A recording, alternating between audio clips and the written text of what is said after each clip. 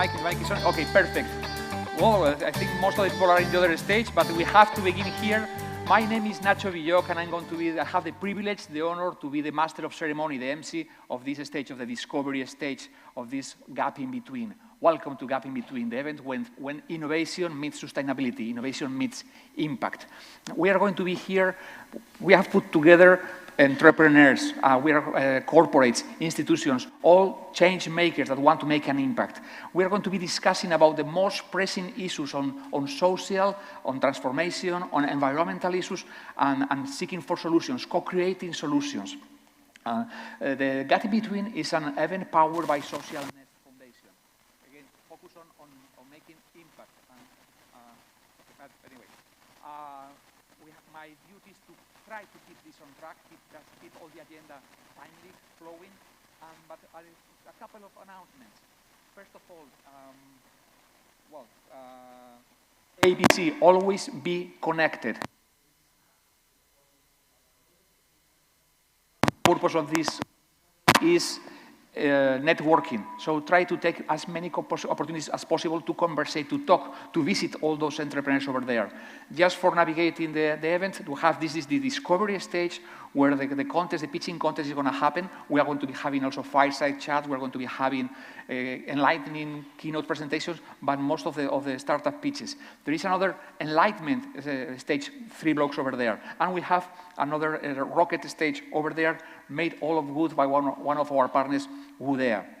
Another thing to keep in mind is, of course, thanks to all the sponsors that make this possible. We have these catalyst partners like European Funds Next Generation, Spain Up Nation, the National Entrepreneurship Office, the EOI, Escuela de Organización Industrial, la Generalitat Valenciana, also the Ayuntamiento de Valencia, Las Naves, Misión Valencia 2030, Caixa Popular, Fee Gathering, and some companies like Fundación 11, Danone, Subi Group, and the change leader of Cámara de Valencia, Invest in Valencia, and 4 years from now, Repsol and DKV Seguros.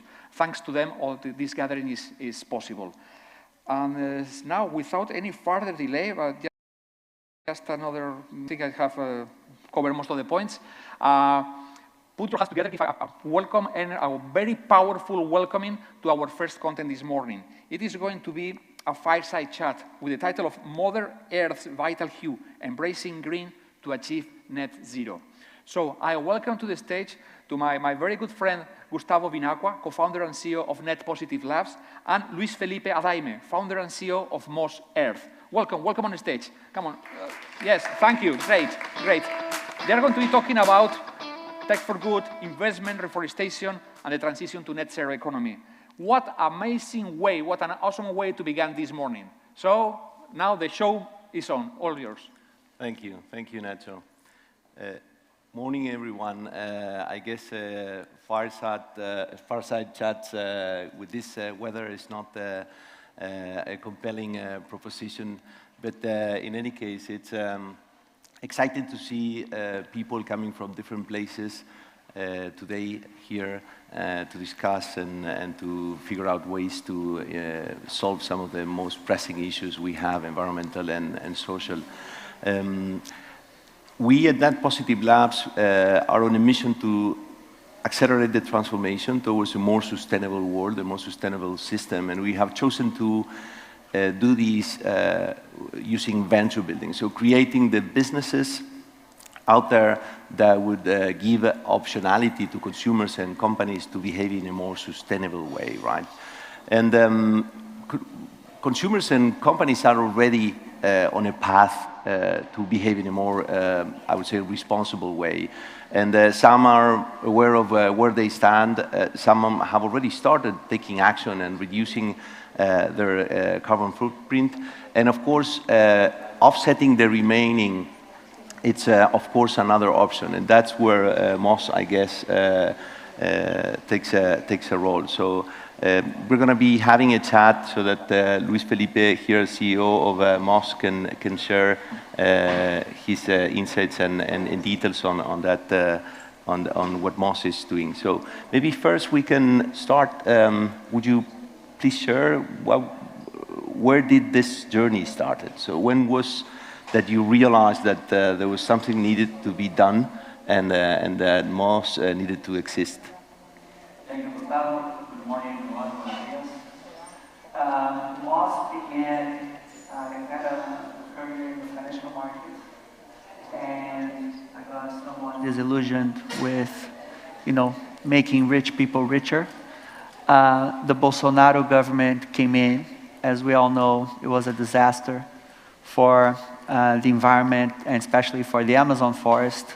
Deforestation went rampant, and I started thinking the solution, the traditional solution for fighting deforestation in Brazil, or generally in the world, has been governments and NGOs. So governments and the third sector and philanthropy. And obviously, unfortunately, that hasn't really worked, right? Year in, year out, we hear more and more of the Amazon being deforested.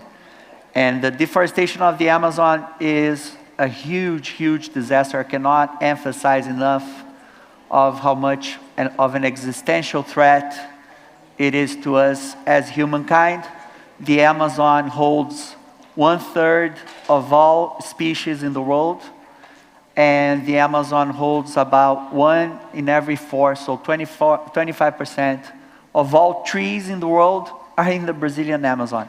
And if I count like this, 1, 2, 3, we just lost 3 rooms the size of this room here, full of trees in the Amazon. We're losing an area around almost the size of Spain per year of forest globally, and about half of that is in the Brazilian Amazon. So it's an absolute disaster. I started looking into what can be done, and I found out a lot of myths and realities about the Amazon.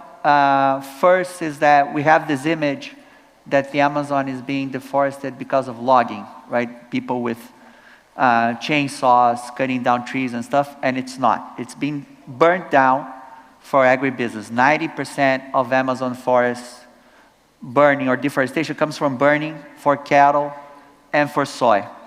And the reason why this happens too is because the forested area in the Amazon is way cheaper than deforested area. So what people do, and also not a lot of people know, 20% of the Amazon is private. In the Brazilian dictatorship, they donated, the government donated or sold large chunks of the Amazon. So people buy the forested land for $100, they burn it, and they resell for $500.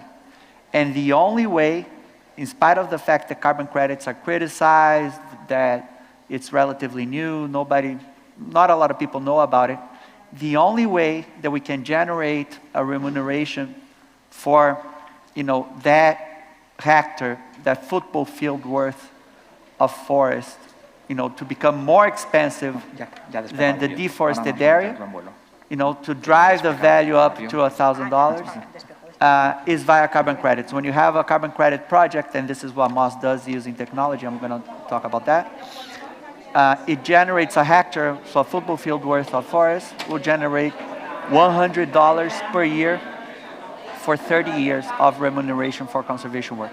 Well, if an asset, if a land is generating $100 in rent, it's not going to stay at $100, right? It's going to go to a value of $800, $1,000.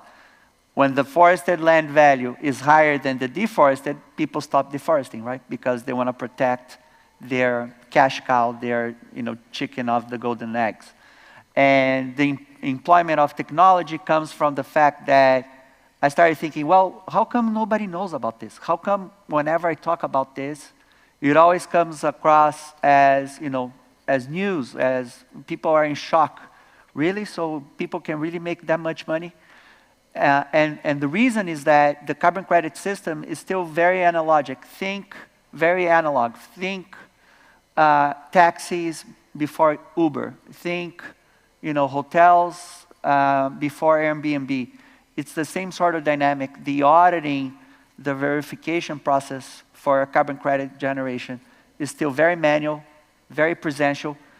People still, the registries that verify the projects and issue the credits, they still require teams of 10 people to go to the middle of the Amazon, stay there for 30 months, and measure trees with tape to see their volume. This is in a time of artificial intelligence, of ChatGPT, where the whole globe has been mapped by Google in real time.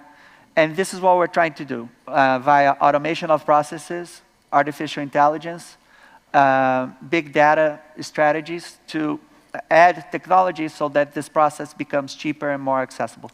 So you were talking about I would say, the reputational problems around voluntary carbon markets, I would say, which is maybe the bigger part. And in particular, RED+ projects, which is mainly the key point there. So how is Moss addressing these reputational problems? Great point. So first of all, also there are many, just as there are many myths and reality about the Amazon, there are many myths and reality about carbon credits. The first, people always think carbon credits comes only from sequestering carbon, from planting trees. That's only 7% of the total volume of carbon credits. A carbon credit is defined more amply as a digital certificate that proves that either a tree was planted and therefore carbon sequestered, or more importantly and more widely adopted, that a project or a company via a carbon credit project avoided the emission of 1 ton of carbon. So think of a wind farm. We all know wind farms and renewable energy generate carbon credits, but we also know that windmills don't take CO2 out of the air. Well, how are they generating carbon credits? A wind farm of, let's say, 100 megawatts is avoiding the construction of a coal thermal plant that would burn coal, pollute or emit 1 million tons per year.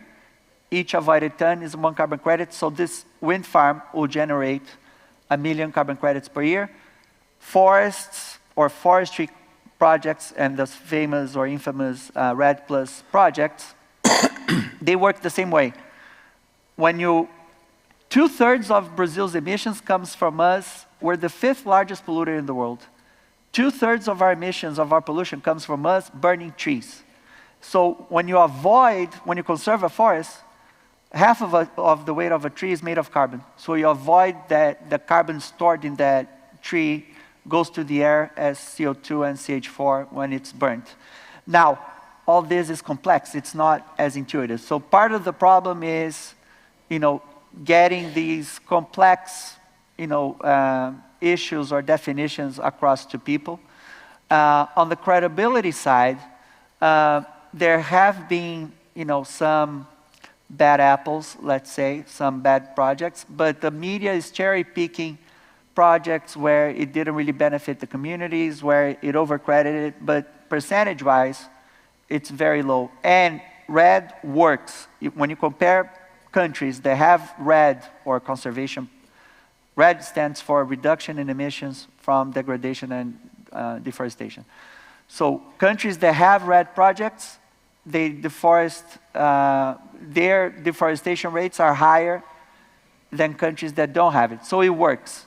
So it's a matter of applying technology also so that all of us, global stakeholders, right, because we all share the same planet, the same air, so that we can accompany via dashboards, via real-time satellite imaging what's going on in the projects and to see for yourself and to use latest technology, for example, blockchain, to secure the auditability and the credibility of the information that leads to that project generation. So I think the sector is still stuck in the 1990s in terms of technology, of using real-time dashboards, of using Totally.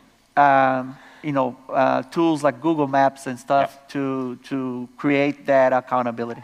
So now that you mentioned blockchain technology, so what is the role of crypto in your case? I guess it's also a more accurate way to put it, maybe.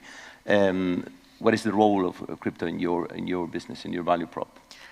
There are many roles. The first one is to secure 100% that there's no double spending or double selling of the same credit. Mm-hmm. Since it's a digital asset, and since this is a voluntary system that is not governed by any regulators or government regulators, there has been fraud in the past because it's all paper, like PDF trading, basically.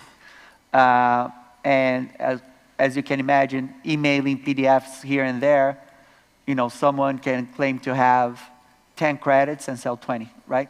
So blockchain avoids that issue of double spending, right? That's the first one. Creating traceability and auditability too, so that auditors don't have to go through thousands and thousands of PDFs or paper pages, but they can set up software to filter through data on blockchain. And the second, I would guess, more important one is this is a commodity. Carbon credits are a globally recognized commodity. But unlike oil, unlike corn, unlike soy, they don't really have a liquid secondary market. And anything that doesn't have liquidity has poor price formation, poor transparency on price formation, and therefore demands credibility. So tokenizing the assets and making them available for secondary trading on exchanges, making all that process transparent, makes it so that also the transactions become fairer. Imagine the imbalance of a transaction of a large oil company, negotiating with a small conservation project in the middle of the Amazon. The large company comes and says, how much are you selling for? I'm selling for 5. They say, I buy for 2. And the guy's forced to sell for 2. If you have a secondary market, there's a screen price, right?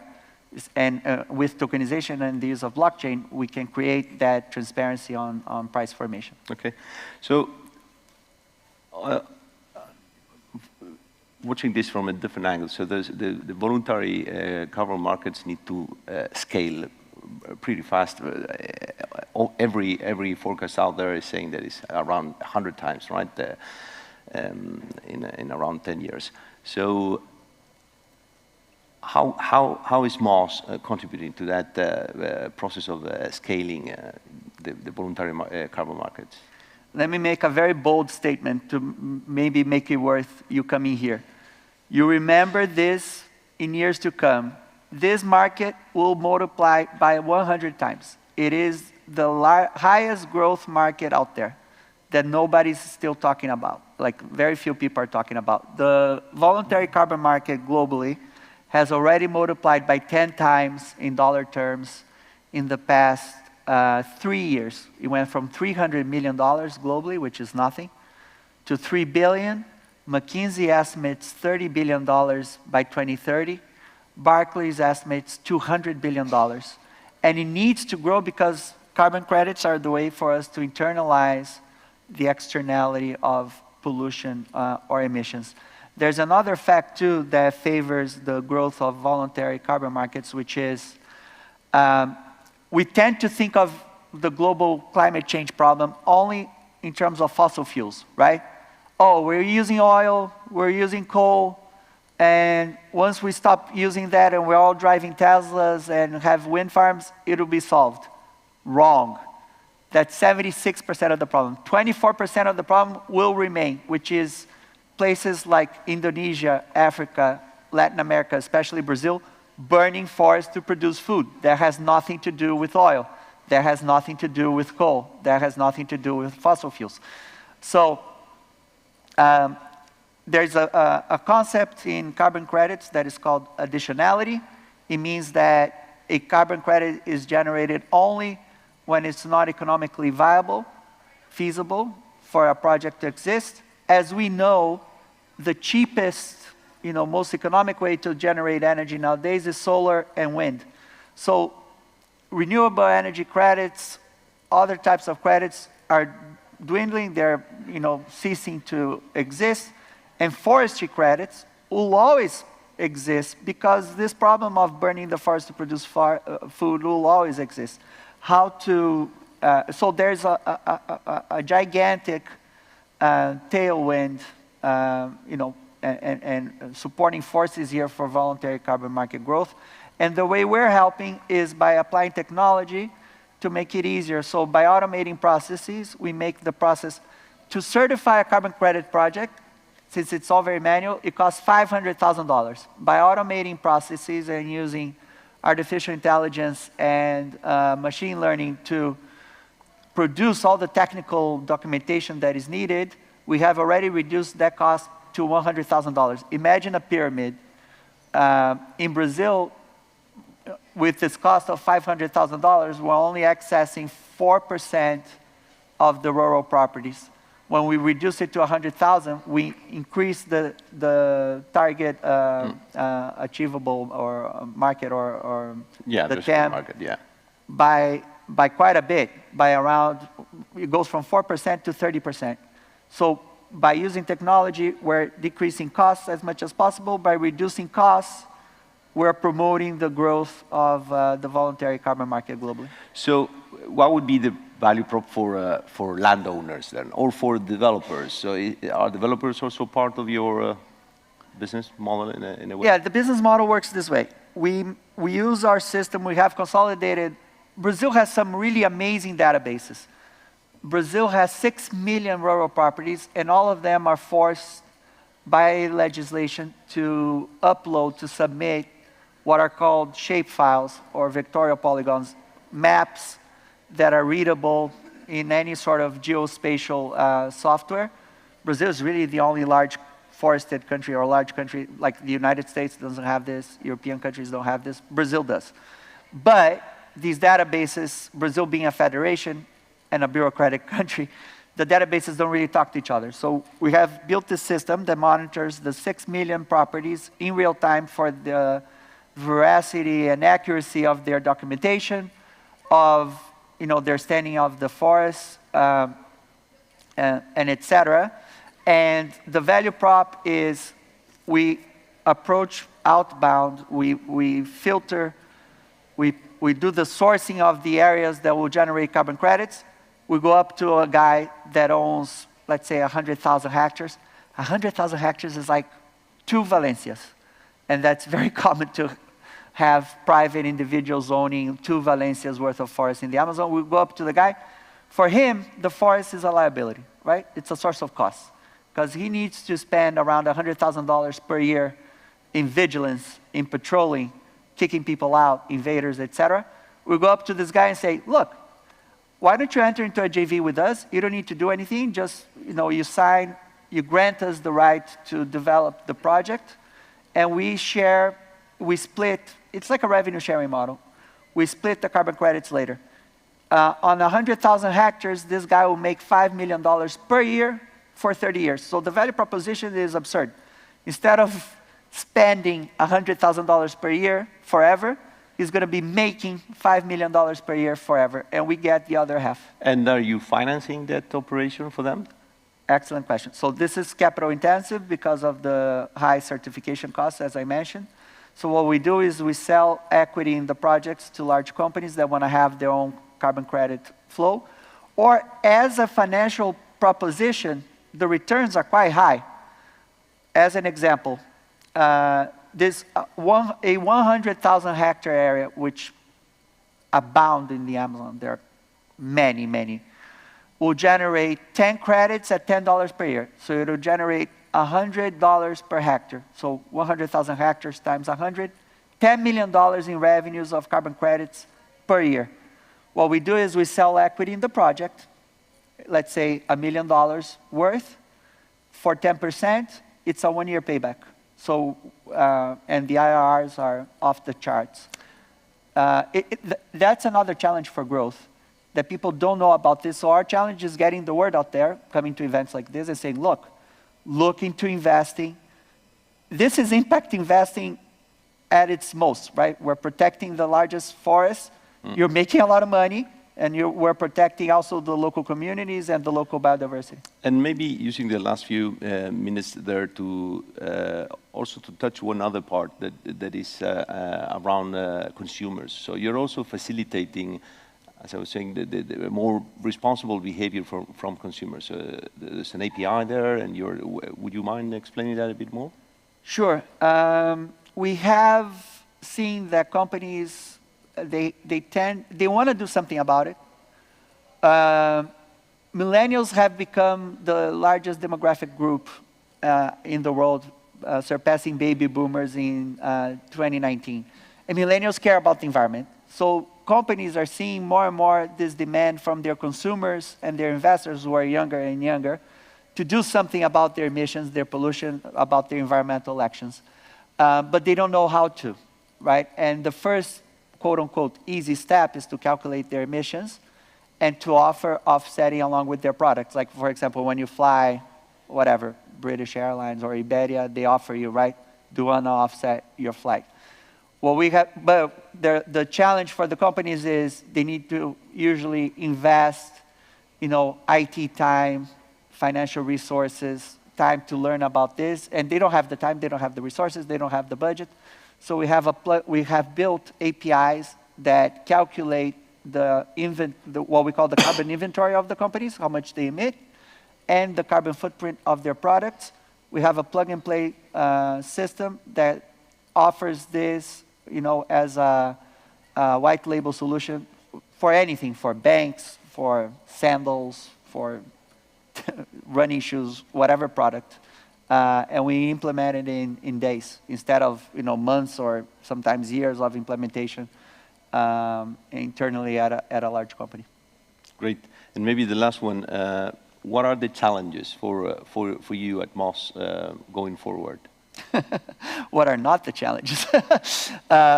Challenge is access to, first challenge is demystifying carbon credits and explaining all this because it is complex.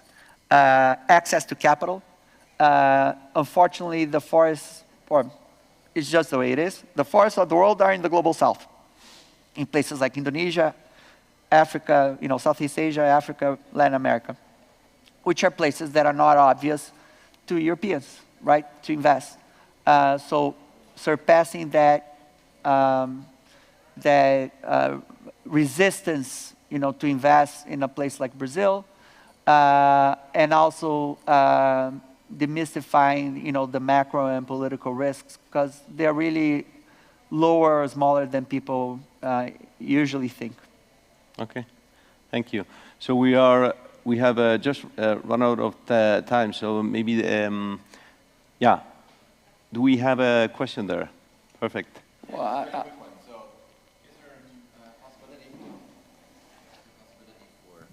I'm not sure this is, it is working. For private investors like us to invest in your company? Go to Moss.Earth, email me, you can see my name, right? So it's Luis Adaime altogether at moss.earth. We're doing a Series B. You can invest at the project level. You can buy equity in the company. We can talk about also investing in projects of ours like a carbon credit exchange, global carbon credit exchange that we are setting up. But yes, we are open for investments right now. Perfect. Thank you so much. Thank you. Thank you. Thank you. Thank you very much, Gustavo. Obrigado, Luis Felipe. It was a very interesting and enlightening conversation on where and how economy can meet ecology. Now, let's move into the agenda with the startup pitches. I would like to welcome to the jury member. We have a fantastic panel of juries: Fernando Casado from INCLIMO, Carmen Moreno from Repsol, Sunil Varghese from Plug and Play, and Cristina Ramos from Veolia. So these startups are going to be pitching on climate action, natural resources conservation, social inclusion, tech for good, sustainability-oriented innovation. And by the way, these are the finalists. The winner is going to take 10,000 euros prize in order to develop their project. So without any further delay, I would like to welcome on stage to the first startup pitching, which is Solum. Solum, perfect. Welcome, Luis Muñoz Lombardo. Solum, this startup has developed a unique technology in the world of solar pavement developed for photovoltaic technology. 3 minutes of pitching, 2 minutes of Q&A. And I have to be very, very tough on 3 minutes. Okay, so, just give me a second to show that. Okay. As soon as you have you have it here, 3 minutes running. Okay, thank you very much. My name is Luis. I'm one of the founders of Solum. And in Solum, we want to bring solar energy to cities. sorry, it's gone crazy. Okay, so we have a lot of space in the cities, but the current photovoltaic technology doesn't suit the space that we have. And that results that the installation of photovoltaic energy in cities are limited. So that's why we create a new technology. It's a solar pavement, which we want to seize all the available space in the city to produce solar energy.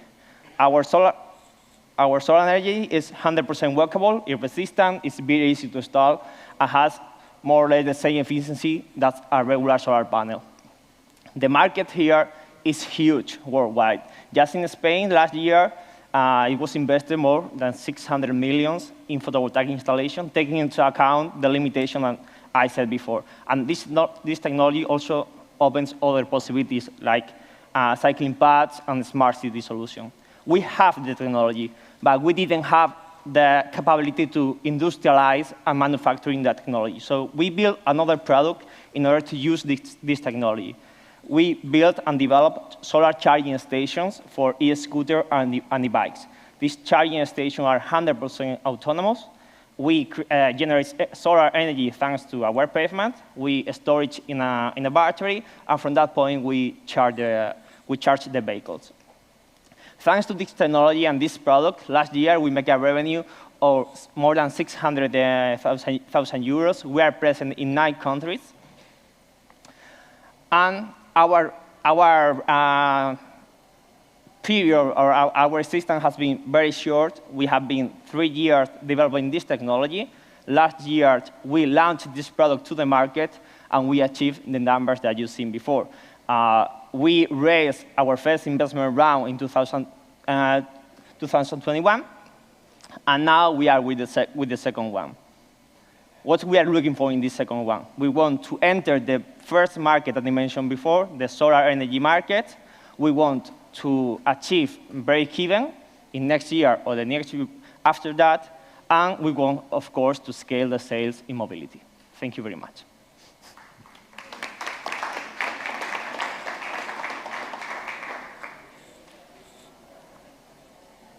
So, questions? Thank you very much for the You have a mic.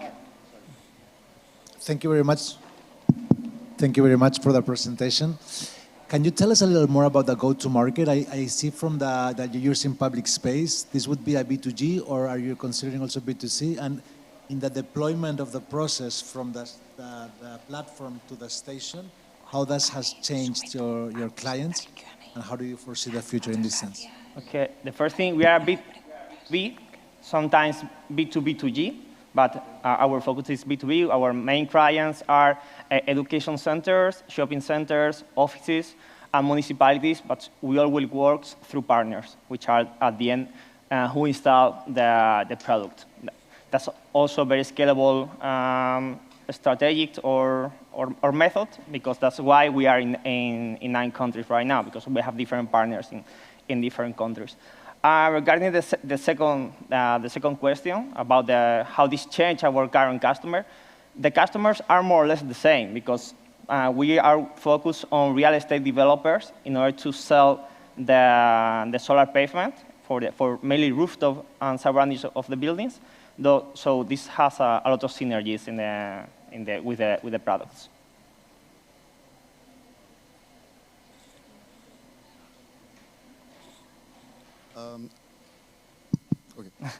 I have a few questions. So starting with the operation model, since it's kind of, you have a lot of maintenance that is required, I'm assuming. How much resource do you have to allocate for your operations just to be profitable over, and what cycle do you have to look at for the operations? Okay, we don't the station doesn't need any maintenance. We have a software license to monitor all the assets. And we rely on our partners in case we need to perform any corrective maintenance. That's why we are just 9 persons in the team. We don't foresee to scale this up apart from the sales team to sell the solar pavement. Well, thank you for the presentation. I have a question regarding with competitors, because I haven't seen anything on the presentation, and I'm not very familiar with this kind of solutions. So I would like to know which are your competitors, and in order to understand the market that you are facing. Okay. This product is unique. We have competitors with charging points for e-scooter and e-bikes, but no one has the solar pavement. And from the solar pavement, there are 2 competitors in the world, but they are far more expensive than us. Okay, so are you unique in the world or in Europe? We are talking? No, in the world. Oh, okay. In the world. Okay. But Great.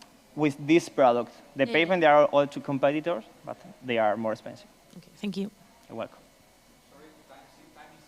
Time is up. I have to keep it flowing, and so thank you very much, Solum. Anyway, we'll be in the stand if you want to. Thank you very much, Solum. Thank you very much, Luis, for this. And now I call on stage to the next startup, which is going to be PowerfulTree from Spain. PowerfulTree from Spain is Álvaro Soler. Welcome. The stage is yours. We're going to be talking about plant agrivoltaic, and plant well-being. Good morning. Hello, I am Álvaro Soler. Sorry.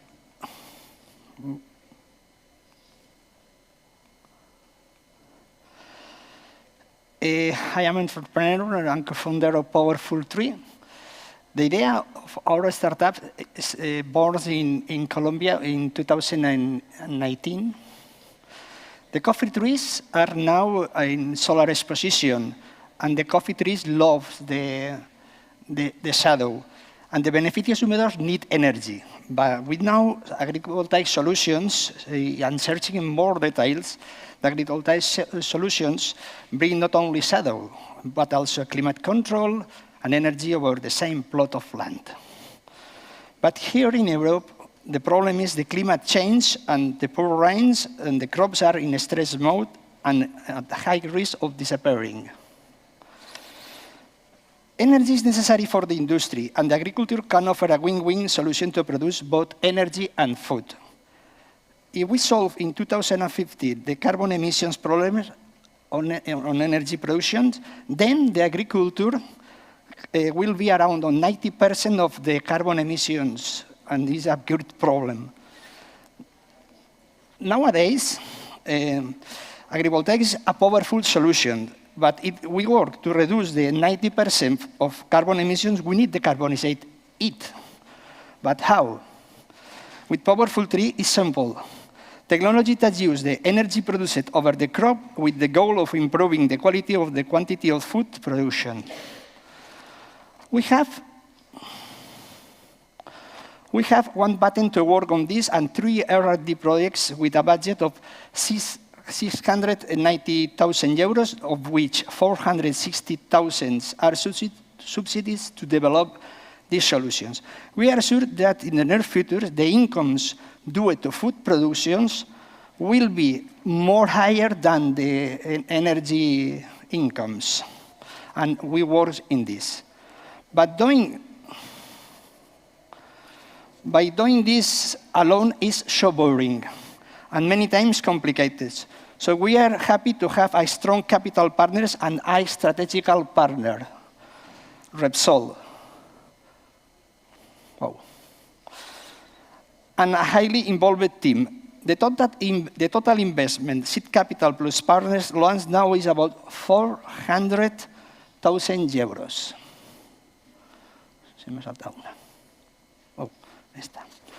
Now we are in the Repsol Foundation Accelerator. We are one of 7 of 455 candidates of this year.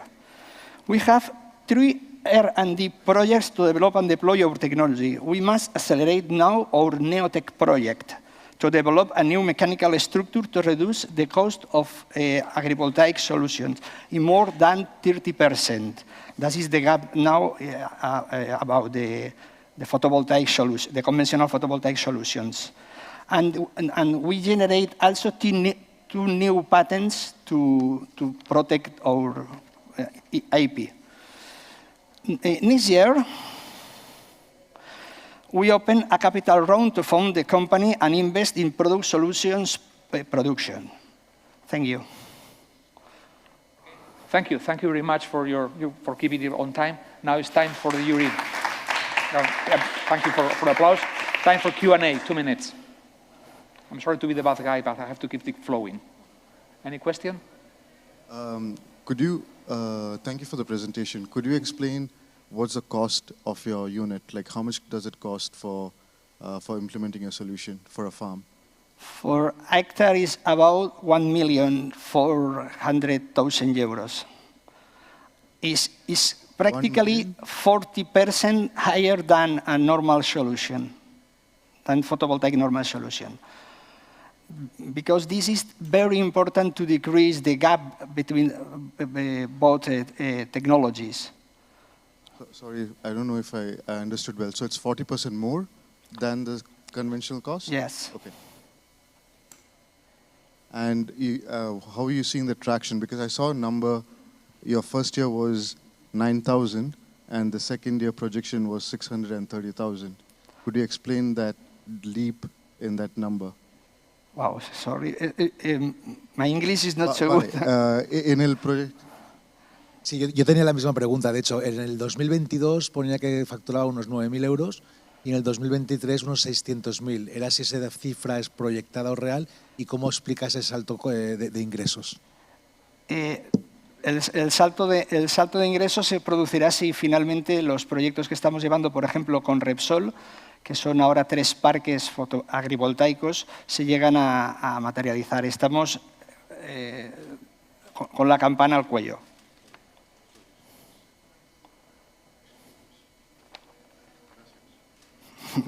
Thank you. Okay. Any other question? Yuri members? 20 seconds to go. Okay. Well, thank you. Thank you, Álvaro. Muchas gracias. Thank you. And now let's move to the next startup. Is dynamic air cooling from Poland. So I would like to welcome on stage to Paweł Panasiuk. So this is going to be talking about environmental friendly air conditioning and refrigeration technology. So the floor is yours. 3 minutes to go. Thank you. Good morning, everyone. I would like to talk to you about something really cool, and that is, of course, cooling. Do you know that United States use more energy just to cool down buildings than Africa uses on everything, and that globally, by 2050, we will use more energy to cool things than to heat them up? However, the technology that we currently use will cause 27% of global warming by mid-century, for 2 reasons. First, it uses freons, and second, it uses loads of electricity. Therefore, Montreal Protocol says that we have to replace 85% of cooling devices currently in operation. That's why we have created dynamic air cooling. This is a novel technology based on 7 years of research and development. It is able to lower air temperature by 90 degrees. It doesn't use any freons, and it requires significantly less electricity. And this is how we do it. We have cooled down a large industrial premise using a device which is 4 times smaller comparing to the installation which was previously operating there. So to our clients, we are able to offer what we call lower total cost of cooling, cheaper, more ecological, and in much environmentally safer way overall. Aside from economic benefits, we bring ecological benefits. And that is, we are able to reduce greenhouse gas emissions resulting from refrigeration and air conditioning by 50%. And this is gigatons in global scale.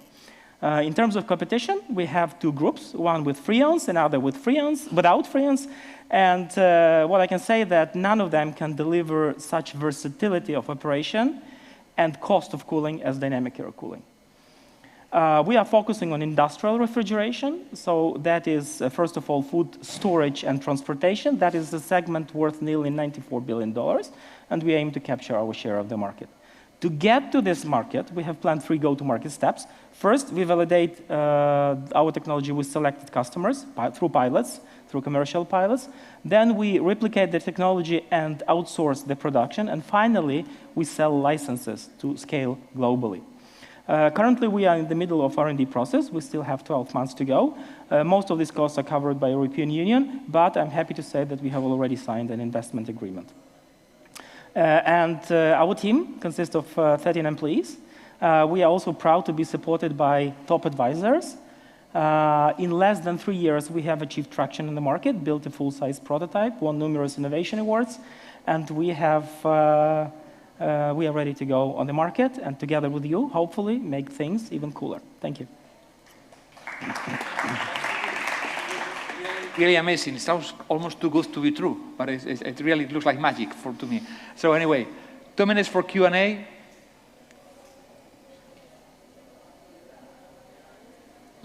Well, well, I would like to know which is your strategy in terms of price and access to the market, because you said that you have started by food customers. And what is your business model? I mean, you sell only the machine, or you have another kind of strategy? I mean, maintain services, or what are you planning to monetize? I mean, the product. That's an excellent question. So first, we plan to sell machines through B2B direct sales. So this is our initial strategy. Later on, we would like to enter the cooperation with existing manufacturers. And the reason for that is that in case we would like to build yet another plant, it's going to be very capital intensive, and we will have to sell a part of the company to raise these funds. So we don't want to do that. We're rather looking for cooperation opportunities. This also provides us a great opportunity to use the existing distribution and service channels. All right, and the final step is licensing, and licensing is meant to be to enter in operation after we already after we are ready to approach global markets, such as United States, such as Japan. You know, so instead of going there and building a factory there or looking for opportunities there, we'd rather use resources which are already available on site. Thank you again for the pitch. It's really interesting. As you said, we are left speechless. I have a few questions. Firstly, on the adoption. So how soon do you see the replacement of existing units happening with your units? If I have to be brutally honest, probably never. You know, so, and the reason for that is that we just don't imagine the scale of the problem. So Dieselgate is just nothing comparing to this. So everyone has a fridge here. We use air conditioning in this building, you know, so it's practically like every 8 out of 10 people in this room will have to replace their devices, you know, so the problem is really big, and there are many interesting technologies on the market. What I'm saying is that the market is so huge that it's not proper from our side to say that only one solution is true, and this is the final answer for all of our technological problems. No. We are aiming at a second segment of industrial refrigeration. So therefore, like, there are many other applications which probably are going to be addressed by other technologies, right? So not us. We are limited by certain technological peculiarities of our physical process. So for example, we cannot go to consumer goods, all right? So therefore, we focus on industrial refrigeration. Sorry, time is up. Thank you very much. Really, we need a solution like this in a planet that is getting warmer and warmer. Thank you very much. So next startup from Spain, ORYGEN. I would like to invite on stage to Constanza Pinto Bonomo. We are going to be talking about carbon capture. So now the floor is yours. There is a lot of carbon. We have to descarbonizar and descabronizar, but that's another story. So. That was one of our different names for the company. So hi everybody, I'm Costanza, nice to meet you. I'm COO and co-founder of ORYGEN. So let's start with something simple. 70% of Spanish land is unoccupied, and that number is only going to keep on increasing. Why? We currently face a situation of a lack of generational handover. People are unable to find a purpose for their land because it's expensive, it's extremely time-consuming, and they lack the knowledge to really do so. And by leaving them to their own demise, this generates a climate risk, such as fires or desertification. So this is where we come in. ORYGEN finds sustainable and profitable solutions for unused lands. How? We partner landowners who want to increase the value of their land and find a purpose for their land to sustainable project developers who need land to develop their projects. And these sustainable project developers could be carbon removal project developers. That's why we've created this transactional marketplace, which bridges landowners to project developers. And project developers can find the land that is most suited to their needs, and they find all of the information they need about the land on our platform. How do we provide them with this information? thanks to our technology. First and foremost, we delimit the land. We understand where the land is thanks to satellite imagery. And then we examine the land. Thanks to computer vision, we determine the legal and technical aspects that might impede the land to be viable for us. Once we determine that it's viable, we define the project and its ideal profitability through deep learning and computer vision. And then we post it on our platform. What do you bring to the table? For landowners, we generate new revenue streams. We ultimately increase their land value and give a purpose to their land completely for free. And for sustainable project developers, we allow them to save time, therefore allowing them to satisfy their demand and overall increasing their revenue. Our business model is quite simple. You might say, okay, but if it's free for the landowners, who are you charging? Well, we're charging project developers. We charge them for land reports, so they know exactly what they have, what they're facing with the land. And once they are completely decided on the land, we charge them a fee per hectare. And once the project has been developed, the land value, as we mentioned, increases. And so if the landowner is willing to sell, we help them in that sale and take a percentage fee off of that. Up until now, since we launched our platform in July, we have over 20 clients, including a pilot project with Solvia.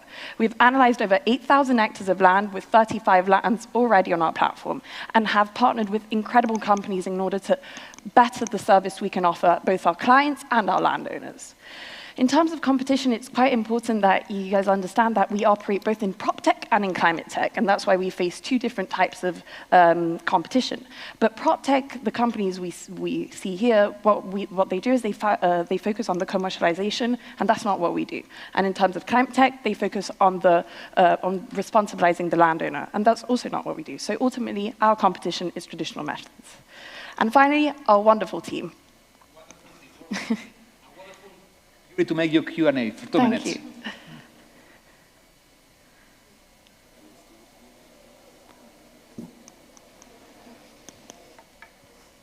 Well, can you tell us a little about traction? Because I think it didn't get there. And I understand you have monetization processes in different phases.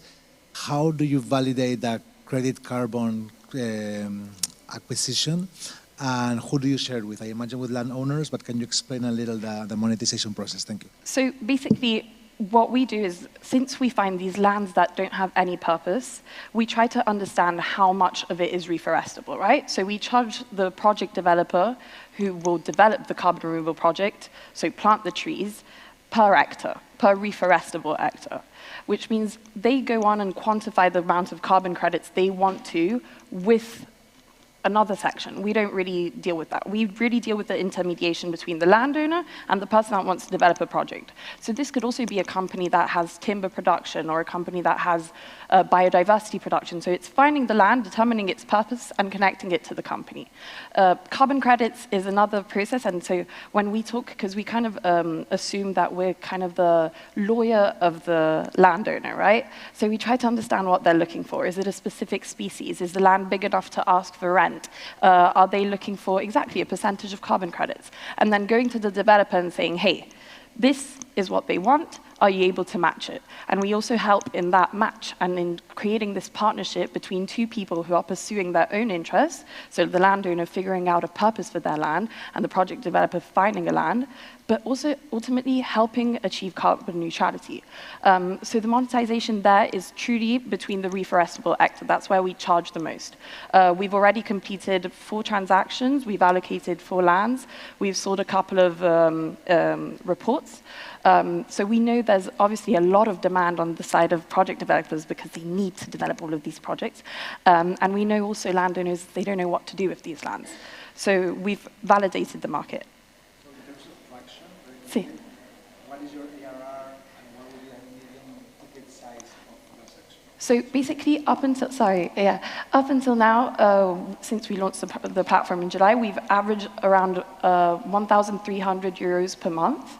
But since, obviously, the lands we accept lands from 1 hectare onwards. But obviously, if we have a land of 5,000 hectares, we charge him so much more in that month. So the revenue, obviously, it fluctuates a lot. But average has been around 1,300. Thank you, Constanza. Thank you so much. Because time is already up. So, anyway, well done. So last but not least, I would like to invite to CoCircular. To CoCircular. So, circular waste, how to turn this waste into resources. Paula, the floor is yours. 3 minutes, 2 minutes for Q&A. Okay.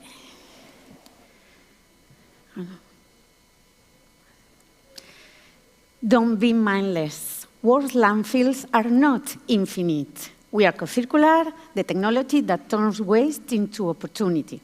The world produces between 7 and 10 million tons of waste per year. Spanish landfills alone emit 11 million tons of CO2 per year, and 30% of this great problem comes from the construction sector. The big news is that the new European regulation requires that 70% of this construction waste must be transformed into a raw material.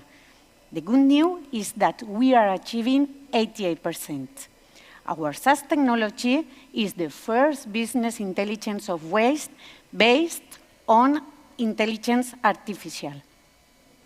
The big data is now our magic data. It's our guarantee and big know-how.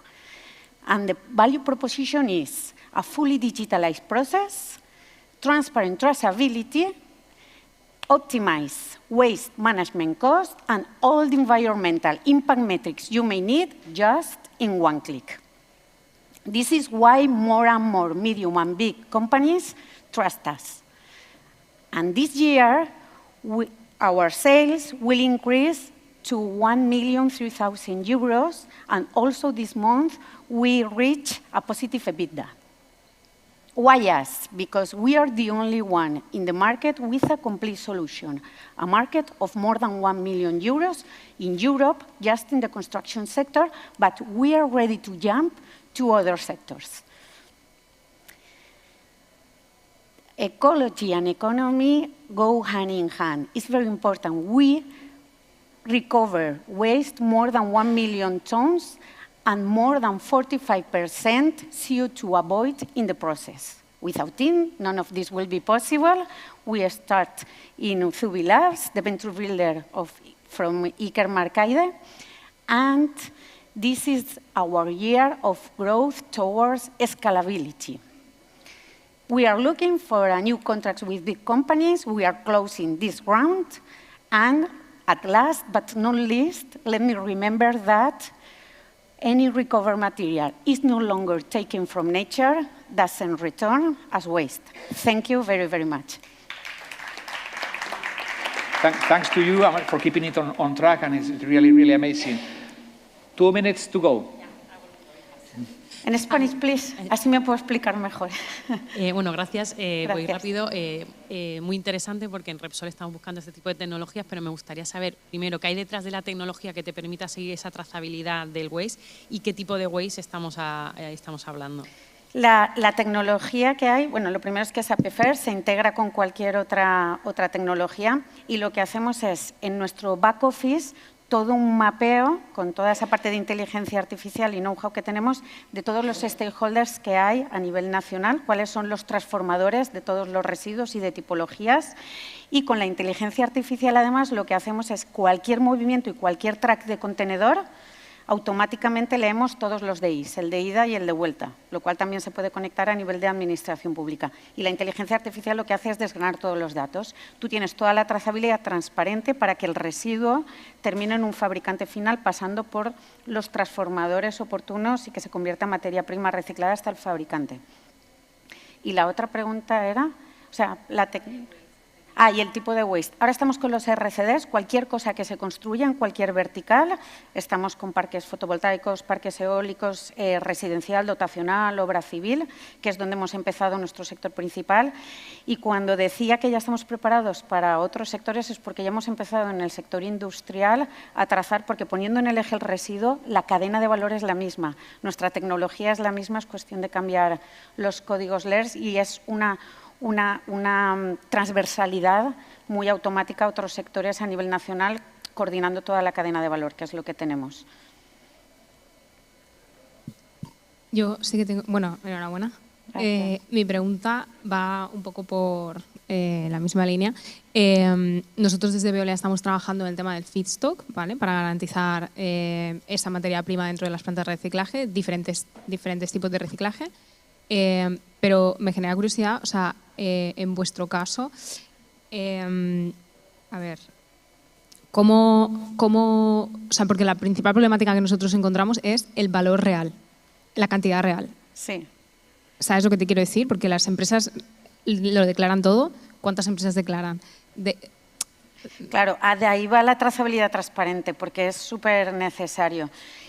Las gestoras, quienes transforman normalmente los residuos, emiten un certificado anual final de todo el volumen de actividad. Desde el centro productor no se conoce cuál es la volumetría real y cuál es el flujo. No sé si te referías un poco a esto. Entonces, es súper importante que en Origen, uno de nuestros trabajos principales es como en casa, que en Origen separemos bien cada uno de los flujos. Y luego, con el mapeo de esos stakeholders, cada flujo de residuo vaya a la gestora realmente que corresponde, porque no todas valorizan todos los tipos de residuo. Muchas son plataformas de transferencia que acumulan y terminan en vertedero. Entonces, lo importante es separar, cada flujo se mide, o sea, en cada DI, cada movimiento de contenedor te dice cubicaje, tipología LER, tipo de transformación de reciclado, R12, R5 o el que corresponde, y trazabilidad subsiguiente de cuáles son todos los transformadores por los que pasa ese residuo hasta el fabricante, flujo a flujo desde el centro productor. Por eso es tan importante la trazabilidad transparente de todo el proceso. Thank you, Paula. Any further question, you can visit their booth, the Cualquier stand. cosa, hablamos luego. Thank you very much, Paula. So we need to move in the agenda. Thank you. A big applause for our pitches, our startups competition. Now it's time to move to a more institutional content. We're going to be talking about a fireside chat, talking about public administration and social entrepreneurs, how collaborative innovation redefine the game. And I would like to welcome on stage to a very good two friends of mine, which is Jordi García Brustenga from ENISA, and the conversation is going to be guided and moderated by Rocío Suanzes, Director of Govtech, LATAM, and by BID Lab. So the floor is yours, Rocío and Thank Jordi. you. Well, thank you, Nacho, and welcome, Jordi, to this fire chat. And it's a pleasure to be talking to you finally in person, no? And having this time to debate over such not that typical topic, no? In this type of events, public administration and social entrepreneurs, and how this collaboration can finally redefine the game. For those who don't know me, I'm a former social entrepreneur myself, and nowadays I'm leading Govtech LATAM, a program led by IDB Lab and the University to apply open innovation in 10 cities. And I also led, and that's where we met, Govtech Lab Madrid, which was the first Govtech laboratory in Spain. So in these programs, we try to foster Govtech ecosystems, aiming to bring startups, scale-ups, and SMEs to public institutions, as you know. And I want to introduce a bit this conversation first, because we all want to know about ENISA. But we all know, like, all these problems faced by governments nowadays are very complex. And traditional ways of operating are not enough to solve them. We know public policies also are crucial in fostering this entrepreneurship and addressing social and environmental challenges at all levels, national, regional, and local. So institutions as ENISA are key players in these ecosystems around the public sector, right? And since you're financing some of the best solutions to solve these huge public, social, and environmental problems. The question for me is, how do we leverage those collective wisdom of these entrepreneurships and scale their solution, no, to the big markets and even public sector? So, because, well, we know, and we're going to talk about laws and policies and how these efforts are crucial to scale the solutions. No? It's not only them and that their solution is okay, but the processes and everything is settled so they can work with it. So from your perspective as ENISA, what are your thoughts about the importance of promoting these public and private alliances and how to engage with entrepreneurs? How is ENISA working towards this and any activities? And we were talking in the previews about this new law and a lot of things that ENISA is doing towards this. Okay, good morning to all. Thank you to the organization. Thank you, Rocío. It's a pleasure to share these thoughts with you. ENISA is the public agency for Spain, for startups and innovative SME. And for more than 23 years has been giving participative loans to startups and also to innovative SME. And for example, this last year, it was there were 650 loans for more than 100 million euros. So we are repeating each year the same scheme of policy instrument that is useful because 2,000 startups ask for this loan during each year. And the news from last year was that Spain published a new startup law that is a pioneer in Europe. We are talking with our colleagues in our countries, and it's the first time that we certify the startups in order to benefit, especially tax benefits, but also, for example, to attract talent from outside Europe. So I'm now the officer, the director for this new law, and well, we are proud to contribute to this ecosystem. And then answering your question about this collaboration with the private and with the ecosystem, I have to say that we only arrived to these numbers going through these agents in the ecosystem. The ecosystem it's critical. Without the agents in the ecosystem, we cannot arrive. We have more or less 600 organizations in collaboration, and we make agreements, we sign agreements with the technological parks, with the regional agencies, with the association of startups, and we can arrive to that. And just to finish this question, I have to explain how we understand this ecosystem, because everybody talks about ecosystem, entrepreneurship ecosystem, startup ecosystem, but we don't open the question, no?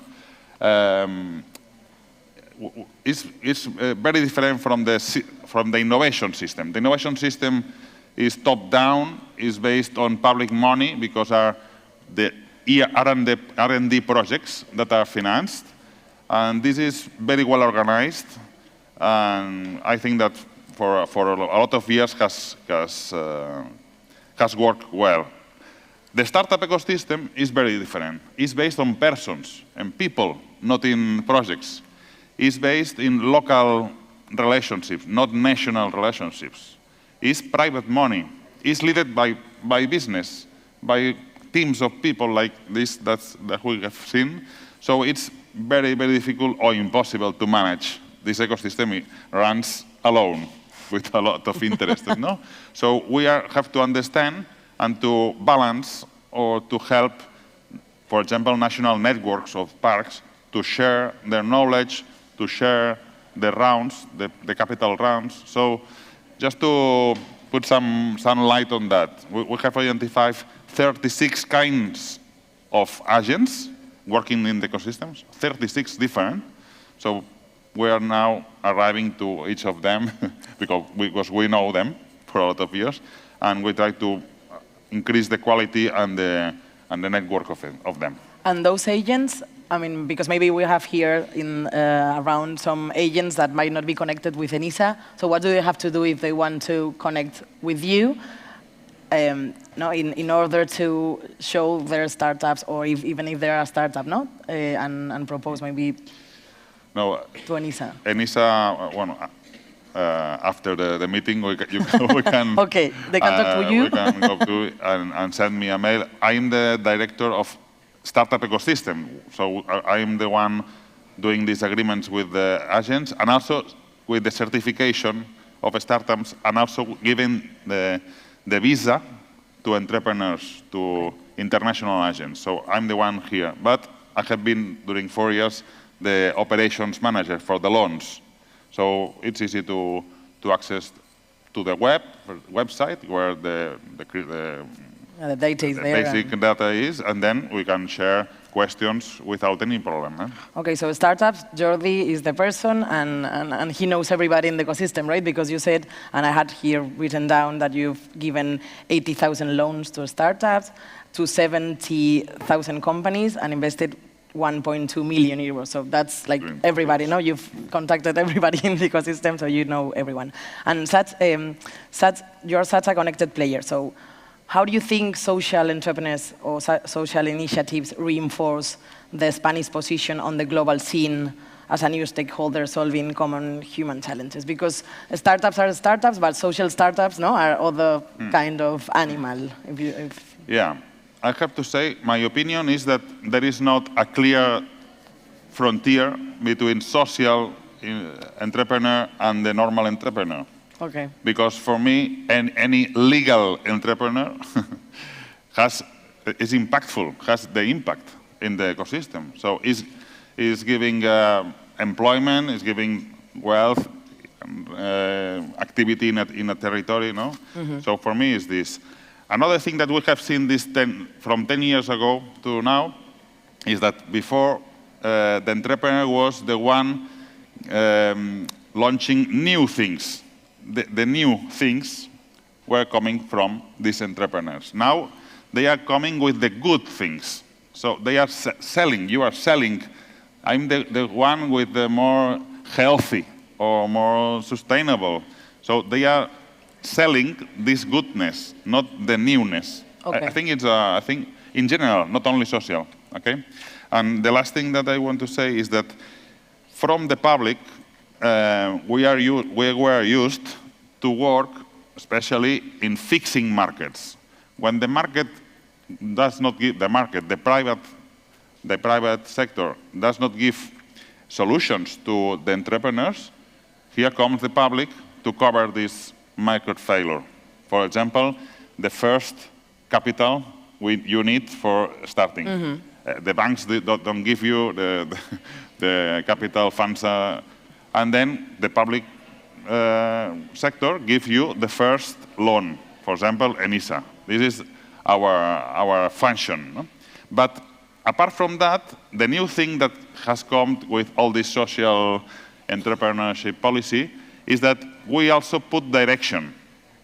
Not ENISA, but the government, the political arena, decide from all the benefits lines that an entrepreneur can see, from the public, from the society, we say, these ones, not these ones.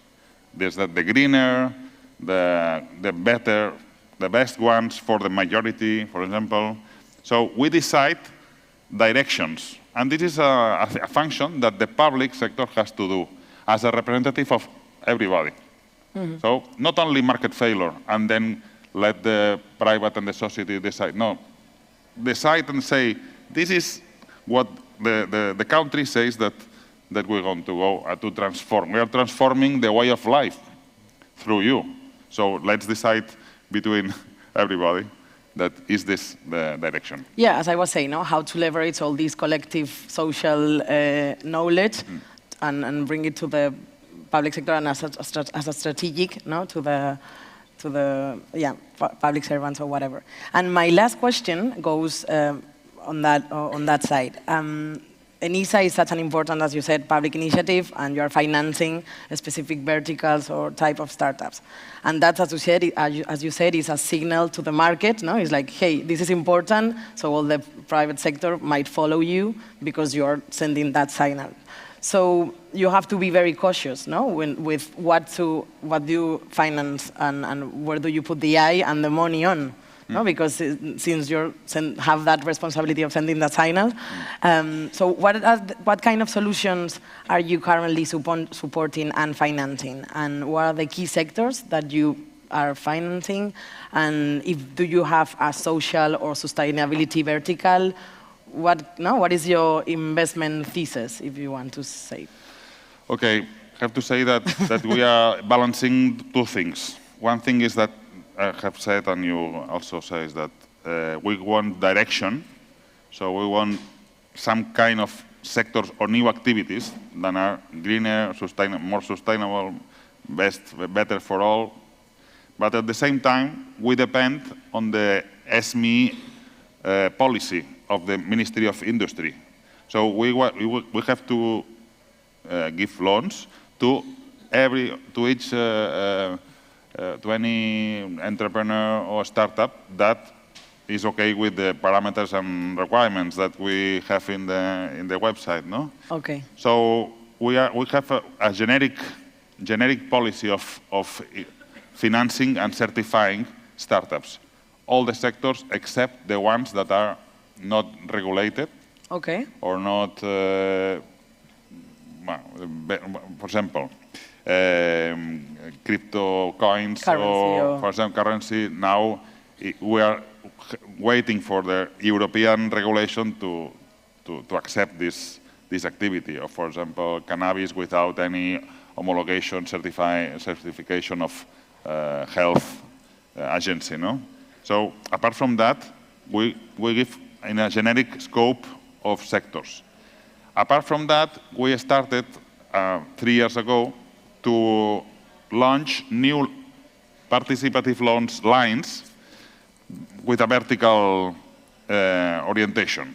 For example, Digital Women is only for business led or owned by women, and it has been very successful. It's the same characteristics of the loan, but visibility of the segment of entrepreneurs, of startups, is important for the awareness, to be inspirational for this segment.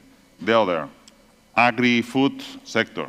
We understand in Spain, but also in a lot of countries, that is a traditional sector that needs some incentive to invest in innovation, to digitalize, all these things. No? So we are, together with the Ministry of Agriculture, we launched this new line, and it has been also a success, and is open for some years from now.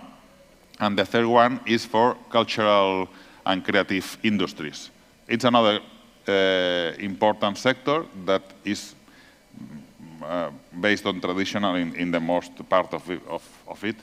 More traditional. I'm not thinking on return on investment and innovation. So this line wants to awake this kind of thoughts in the sector, and part of them scale and be innovative and have success in a global world. So they are. And we will have some more. No? Okay. So verticals for some years, we open the line for 3-4 years, and we come back to the generics line. No, and as you said, for me, innovation has to have some positive impact. If not, it's not innovation. So I think being a generalistic fund, if you find something innovative, then it's making an impact. So I think that's great. Okay, so we have, I think, a couple of minutes more. Maybe you want to put some light on this new law of startups that I think all entrepreneurs here want to know more about.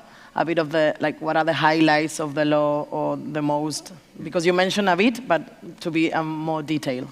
Well, it's a new law that is oriented. The objective is not only for the entrepreneur and the tax that he or she has. It's also for the investors.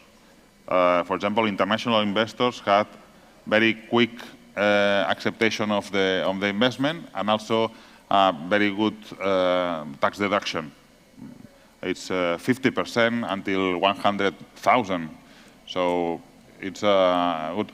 We have also, for example, we have now trying to certify as startups, some startups waiting the certification to let the investors enter. So I think it's well received. And then also for the workers, with stock options, deductions, and long-term benefits, and also for the managers of funds, of the capital funds and the gestoras. No?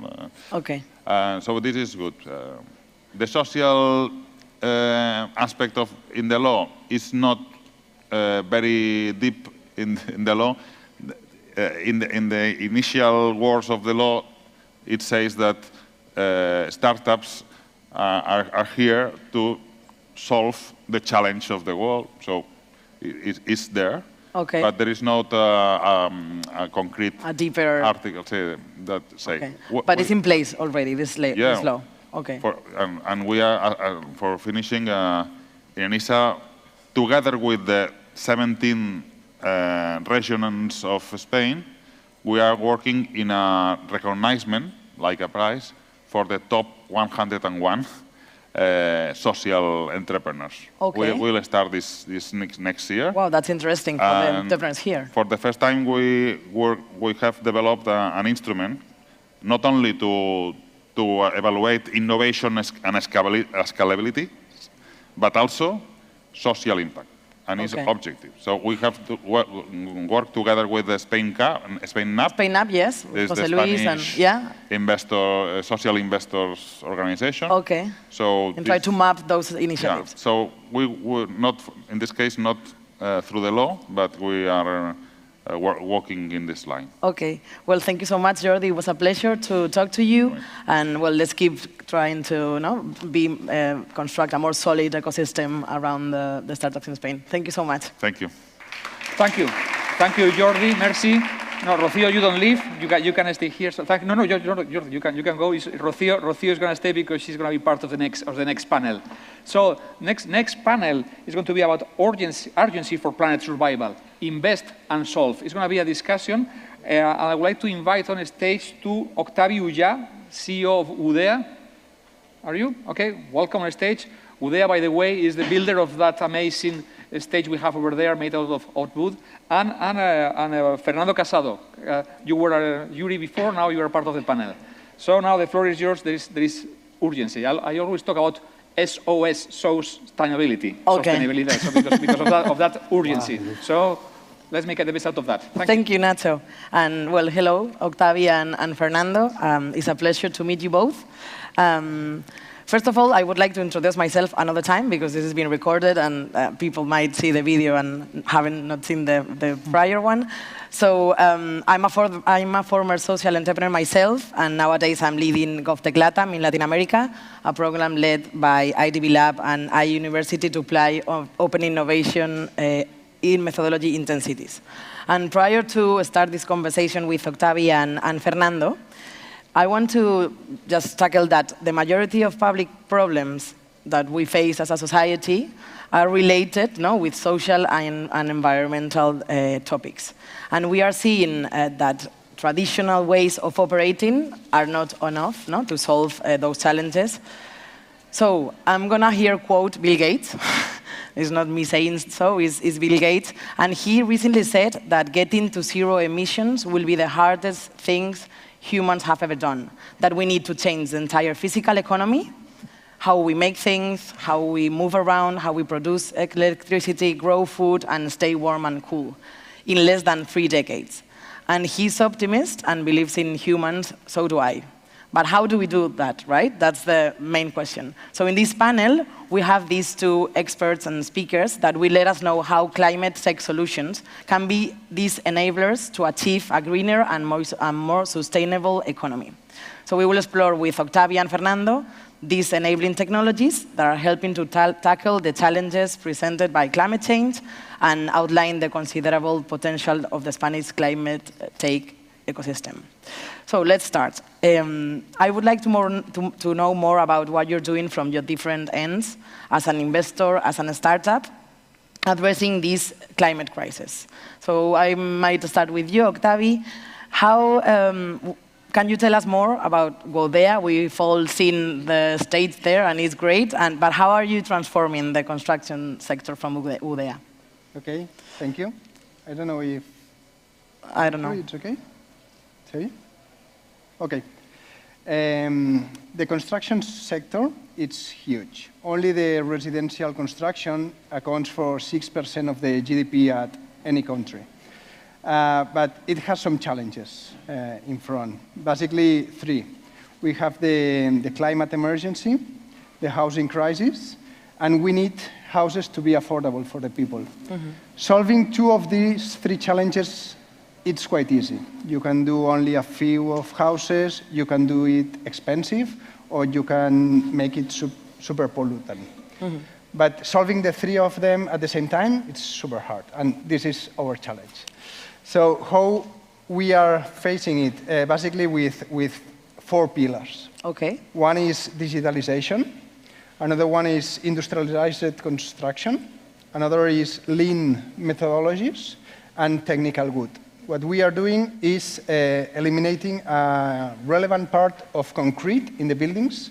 Concrete is a super good material for doing buildings, but it's super pollutant. Okay. So we are exchanging this concrete per technical good. So we are doing big buildings made of wood that can be beautiful, sustainable, and also affordable for the people. Okay, thanks a lot. And Fernando, what about INCLIMO? How is it to be a pioneer investing in climate tech startups, and how was INCLIMO born, and why? No? Why do you choose this vertical? Yeah, so I will start saying that I agree with you and Bill Gates in terms of the challenges. Thank you. But I think we live in the most fascinating times in terms of the potential we all have to change things. I've been working more than 2 decades and a half on sustainability, and I've never seen so much potential today in terms of capital, talent, technology, regulation, which was always like a backstop, and now it's like enhancing the momentum to make things happen for good. The climate emergency is very challenging, but there are many, many solutions there. Woodea is an example of them. And that's why we decided to create INCLIMO. INCLIMO Climate Tech is an investment fund that was born from Barcelona. Today we have 20 million euros, and we're in the process of becoming a 40 million euro fund. We invest in companies that want to contribute to the decarbonization process to address the climate emergency on seed Series A, tickets from 100K to 500,000, 1 million K. And we hope to contribute by helping them not only access capital to scale up and become more transformative and disruptive, but also to improve their process of carbon footprint, ESG strategy, performance metrics, and becoming a good company. I think that today it's, a very big moment. There's a lot of us who have joined capital to create this transformation process. We're seeing a lot of good companies out there, and I think it's a big challenge of us to see how these companies not only do good, but transform the world and address the climate emergency. Okay. So this is a call to action to all the startups, no? This is a great opportunity, and it's a great time now to be starting a climate tech company. So if anyone here is interested, talk to Fernando. And you're both experts in the field, and Fernando, you said you've been working in sustainability for 20 years. How do you think climate tech is going to evolve in the next 5 to 10 years? Because we're seeing AI, a lot of technologies that are disrupting the sector. So what's going to happen from your side? And it's an opinion. I start, or yeah, if you want. If you want. It's a good question. I think that from an investment perspective, we're seeing a lot of capital, which is great. A lot of capital being deployed on early stages, which is great news. However, this also brings challenges. So we think that there's a lot of money invested in companies. If you look at traditional investment capital firms, they reduced 25% of capital increase last year, and climate tech increased 9%. So this is a good sign. However, there's a lot of money going to many companies.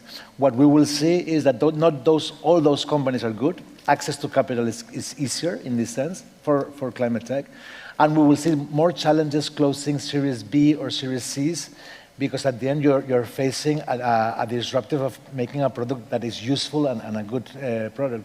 And I think there will be more shortages of capital at a longer stages, especially in Spain, on the south of Europe actually, on the one side. And another concern I have with the sector is we are putting a lot of emphasis on CO2 reduction, on greenhouse gas emissions reduction, etc., and the carbon footprint, but not too many on materiality. And I think that the climate tech sector in general has to think more of life cycle analysis processes in terms of materials that they go through the production process. Because we're thinking a lot of the outputs, but not on materiality. And I think that Woodea is a good example. Yeah.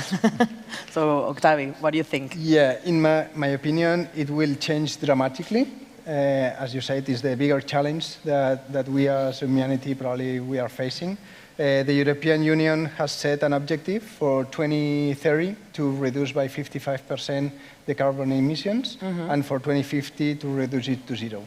It impacts any activity, any sector. In our case, in the construction sector, it means that for 2030, we will not be able to continue do buildings as we are doing now.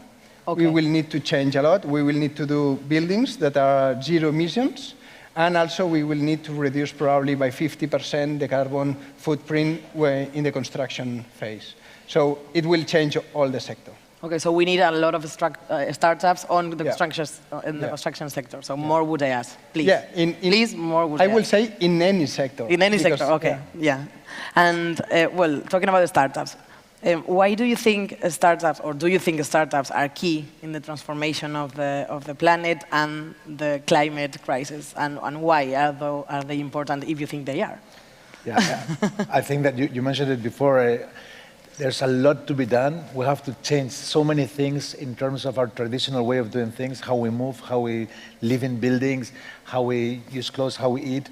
And I think this kind of disruptive innovation is easier to perform at its early stage from a startup perspective than from a corporate perspective. And I think corporations, which are very good when things work to scale them up and replicate them, are not that good or have proven not to be so good in promoting this disruption on innovation and out of the box and changing things so efficiently.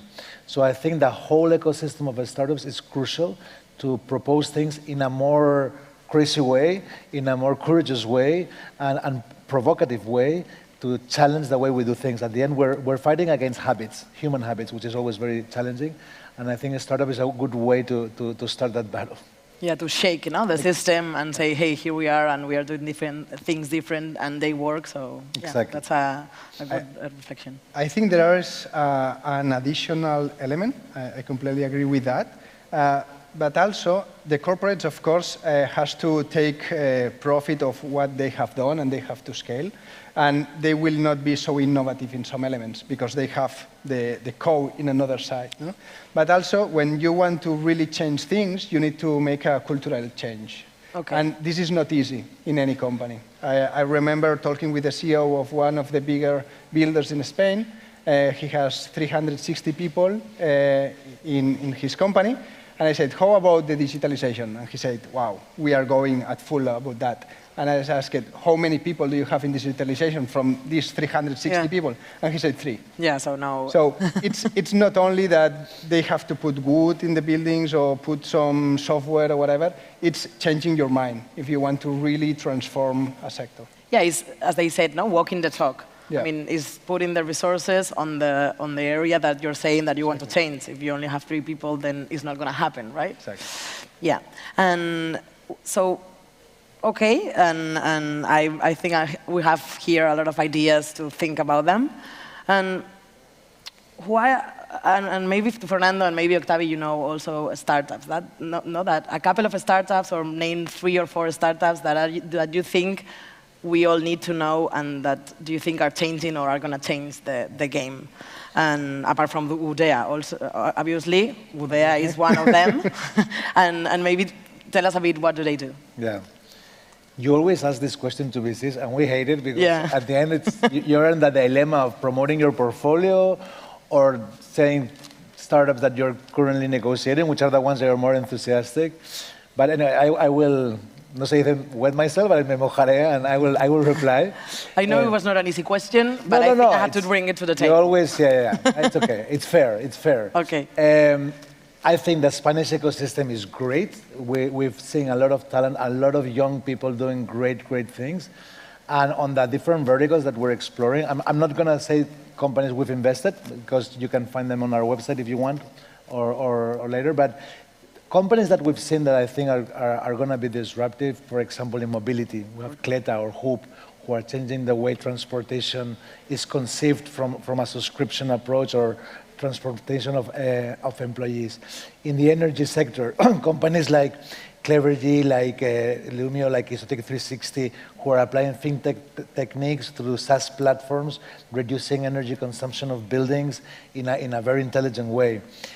Companies in prop tech, I think Woodea is a good example. There are many. I think that the construct tech, material tech, and prop tech are seeing a huge revolution. In my mind, not only materials and how the carbon footprint goes, but also converting buildings in huge energy storage that not only are net zero, but are minus negative and can generate, store, and spend energy to other buildings with a huge cooperative and community of energies among neighbors. I think it's very important. And a sector we like a lot, and it's not so common. In Valencia tomorrow you have a section, in Smart City you have a section, not tomorrow, is the blue economy and the whole ocean economy. And we're seeing also very interesting companies like Ocean Ecostructures, Underwater Gardens, who are restoring the marine flora. I think Valencia would benefit a lot from this. Capturing CO2, enhancing the biodiversity, and regenerating all the ports, the maritime aeolic farms, and the extraction platforms of oil and gas. And I think this is huge because if we can regenerate the ocean, the potential of reversing the climate health, warmth, and regenerating also the earth is very linked, no? Yeah, it's not only, sorry to interrupt, it's not only making positive impact, but trying to regenerate. Correct. What you've, no? Yeah, we should not allow ourselves to conform ourselves with net zero. With the same, yeah. We have to regenerate, and I think this kind of companies are reversing the process to becoming net positive. And I think that's a whole change of cycle. And all these companies are startups in the Spanish ecosystem close by, but I think they have a lot of credit for that. Thank you, Fernando. And Octavi, what about you? Yeah, in our case, we are a construction company, so we have to touch a lot of steps. Okay. And in any step, there are some startups raising. And it's good because we want to work with them. We don't pretend to be the best at any element. What we want to do is to use all of them in giving a solution to the developers. So we are seeing startups in, of course, the AR, augmented reality, that should be super interesting, in artificial intelligence to set the buildings, in changing the heating of the buildings, like GoNido, that is a great company, CoCircular, that has been here. Yeah. So there are many, many startups in each step that are making really great things. Yeah, and we hope there are more and more, no? Yeah. I mean, that this sector increases and climate tech technologies become a mainstream, vertical. So, okay, and to conclude, if you could, both of you, I might suppose that you are like sustainable yourselves, no? And you do things for your planet on your own. So maybe name one thing that we can do from our end as citizen, as a consumer, that probably we don't know, that has this positive or regenerative impact, and to foster this greener economy. Just go. I would say vote for politicians that will make us make things that are uncomfortable in the short term that are necessary. Yeah, make ourselves accountable and responsible, for being citizens. That's a good... I would invite everyone this year to start counting their ecological footprint, carbon footprint. There are many softwares free online. And next gap in between next year to see what kind of measures, it's a very easy way to do it, what kind of measures and habits can you change to reduce that? It's an exercise we're doing in my family, and it's very interesting what kind of best practices you can do. You'd be very impressed in the changes that one person can do, one family can do, to reduce the footprint. So I challenge you to do that. Once you go to this website, you can track it, it's public. And there's some of them that they have incentives to reduce your footprint in many ways. And you would be surprised the changes you will apply to your daily life using that. Yeah, that's also a great tip, no? To also be responsible of what you do and the impact that you have on the planet. From changing energy supplier to leave the car home and go in bicycle to school. All these put a filter on the water tap or things like that are very easy but change a lot. I think that's crucial. Well, thank you both. Thanks a lot. And yeah, thank you very much, Rocío. Thank you, Fernando. Thank you, Octavi. Sorry to be the bad guy, but I have to keep this flowing. Thank you. But anyway, thank you. As I said, Fernando, as you said, Fernando, being conscious and measure your impact really change your habit, and because we do many things without being conscious of the impact we are having. So good job to all of you. Thank you. Thank you. See you later. No, you don't stay now. No, not now. No. I will call you later. So now we have a quick pitch, 5 minute speech by the NASA International Space Apps Challenge winner. We have Fernando Romero is around here. Fernando Romero. Okay, the floor is yours. You have 5 minute speech to and we keep on moving. Wow, that's a very beautiful trophy. Es un prototipo, de hecho. Es un prototipo, sí, ok. Sí. Bueno, hola a todos. Soy Fernando Romero y os vengo a contar un poco lo que hicimos en el hackathon de la NASA. Este prototipo aquí se llama CoReFox. No sé si lo podéis ver bien. Bueno, nosotros somos un grupo de 5 ingenieros eléctricos y electrónicos que nos reunimos en el hackathon de la NASA, el hackathon internacional más grande del mundo, y nos plantearon un problema. Cómo controlar y prever incendios en España. La NASA tiene muchos datos de satélites que realmente no se utilizan para este tipo de problemas. Fuimos galardonados con el tercer premio y con el uso a la mejor tecnología, y María Cano, una de las jueces, nos invitó me invitó a mí en este caso, a presentaros un poco lo que es nuestro proyecto. En España, actualmente, el año pasado se quemaron 88.000 hectáreas, que es alrededor de Valencia y Madrid ardiendo juntas en un año. Imaginaos, año tras año, este impacto, cómo se nos ve afectado pues, al ecosistema, ¿no? Entonces, con los datos de la NASA, el problema, queríamos hacer una solución y diseñamos este prototipo, CoReFox. Es un prototipo de control, previsión, predicción y extinción de incendios. Lo que hace básicamente es detectar dónde hay un fuego, crea un cortafuegos automático, ahora lo explicaré más adelante, y encierra el fuego en ese cortafuegos artificial para que se extinga lo más rápido posible. Lo que crea el cortafuegos es un líquido muy novedoso que se llama el EcoFire Sign Rack, lo podéis googlear, que lo que crea es una capa por fuera de la superficie del objeto, y al quemarlo se crea un plasma ignífugo que no permite que pase el calor. ¿Y dónde iría este líquido? Pues aquí tenemos un poco la estructura, ahora si queréis lo puedo pasar, lo podéis ojear. El prototipo funciona, de hecho, ahora también tenemos un vídeo.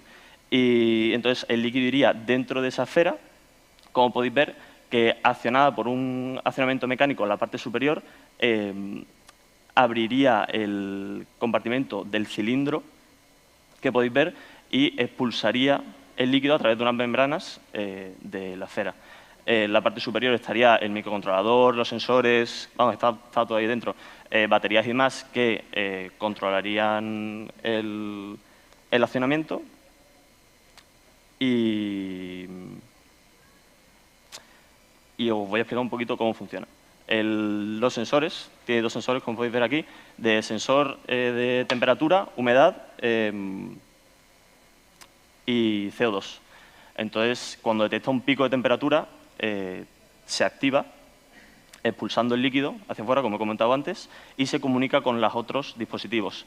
Esto hace que sea una red mesh de dispositivos como el nuestro. Lo que hacen es comunicarse entre ellos a través de un ESP32 o microcontrolador que, al comunicar a los otros dispositivos, se activan también creando el cortafuegos que he dicho. Estos dispositivos están repartidos en una red triangular con la que se podría predecir con los datos del satélite de la NASA hacia dónde iría el fuego por el viento.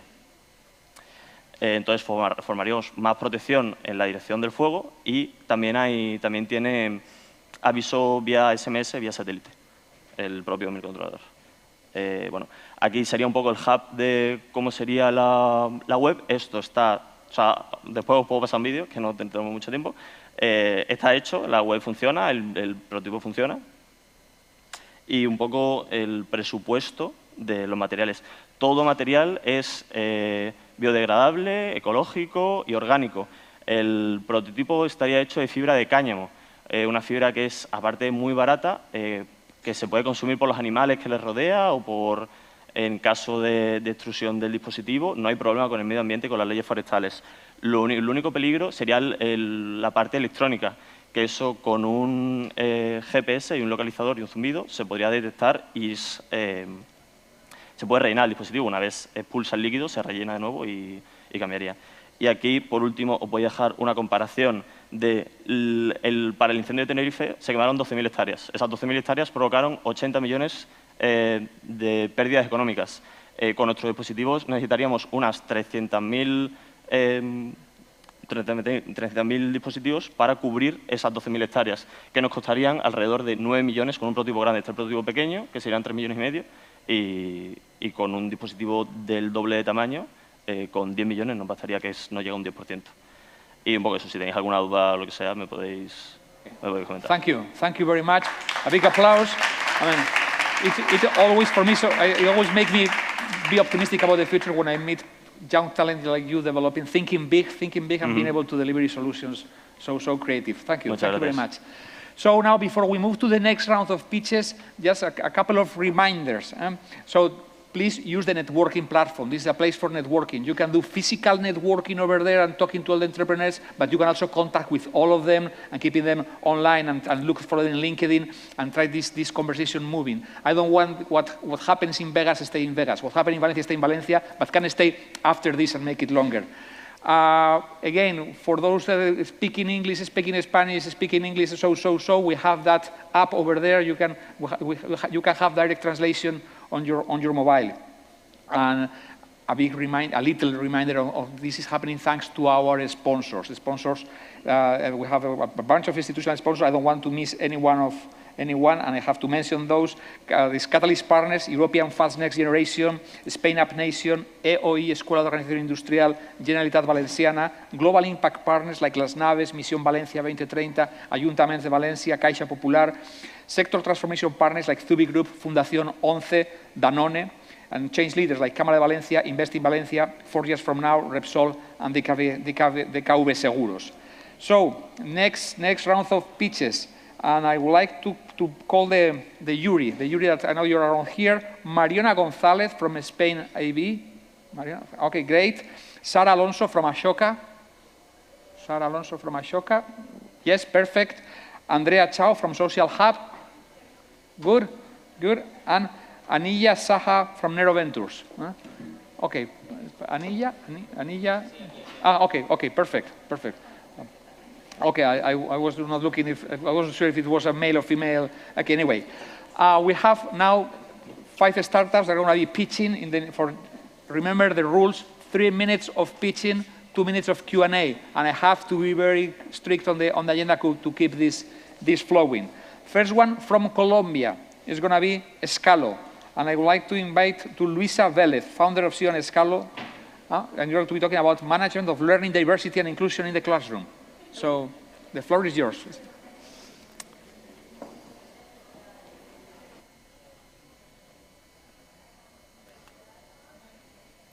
Hello everyone. Some of you have kids and you know that they all learn differently. Oops. And every student deserves a chance to thrive. But teachers, they struggle to identify and support their unique needs. And this is an issue of 70% of teachers and hampers student progress.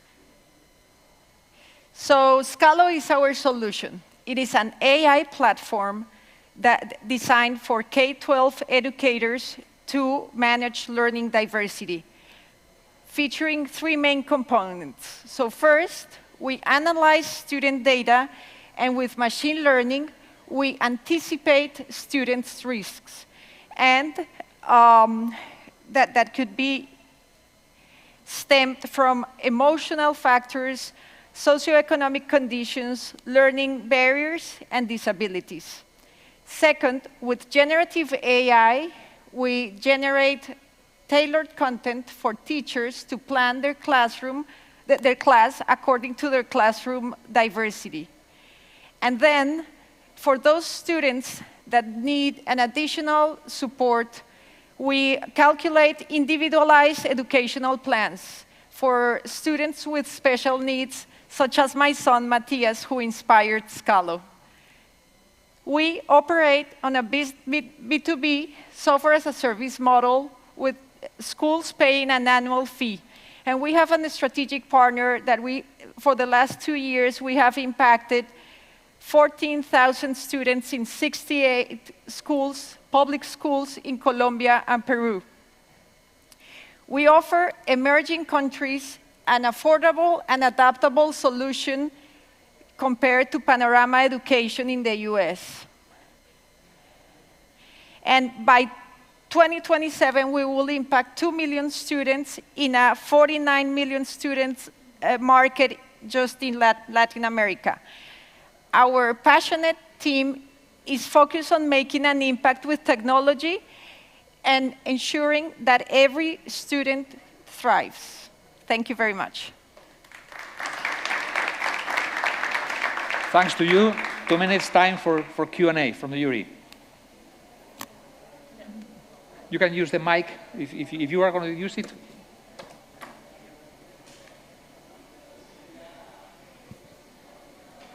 Hi, hello. Hello. Hi, thank you very much. Congratulations, first of all. So my name is Andrea Tao. I would like to make a question to you. I think that the development of a child, especially at an early age, is highly variable. So is there a risk of limiting the integration capacity by intervening immediately with a school program remodel? And which metric or indicator could you use to analyze if this has an impact? Sorry, I didn't understand the first part of the question. Yeah, so I guess the development of a child in an early age is very variable. Yes. Yeah. So is there a risk that by intervening immediately in that, could limit their capacity? Is there a risk of limiting their capacity, their potential by intervening in such an early stage? And is there any study or metric that you use to analyze that impact? Yes, so Scalo is designed for kids from 2 to 18 years old. So basically what you do during the early stages of a child, it is very important due to the brain capacity and brain plasticity. So there's no limit. The more you do, the more you help the student face the challenges. So basically what Scalo does is that it helps the teacher to make some adaptations or put in place some strategies to help that student accomplish their full potential by doing some accommodations in terms of the way you do the instruction, the way you give the instructions, the way you help that student to be in that same room with other kids that are going to learn at a different pace or in a different way. So Scalo gives the teachers the ability to adapt depending on the kind of students that he or she have during that in that year. So basically, there's no limit. Actually, it's the opposite. You are leveling the field for all students. So there's no limit in terms of limiting a student. Thank you, Luisa. There is no limit for our brain, but there is a limit on time. I know, sorry about that. May I ask a short question? I'm sorry, you cannot. You can. I invite you to visit her, to sit in the booth, in the stands, and follow the conversation. So thank you, thank you, Luisa. The brain is an amazing machine. It's an amazing device. So, and actually, the next startup is going to be talking about our mind. Is looking for mind ahead from Germany. Okay, the floor is yours. You are welcome to Nina Kiewit, CEO of Mind Ahead. Perfect. Welcome. Thank you so much. Hi, my name is Nina Kiewit from Mind Ahead, and I want to start with a little exercise. I want you to think about your parents, your grandparents, and eventually even yourself. And think about how devastating it is to see someone you know and love slowly lose their mind and their memories and really their entire identity. And sadly, this is the reality for millions of people who suffer from dementia. And in fact, 1 out of 5 people here in this room will walk down that same path. And you see, the problem is if you're diagnosed in a late stage of dementia, there's no going back, there's no cure, there's no treatment. So the only thing we can do is find people early on in a stage of cognitive impairment or mild dementia. Because in that stage, we can help. And this is how we do it. We've created a medical device. It's a digital therapy app for people diagnosed with mild cognitive impairment or mild dementia with the goal to slow down cognitive decline. It's a 3-month behavior activation intervention, and it basically helps people to guide them through activities in social, cognitive, and physical field. We distribute this app to physicians who then prescribe it to their patients, and we do this by creating a network of memory clinics and through cooperation with pharma companies. It's a huge and growing market. 20% of people over 60 have mild cognitive impairments. So looking at only the US and Europe, we're really facing a multi-billion-dollar market. And because there's no alternative right now, we're actually dealing with highly engaged patients and highly engaged physicians. And the core tech that we developed works not only for dementia, but also for other neurodegenerative diseases, for multiple sclerosis, Parkinson, and also depression. So we're starting our first clinical trial in 2 weeks. We have more than 20 memory clinics on board all over Germany. And this is to show that we can actually slow down the cognitive decline with this digital therapeutics tool. We have Roche Pharma as our supporter and investor, and some of the brightest people are in our advisory board, amongst them Dr. Seth Gale from Harvard and Dr. Rofner from Johns Hopkins, who was able to show that with this intervention, you can actually reduce memory decline by 90%. We are currently finishing our pre-seed round of 1.9 million, which is 75% committed, and it will allow us to roll this product out in the market. So if you want to fight one of the biggest health threats of our times, please join us. Thank you very much.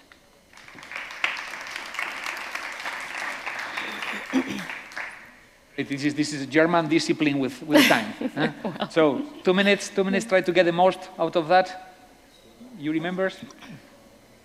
Good morning, and great idea, and we all will grow old someday.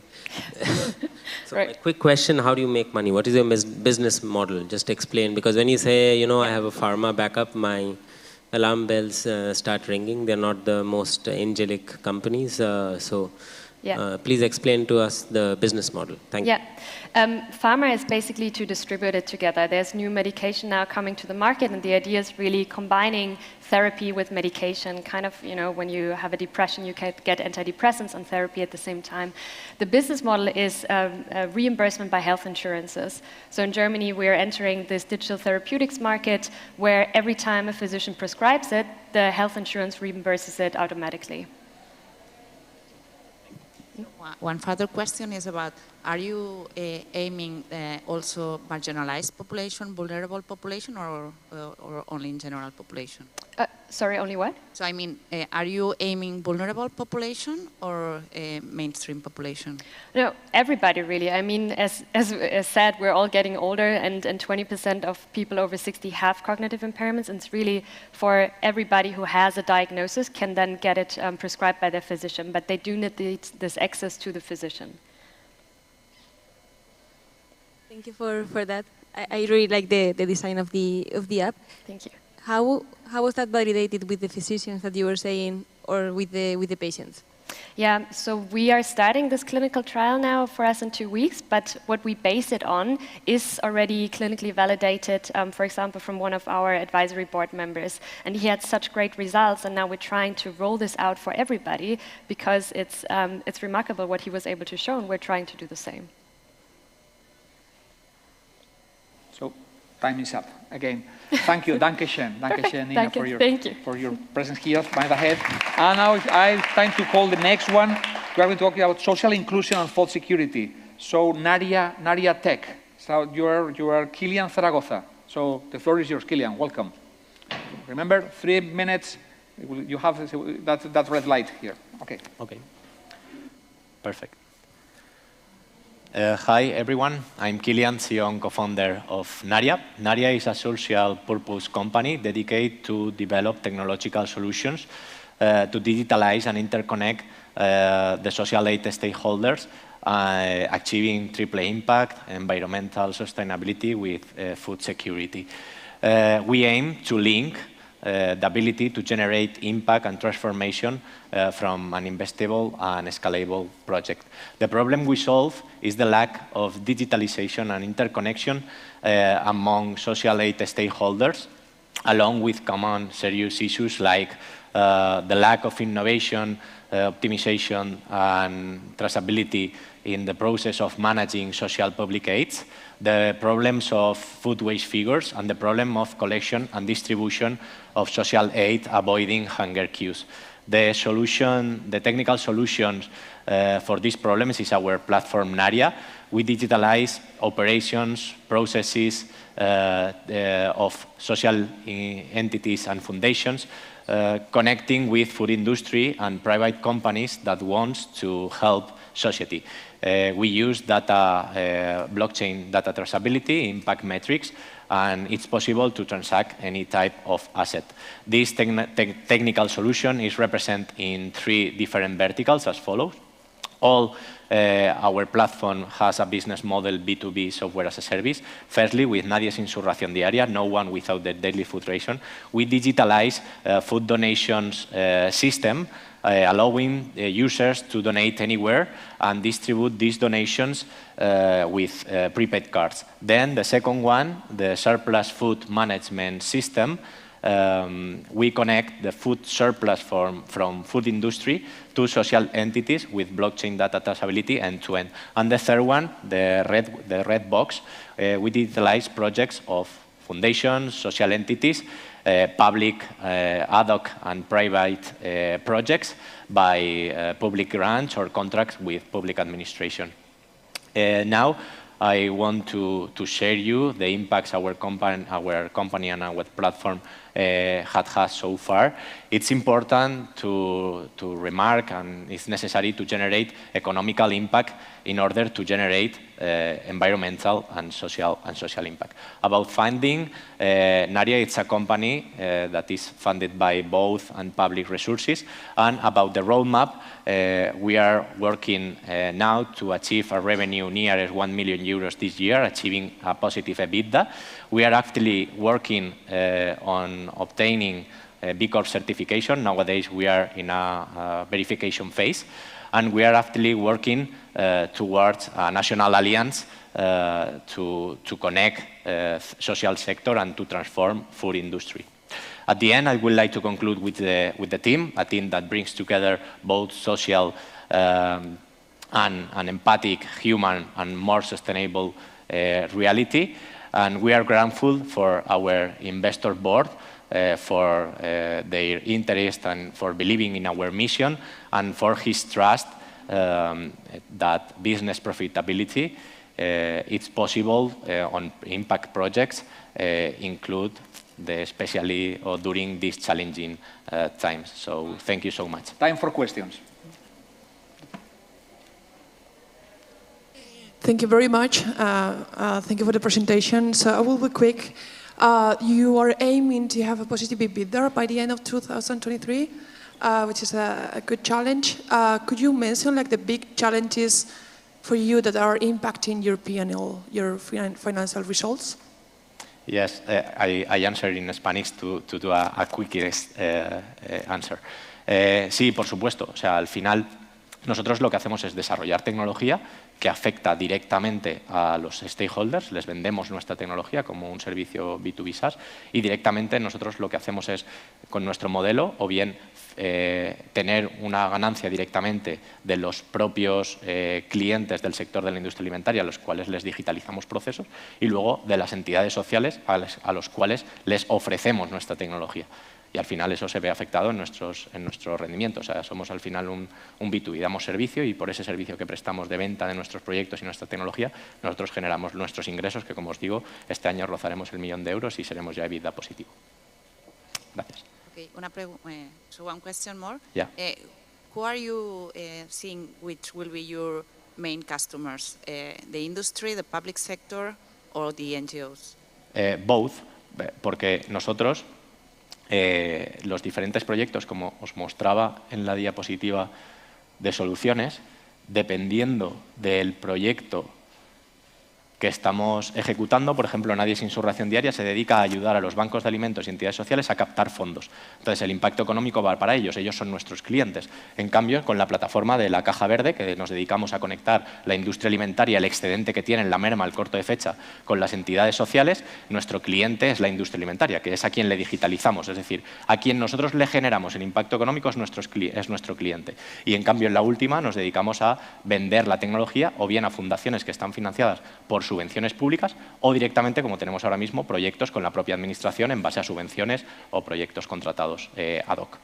Just to add on to her question, so I initially had a feeling it was a consulting company, but you have three specific products for three different types of organizations, right? Yes. Or each company you're doing a separate product for MasterCard or Too Good To Go or Alcampo? No, it depends. Porque los bancos de alimentos o las entidades sociales implantan la tecnología, el tótem, el aplicativo, el QR de captación del donativo en un supermercado y nosotros con la trazabilidad blockchain lo que hacemos es asegurarle a ese supermercado, a ese centro comercial, que ese donativo que se ha captado en sus tiendas se repercute en una tarjeta monedero de sus tiendas. Entonces, depende, es rotatorio. Estamos una semana en un Corte Inglés, 2 semanas en un Consum, un mes en un Carrefour y así va rotando para generar esa continuidad y que no sea las recolectas de donativos no solo en Navidad o en noviembre, que durante todo el año también hay gente en las colas del hambre. Very, very well explained, social inclusion and food security through technology. Thank you. Thank you, thanks to you. So, moving to the next startup. Next startup, yes, a big applause for our entrepreneurs. We are calling to the stage 2 parrots, to Erin Jacklow. Parrots, Erin, the floor is yours. And I would like to know later why the name of parrots is very, very exotic. Yeah.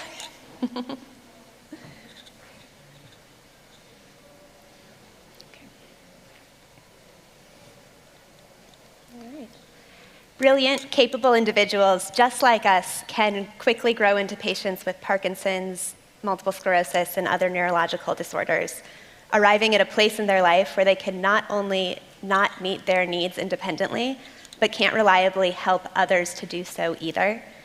Now, these challenges in communication are demoralizing for patients. Cognition decline is very scary for families that love them. And the errors that arise from these miscommunications are also very expensive for the healthcare industry. Often patients with neurological disorders require 24/7 care. There's a very high patient-to-nurse ratio. So we thought, what if there could be a personal assistant to the caregiver for when they're not in the room that also acts as a personal assistant to the patient when they are, to enable real-time communication.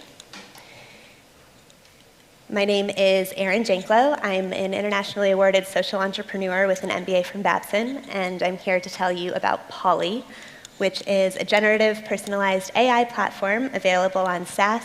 We recommend using an iPad that helps to streamline continuity of care. We provide data-driven solutions to follow the patient through their progression of the disease. And we also enable patients to communicate in real time using contextual machine learning predictions. So what does that mean? We will do object recognition and essentially learn how each patient interacts with what is around them in their environment. So this is sort of some version of what you might see over time, enabled with eye tracking as well as joysticks or hand coordination. So with all of this, we envision a 30% cost savings. That's looking at increased preventative care, increased medical adherence, and incredibly much more simplified care coordination, and also remote patient monitoring. We offer this for $250 per patient per month. We have 250 active users right now between different nursing homes, and we're looking at moving into hospitals. So we're starting with patients with Parkinson's and multiple sclerosis. That's about a $100 million market. And as we expand into additional diseases, dementia, Alzheimer's, more, we're looking at over a $6 billion market. Our core team is really dynamic and complementary. Our founder's brilliant. We have a handful of PhDs in machine learning, as well as healthcare, and a team of doctors as well. And we have fabulous advisors. And kind of between the advisors and the team, the vast majority come from MIT, Stanford, Harvard, and they've been working on this like their whole lives, which is fun. We've won many partnerships, and we are looking to raise. So please come talk to me after, and I welcome your questions. Thank you. Thank you. Thank you, Erin, for keeping the time on track and a very, very crystal clear presentation. So, Yuri, the time is for you. Thank you for that really well oriented pitch. I have a question because you started saying that there's the caretaking. It's really costly. But then you say that you're going to offer them a service that is additional to, if I understood right, so you're going to pay for the caretaker and you're going to pay for the platform. So how is that possible? Yeah. In the business way? Hoping to work with insurance so that cost can be offset. It costs, there's a lot of money spent right now, so we're hoping to make those partnerships have a B2B model which can allow us to scale more effectively.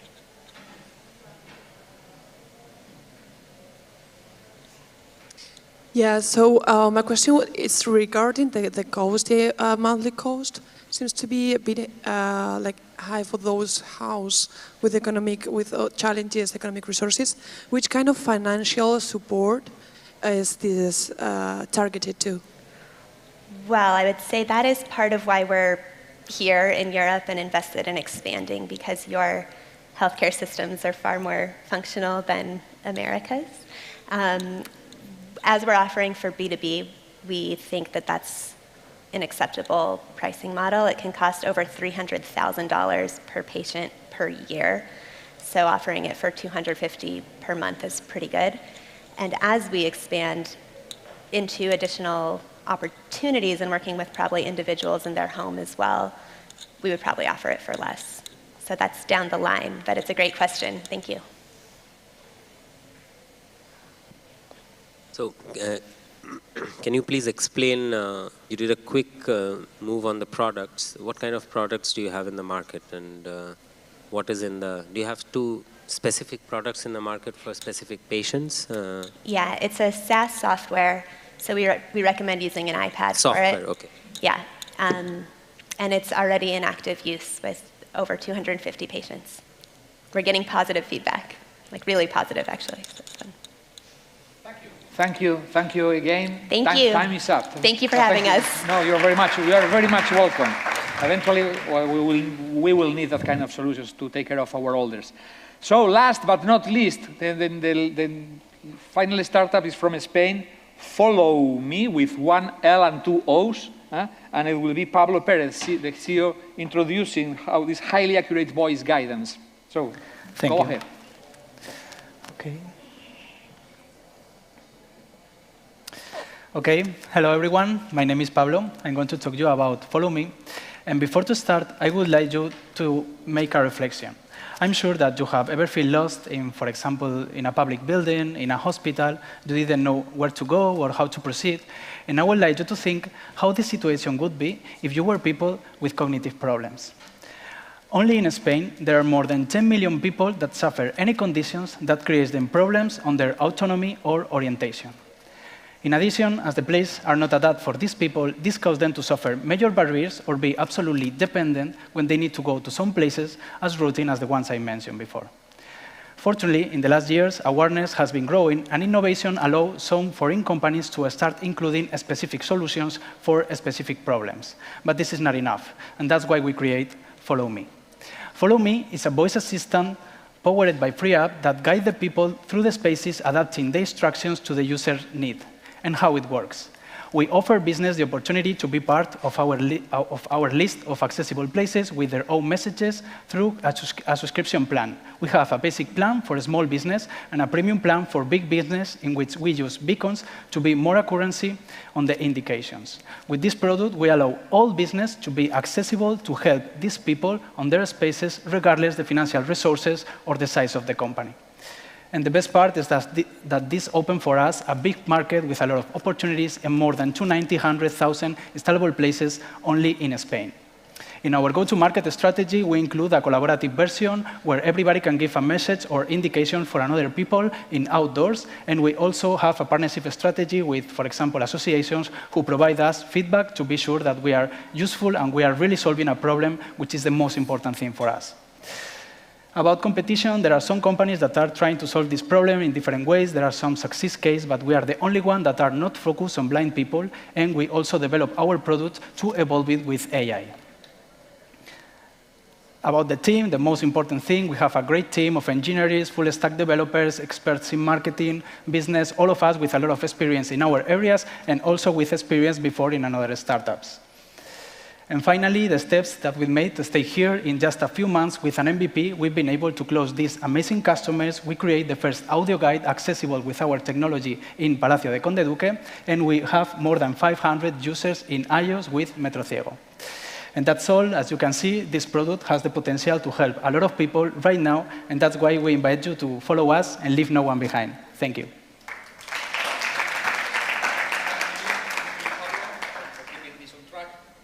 In 2 minutes for you. Your presentation, I think, is great. So I would like to know if you have already clients, if they come from the private sector or the public sector, or both. Yes, the last week we made an installation in the Alcobendas City Council. We are talking with Madrid City Council, also in San Sebastián de los Reyes, but our idea was to be focused on private sector, and we have a dental clinic of Sanitas, and we are going to make an installation with Vet Partner, which is one of the biggest groups of veterinary clinics in Spain. But we are focused on private sector, but we've seen some opportunities on public sector, so we are open for anything because we can make an installation anywhere. You have a really big challenge there with trying to, you were saying that one of them, the differentiation is that it's not only for blind, but then it's like you make it bigger and bigger. And you have said that you already been doing a demo or a MVP with ONCE, with all those users. What was the biggest challenge of that, I don't know if MVP, prototype, whatever name we put? The biggest challenge is to adapt the product for the user's need, because it's very different, the needs. For example, you can say, okay, people with mental disability has specific needs than autism, but everybody has their own specification and their own problems. So it's hard to create something focused on people. So this is why we are working to implement AI, that we think that this is going to be the solution, and of course the works of associations that provide us the most important information. Thank you, Pablo. Thank you very much. Anyway, I encourage you to visit their booth, the stands, and get into more detail and in deeper conversations. So, moving now, this challenge, the pitching session is over. Now moving to the next panel. Thanks to you for your duties. And now you have a panel about open innovation. about the innovative alliances, how to accelerate technology through open innovation ecosystems. In this panel, I would like to give the floor to Natalia Ruiz, Managing Partner at Net Zero Ventures. Natalia? Carmen Moreno Morales, Senior Investment Associate at Resol. Welcome, Carmen. And Silvia Perez, Senior Open Innovation Expert at Resol, that will be moderating this conversation. So get the most out of that. Thank you. Thanks a lot. Good morning, everyone. My name is Silvia Perez. I work in the Open Innovation area of Repsol. And here with me is Carmen Moreno, a Senior Investment Associate in Repsol Corporate Venturing area, and Natalia Ruiz, Managing Partner of Net Zero Ventures Fund. For us, it is a real pleasure to be in this stage, being part of such a special event. Today, we will share with you what is our open innovation approach in Repsol, and we will do it in a conversation format. In principle, having at the back one image that illustrates what are the main tools of our open innovation model, but it's not a problem. We will explain that, so don't worry about that. I will moderate the conversation and introduce some of the pillars of the model. To open the conversation, just a couple of words about Repsol. Probably all of you know who Repsol is, but it's also probable that you have the image of Repsol as a traditional oil and gas company. And that is not the reality anymore. Today, we are a multi-energy company with a clear challenge with us and with the society, becoming net zero emissions by 2050. And to achieve that objective, we have a challenge in the decarbonization journey ahead. And the only way to progress on that is through innovation. For Repsol, one of the pillars of the innovation is our R&D center, the Repsol Technology Lab. But to meet the challenges that we have ahead, it's a must that we rely on an extensive collaboration network that supports our open innovation model. Our main objective from the open innovation perspective is the early detection of technologies, the validation and scale-up of them, and the acceleration through the innovation cycle. And to achieve that, we use complementary tools to establish collaborations with others, startups, universities, R&D centers, and other companies. And starting with the startups, we have different instruments to collaborate with them. And one of them, once we identify a startup with potential, is through investment. So, Mamen, how does a corporate venture vehicle complement Repsol's open innovation strategy, and what specific roles does it serve? Well, first of all, thank you for inviting me to this amazing event in Valencia. And I'm happy here to share with my colleagues what we are doing in Repsol open innovation system and more in venture. And for us, our venture investment vehicle is a really important tool that complements the Repsol open innovation strategy. For us, it's necessary and is the bridge to gap in between. Is why we are here. The space between big corporates and startups. It's a tool that we use to attract talent to Repsol. New business model that we don't have, and we learn a lot with the startups. Bring us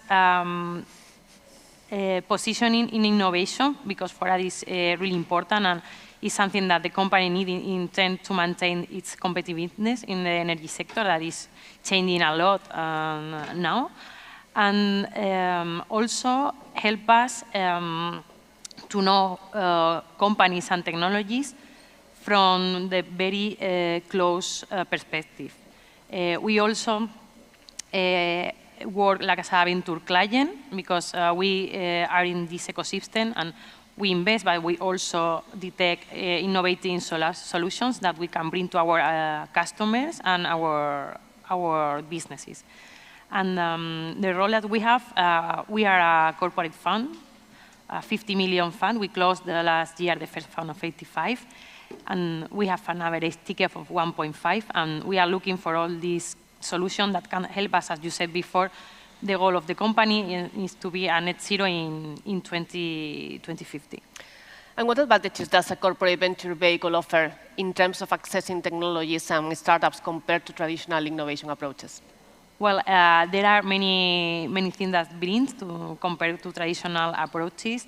And for example, for me, I mean, agility because it brings Repsol to technology in a way faster than we used to do it in a traditional approach, and that keeps us to be at the top on the innovation. Also bring us new talent and fresh perspective, innovating thinking, different from a corporation. And yes, I think this is most important. And last but not least, I think it's quite important cooperation, because we create this ecosystem together with the startups and business, and we join the experience that we have like a corporate with the innovation that they have. And I think it's very important nowadays, this cooperation to achieve all together the goal that we have. And how do you identify and select the right startups to partner with, and what criteria do you use to evaluate the alignment with Repsol's values? Well, we have some criteria that we internally check before investing in a company. For example, the strategic fit. We see if this company and technology has a strategic fit with the goal that we have, and with the objective that the business has to transform into a net zero company. We also see the technology scalability. We analyze the technology and see if we can help this company to scale up through our expertise. As well, we check the long-term viability. We check all the financial plans, all the forecasts, and validate the business model. And one that for me is quite important, the team, because we need to check that if the team is able to scale up and is ready for that. And also the cooperation competitiveness, because for us it's quite important to see if they are able to collaborate with Repsol, because it's a long-term relationship. So we are in the same boat and we have to row together. So it's very important and see if they are able to cooperate with us and achieve our goal. Thank you very much, Mamen. Well, as you can see, Repsol has been active as corporate venture fund for more than 10 years. But last year, Repsol decided to expand our venturing activity, launching Net Zero Ventures. So Natalia, which is the motivation of Repsol to launch this new investment vehicle, Net Zero Ventures? Hello, everyone. I think that the net zero challenge is so huge that we need a lot of tools. No? And Repsol and other corporations are doing very great in fostering innovation in the first stage of development. But we have a clear gap in the market for supporting companies to scale. That's the reason that this Net Zero Venture was created, no? Trying to cover these gaps in the market, adding muscle, adding people, other investors to help the companies to achieve the commercial stage. Mm-hmm. Okay. What is the role of Repsol in the Net Zero Ventures? Is there any additional contribution apart from being LP? Yes, Repsol is one of the anchor investors. The Net Zero Fund is a 150 million fund, and Repsol gives us 50 million, so a very important contribution. But Repsol gives us a very important thing, is this access to knowledge, and this is priceless for us. Mm-hmm. We have access to Repsol Technology Lab, is the research center of Repsol. And you know, for investing in decarbonization, we have to think, or we have to invest in technologies like green hydrogen, CO2 capture, waste to energy, a lot of technologies, very complex technologies that needs we have a lot of challenge ahead. And for Net Zero Ventures, give us a lot of comfort that a group of scientists that in a daily basis are continuous doing assessment of that technologies, give their opinion and say, when I present a company to these scientists, and they can say to me, okay, they have a good technology, they have the right roadmap to achieve the goals. So this, for us, is very important and is the clear point of differentiation of Net Zero Ventures. And what is the relationship between Corporate Venture Fund of Repsol and Net Zero Ventures? Is there any kind of conflict of interest? I think we don't have conflict of interest because the boundaries are very clear. Repsol needs to invest in strategic things very related with the businesses of Repsol, and from Net Zero Venture we invest with an ample vision, and also the boundaries are set by the stage of the company. Repsol invests in more early stage, and we in more advanced stage, and also the size of the round, no? Of the tickets. Repsol invests the average ticket is 1.5, and Net Zero Venture invests from 5 million. So I think establish these clear boundaries help us to work very well together. Yeah. Thank you very much, Natalia. So as you can see, investment is clearly one of our bets to collaborate with the startups. So first, we need to identify startups that fit in our strategy, that are mainly the search fields of decarbonization, circular economy, renewable energies, advanced mobility, and digitalization for our assets. And the way to identify startups is multiple. Apart from being present in many of the entrepreneurship events around the world, we have different tools for scouting. One of our tools is our Entrepreneurs Fund, that is the accelerator run by the Repsol Foundation. And we have many others, like being present in different innovation networks and hubs around the world, and participating actively in incubators, accelerators, and venture builders. This is one way that we have to have early access to promising technologies that fit in our strategy, and many of these initiatives allow us to identify not only startups, but also R&D centers and universities that are working on technologies that can be very relevant to us. And as I anticipated before, investment is not the only way that we have to collaborate with them. One of the tools that we have to evaluate the potential of a particular technology is our platform of proof of concept that we call ideactions. This platform enables us to validate the potential of a technology in a very agile way. And once the technology is validated, the way forward can be varied. We can define a new product in collaboration with the startup or R&D center. We can incorporate the solution in an existing product, or we can apply directly in the business unit as a venture client. So, and also maybe we can consider an investment through one of our investment vehicles. One example of how these tools can complement each other is the Finboot example. Mamen, could you share with us in a very summarized way this example? Yeah, for all of us, Finboot is a startup that is in our portfolio. It's a blockchain startup. And the history with Finboot started in the Fondo de Emprendedores in Repsol through the foundation. Finboot was accelerated by them. And then we invest, our corporate venture fund invests in Finboot. And after that, we create this relationship and we implement its technology in sample. It's in our laboratories, and we use it for samples for all our industrial complexes. So we decide and we analyze that the possibility to use this technology to apply to another use case. So together with Vatio is another starter in our platform, we launched this ideaction, and we realized that we can apply the same technology for sample traceability in alternative fuel. So in that way, using this platform, we can validate a new business case in a simple way, in a faster way than if we open a project. And it's for that for venture, we really use this tool before investing, also with our companies in portfolio, to validate and to test the technology. And we think this adds value to startups, and it's a value proposition that we can offer. So if you have a startup, so please contact us, and we can maybe try to do a proof of concept. Thank you very much, Mamen. And one thing that we must not forget is that the collaboration to accelerate innovation is not only a matter of collaborating with startups or with R&D centers, but it's also a matter of collaborating with peers. And that is the motivation to have launched the hub All4Zero. This is the only industrial hub in Spain focused on decarbonization and circular economies that has been created by Repsol, ArcelorMittal, Holcim, and Iberia.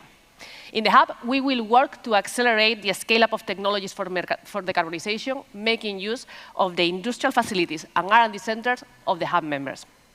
This is one example of collaboration among peers, and the collaboration can be from the technological point of view or from the investment point of view. Natalia, can Net Zero Ventures be considered also an example of collaboration with other peers to accelerate the journey to the decarbonization? Yes, clearly. I think, and I'm very happy to see that the venture capital is very collaborative. No?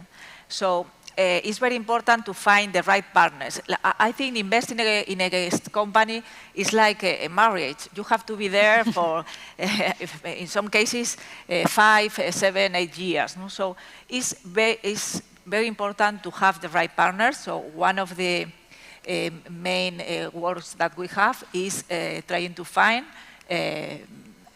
people to invest. And also with not only with companies, with other investors, and also trying to engage also investors, LPs, to be part of Net Zero Ventures. Great, Natalia, thank you very much. And Mamen, could you provide additional example of successful collaboration or investments made through the Corporate Venture Initiative and how they have contributed to Repsol's goals? Yeah, sorry. Well, we have, yesterday, we signed an investment in a startup that, for me, is a successful story in our open innovation model. From technology, we were designing our carbon removal strategy. So we wanted to find the right partner to develop our strategy and building a demo plant in Brazil. So we now are in the way to fabricate the first direct air capture plant in Brazil together with this startup. And now we have invest also in the startup because we want them to scale the technology. So we put it in their hands, our projects, and now the investment. So I think it's a big example of the open innovation strategy. Thank you very much, Mamen. And one very relevant point, considering where we are, the gap in between event, is how to create impact, how to generate opportunities to the impact ecosystem stakeholders. Natalia, how a corporation like Repsol approaches to impact investment? I think the kind of tools you have explained to us very well is a good example. No? I think it is very relevant for a company like Repsol and former oil and gas that now is making a huge transformation of these operations. So I think it's the way to create impact. Innovation is a very good point of start, and with this kind of all these tools is a very good example. And in relation to this, the very, very, very brief. No, okay. So just to conclude. Okay. So just 30 seconds to wrap up. So okay, wrap up. Okay. So just we are at the end of our conversation. So I hope to have been able to explain and to give you a global overview of what is our open innovation model. Finally, you could see the slide. And we would like to conclude with a final message. We are in the middle of a decarbonization journey which is full of challenges. But it's a shared journey. We want and we need to collaborate with others. And we want to make it with a good impact in the society. So let's do it together. Thank you very much.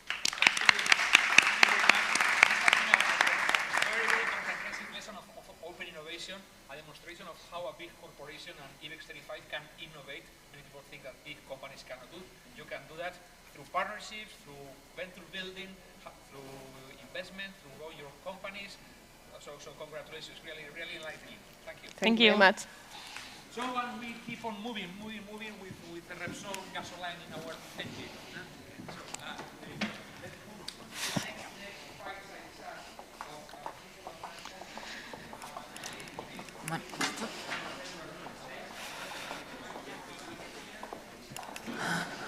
Bueno, ha salido bien, ha salido bien. So, the floor is yours. Thank you, Nacho. Thank you so much. We're going to change to Spanish? Yeah, that's good. Okay, so Laura, encantada de conocerte en persona. Habíamos hablado por teléfono, pero creo que no nos conocíamos. No. Y bienvenida a este panel en el que nos vamos a enfocar en la estrategia de impacto de IKEA. Bueno, para los que no me conocéis, yo soy Rocío Suanzes, diseño e implemento proyectos de innovación y ahora estoy liderando un proyecto desde la Universidad del IE y el BitLab como para juntar startups y scale-ups con sector público y ciudades. Para mí la innovación, y también lo hablamos ayer, o genera impacto positivo en el sistema o no es innovación, ¿no? Y personalmente creo que no hay otra manera de hacer negocios y que las empresas del futuro, y diría que, y ahora me vas a contar tú, pero ya las del presente, van a tener que poner al mismo nivel el beneficio económico, el beneficio social y el beneficio medioambiental, o no van a ser, ¿no? O sea, no van a existir. Entonces, bueno, me gustaría empezar con un halago porque me ha llamado mucho la atención en positivo que el título de tu puesto sea Sustainability Business Partner, porque eso implica, desde mi lado, o sea, desde el lado de la persona que está viendo, ¿no? Esto de IKEA, que como empresa estáis apoyando al negocio, ¿no? Que eres un socio del negocio, no estás como un departamento aislado, como se hacía antiguamente, ¿no? Como, oye, pues estamos haciendo actividades, no, estás en el negocio y estás para apoyar a las áreas de negocio y ahora quiero que nos cuentes cómo estáis efectivamente impactando, ¿no? En las áreas de negocio y ayudando al negocio a crecer para que esto lo lleven dentro, ¿no? Lo lleven en el corazón y sea parte como de la columna vertebral de IKEA. Pues totalmente. Pues muchas gracias por habernos invitado. Para IKEA, de alguna manera, la sostenibilidad es algo que además yo odio esa palabra del ADN, o sea, no lo puedo soportar. Porque creo que es que pues muchas veces muchas empresas nos nacieron así, pero en nuestro caso quiero decir que es inherente a la historia de IKEA. Inherente porque la historia de IKEA es creada por un entrepreneur, una persona emprendedora que decidió hacer asequible el mundo de la decoración y el interiorismo y los muebles a la mayoría de las personas, que fue Ingvar Kamprad. Y en su testamento, que está escrito, es testamento de un vendedor de muebles, deja dos mensajes. Uno que para ahora son como muy actuales, pero esto lo hizo hace 80 años. Wow. Estamos cumpliendo 80 años en este año, ¿no? Uno es que se puede hacer más con menos. Eso quiere decir que tener una conciencia sobre el uso de los recursos y cómo estamos utilizando los recursos para generar y para producir. Y dos, uno de los valores de la compañía, que dejó él por escrito, es cuidar de las personas en el planeta. Y básicamente a mí no me parece mejor definición que de hacer sostenible tu negocio. Para nosotros, además, eso supone tener un propósito de compañía y es crear un mejor día a día para la mayoría de las personas. Ese propósito es un propósito de negocio. No es un propósito solo comunicativo, entonces es un propósito de negocio que inspira a todas las áreas de negocio a mover hacia allí. Y como bien estábamos hablando el otro día por teléfono, nuestra labor de sostenibilidad es inspirar al negocio, es mover la agenda de sostenibilidad que se llama People and Planet Positive, que es una estrategia mundial, y hacer que el negocio se transforme desde dentro. Somos agentes aceleradores de esa transformación del negocio. Pero es el negocio el que tiene que transformarse, no es solo el área o el departamento de sostenibilidad.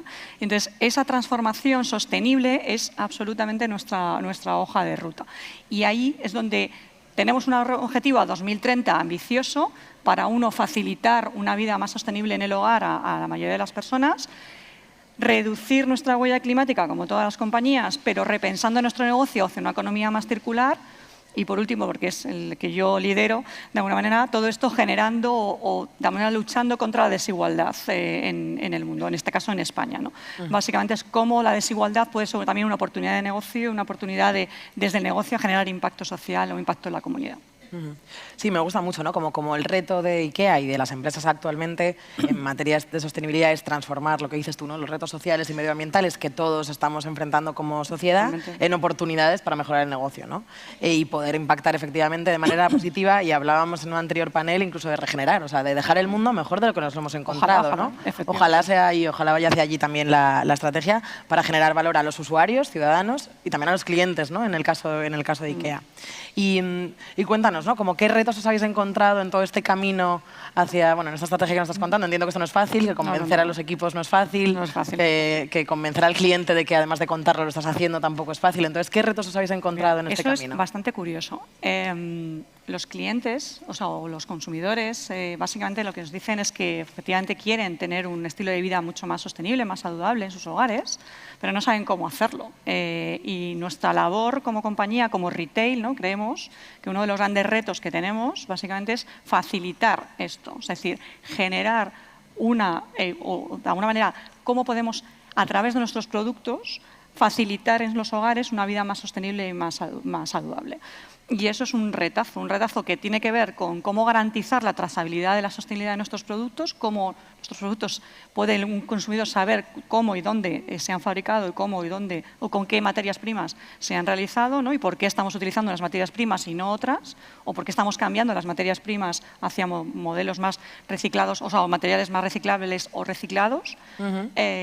Desde eso a también dar información para generar un movimiento hacia un consumo más sostenible. Creemos que la sociedad también está demandando que cómo podemos hacer, y con nuestro granito de arena, con nuestro día a día, podemos cambiar hacia un modelo de consumo más sostenible. Y eso supone una labor de información, también como retailers, importante, porque tenemos a muchísimos visitantes cada día, semana, año en nuestras tiendas, y cómo podemos ser un altavoz también de cómo trabajar en ese elemento. Y eso es un reto que no lo hacemos solo también para promover consumo sostenible, es que eso reduce la huella climática. Nosotros, el 14% de nuestras emisiones totales viene de la fabricación o de la generación de productos. Eso para nosotros es una gran responsabilidad que supone para nosotros generar nuevos servicios, pero también nuevos productos que prolonguen esa vida útil del producto, que sean capaces de tener más vidas y poder dar segundas vidas a los productos a través de nuestro mercado circular, pero también información importante y cómo están producidos esos productos con materiales más sostenibles, ¿no? Y uno de los retos es la circularidad. Yo creo que, no sé si hemos hablado mucho de la economía circular hoy, o las soluciones que se han visto, pero creo que es uno de los grandes retos. Sí, ¿no? Y me encanta lo que dices de, al final tenemos que también crear consumidores responsables, ¿no? Que al final es verdad que hay mucha responsabilidad por parte de las empresas, pero también hay parte de responsabilidad en cada uno de nosotros, ¿no? De qué materiales consumimos, qué productos consumimos, y al final intentar elegir y mandar el signaling a la empresa de, oye, yo es que quiero... O sea, si consumo reciclado es que quiero ir hacia ahí, ¿no? Entonces, al final la empresa dice, oye, se está consumiendo más reciclado, vamos a hacer más. A mí me gusta mucho también como poner la responsabilidad en los consumidores. La conexión cliente, o sea, entonces como empresa tienes una responsabilidad y sabes que el mundo tiene que ir a generar allí, pero el consumidor también te lo está demandando más. Entonces, ¿cómo hacer ese match? Claro, me gusta mucho eso. Y si tuvieses que resumir como las claves para IKEA en materia de sostenibilidad, que ya nos has dado un poco de algunas pinceladas, pero así las 4 cosas en estos últimos 5 minutos que se queden aquí el público que nos está escuchando, ¿cuáles serían? Para nosotros hay... Vamos a decir 3, ¿vale? Yo voy a añadir una 4. Pero las 3 es lo que he dicho. Facilitar efectivamente a través de nuestras soluciones, nuestros productos, una vida más sostenible en el hogar. Creo que es súper importante que nuestros hogares también contribuyan a esa sostenibilidad y se puede hacer a través de los productos, soluciones y servicios que podemos los retailers, y en este caso IKEA. Creo que hay que repensar el negocio, absolutamente reduciendo el impacto climático, y efectivamente estamos invirtiendo tanto en autoconsumo con energías renovables, pero hay que hacer más, hay que pensar más allá, y es como repensar nuestro negocio hacia la economía circular, hacia cómo podemos volver nuestra producción y podemos darle una segunda vida a nuestros muebles y a nuestras materias primas, y cómo repensar y generar nuevas oportunidades y nuevas líneas de negocio, ¿no? Y por último, que para mí es uno de los retos más importantes, es cómo generar impacto social desde el negocio. No tanto esa acción social o RSC muy clásica, ¿no? Sino cómo realmente el negocio, con sus decisiones de negocio, puede generar oportunidades y impacto social. Y nosotros en España nos estamos focalizando en jóvenes, en cómo facilitar su acceso a una vivienda más asequible. Es un drama en España, la edad de emancipación de los jóvenes es 30,3 años. Dejamos de ser jóvenes a los 30, o sea que a lo mejor esto de la emancipación juvenil tendríamos que cambiarle el apellido, pero es un drama y eso exige colaborar, ¿no? Y estamos hablando también mucho en este evento, ¿no? De las alianzas, de trabajar en red, y hay que trabajar con agentes sociales, con entidades sociales que están trabajando estos retos sociales y buscar soluciones conjuntos, pero también, ¿por qué no?, con startups e ideas innovadoras que están generando soluciones innovadoras, y nosotros también, de alguna manera, nuestro pequeño grado de arena es cómo atraer esa innovación a la compañía para generar un negocio cada vez también más inclusivo, que permita a los consumidores sentirse más en su hogar, nunca mejor dicho, cuando van a IKEA. Sí, no, o sea, lo que dices, ¿no? Como convertir esos retos sociales como sociedad en oportunidades de negocio, y que al final el negocio sea quien entienda que al final hay que ir hacia allí y que no solo sea desde un departamento aislado de la compañía. Y si quieres, para terminar y para concluir, que Nacho nos va a venir a decir seguro en un ratito, cuéntanos una cosa que podamos hacer nosotros como consumidores o como ciudadanos en nuestra casa o en nuestra vida para ir hacia aquí, ¿no? Para ir hacia un mundo más sostenible, para ir hacia un consumo más verde, etcétera, etcétera, que seguro que no estamos haciendo, ¿no? Que sea como fácil de implementar y que todos nos llevemos como eso para hacer hoy. Yo creo que básicamente hay uno es, yo creo que estamos todos muy concienciados con el reciclaje, pero yo creo que es algo fundamental, absolutamente, la separación de residuos. Yo creo que hemos visto algunas startups hablando de los grandes residuos que generamos, ¿no? Luego también como prolongar la vida útil de nuestros muebles o de nuestros utensilios o cosas que utilizamos en el día a día. Existe toda una serie de mercado de segunda vida o de segunda mano para productos, y yo creo que eso, las generaciones de las millennials, la generación Z, está cada vez más aumentando el mercado circular, y eso es una gran oportunidad de negocio para las marcas y nosotros lo estamos viendo.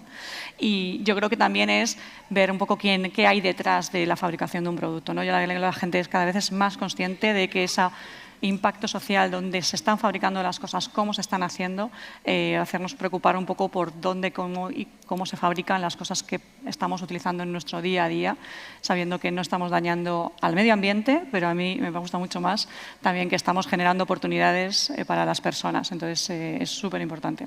Sí, pues muchas gracias. Yo creo que terminamos con esa responsabilidad individual de cada usuario, ¿no? de cada cliente, de cada persona, en construir un mundo mejor, un planeta mejor para todos.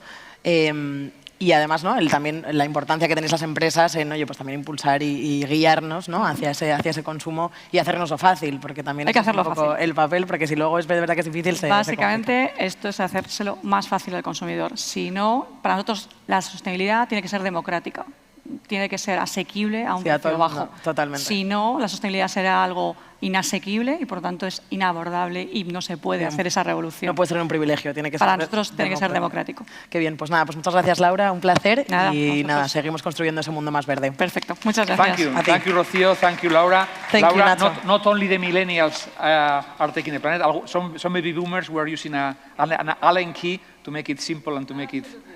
Thank you very much. Thank you very much. So we keep on doing a better world, being a better world, building a better world. And so let's gonna meet the change makers, those people that are making this place a better place to live, and those that are making that innovation meets impact. This is the core of this gap in between. So I would like to welcome on stage to Elad Hameidi, Chief Executive of Ocean 6, Carlos Rivera, founder of Clickers and Alex Rivera Foundation, Uliana Torkunova, founder and CEO of Let Me Park and co-founder of Let Me Charge, and Anne Barrera, National Director of Corporate Social Responsibility at IESEC, that will be moderating the session. So, the floor is yours. Thank you. Thank you. Come on. Applause for us. Tired yet of putting your hands together. Come on. Hi, thank you so much for inviting us. First of all, I wanted to ask you to present a little bit yourself in a brief way and tell us why you are the change makers and what are you doing to be change makers. Juliana. Okay, thank you very much. My name is Juliana. I'm founder and CEO of Let Me Park and Let Me Charge. So we are change making because we are changing the mobility through innovation, through technology, to make it more sustainable, safe and connected. We know that electric mobility now is not only an important trend, and we know why it is like this. So in electric mobility, we are the first aggregator of charging platforms. So with our solution, we are promoting the use of electric vehicle because we know that one of the reasons, the most important reasons why the electric vehicle is not promoting and that's still not so famous, no, let's say, it's because people don't know how to travel, because they don't know how to charge. They have like 30 different applications that are just lost. They don't know how to plan their trip. So we are resolving this problem to promote electric vehicle. Carlos? So I'm Carlos. I'm co-founder of two very different entities. One is Clickers and one is Alex Rivera Foundation. So at Clickers, we were an online used car reseller. We launched in 2016. Sold in 2022 after making more than 500 million euro revenues, 700 people team, and being profitable, right? We talk about profit, so we only raised 5 million. And now I'm launching a new venture, which is the foundation. under the name of my brother who has Down syndrome, and the goal is to help people with Down syndrome have a better quality of life, right? So I think in this second one, the impact on people is clear, on the impact on planet is clear, but I think what is interesting is that the learnings from the first experience and the learnings from the second experience, I mean, it's a quite similar situation in a sense when I think you need to put exactly the people first, the customer or the user, then create a very strong team, and then the money and the success will come. I think it's exactly the same on both entities. Yeah, my name is Elad. I'm originally from Israel. I moved with my family not too long ago, July, to Valencia area. And I'm the CEO of Ocean 6. Ocean 6 is a company that aims to provide better future for post-consumer plastic materials. And why am I a change maker? I think I'm seeing this as a journey. I have 4 kids, and we are all on that mission to leave them a better future. And a better future means that we, as society, need to change our current models of doing things and improve what we are consuming and improve the way of we are interacting with these resources of the world. And this is the main mission of Ocean 6, to create meaningful solution for a better use of plastic materials. And I'm really excited to be here. It's a great opportunity for me to get engaged with this vivid ecosystem and growing ecosystem of startups here in Spain, in Valencia. Comparing to the place I'm coming from, this is a growing ecosystem, really exciting. So thanks for hosting us, the social nets, and thanks for having us here. We know that this world is far from being perfect, but there is a lot of room for improvement. That's why we are all here, and we are talking about creating chains between people, planet, and profit. We are focusing on those 3 Ps. So, Ila, tell us, plastic waste is a big problem here. How is Ocean 6 contributing with solutions? Yeah, plastic in general is a great product. We all need it. We all use it. It's amazing. But the waste resulting from the single-use plastic is a crazy growing problem for the world. Just last year, single-use plastic materials or waste related to single-use plastic materials grew to over 200 kilograms per habitat in Europe. And looking further beyond, this trend is growing. Ocean 6 is after doing better with this plastic waste. We have a proprietary technology to recycle it faster with less sorting. We have a thermoforming factory that we can actually create, manufacture upcycled product from it. And in between these 2 arms, we have a super innovative, exciting product engineering company where we think through the next challenges, the future challenges of how we can actually introduce new business models and new revenue streams for the old-fashioned industries of manufacturing.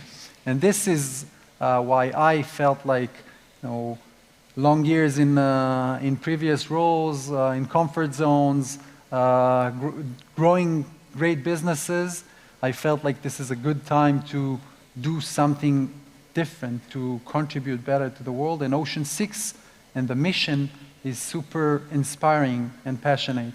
We're now targeting 2 industries. One is agriculture, and another is commerce. These industries are generating enormous amounts of waste, single-use plastic waste, and we believe that by introducing new type of solutions, which are not just the type of plastic products that one can use, but are more of larger scales of solutions which are providing new type of methods, ideas, way of thinking, we will be able to introduce a new mechanism that makes sense economically, but also create a positive impact that we're all after. And this is why I think that Ocean 6 as a company is positioned, as you guys mentioned before, at the right place to transform these changes that are required. And I really feel passionate to go this journey for a better society and also for an economical business sense. I feel like this is something that is missing currently. Thank you. Another big problem is pollution. You already mentioned it. So tell us more about Let Me Park and Let Me Charge. How are you making it this area more sustainable and more achievable for us to reach it? Okay. So I already talked about Let Me Charge, yeah, but parking is another problem. So 30% of CO2 emission, or 30% of traffic and 20% of CO2 emission is because of inefficient parking.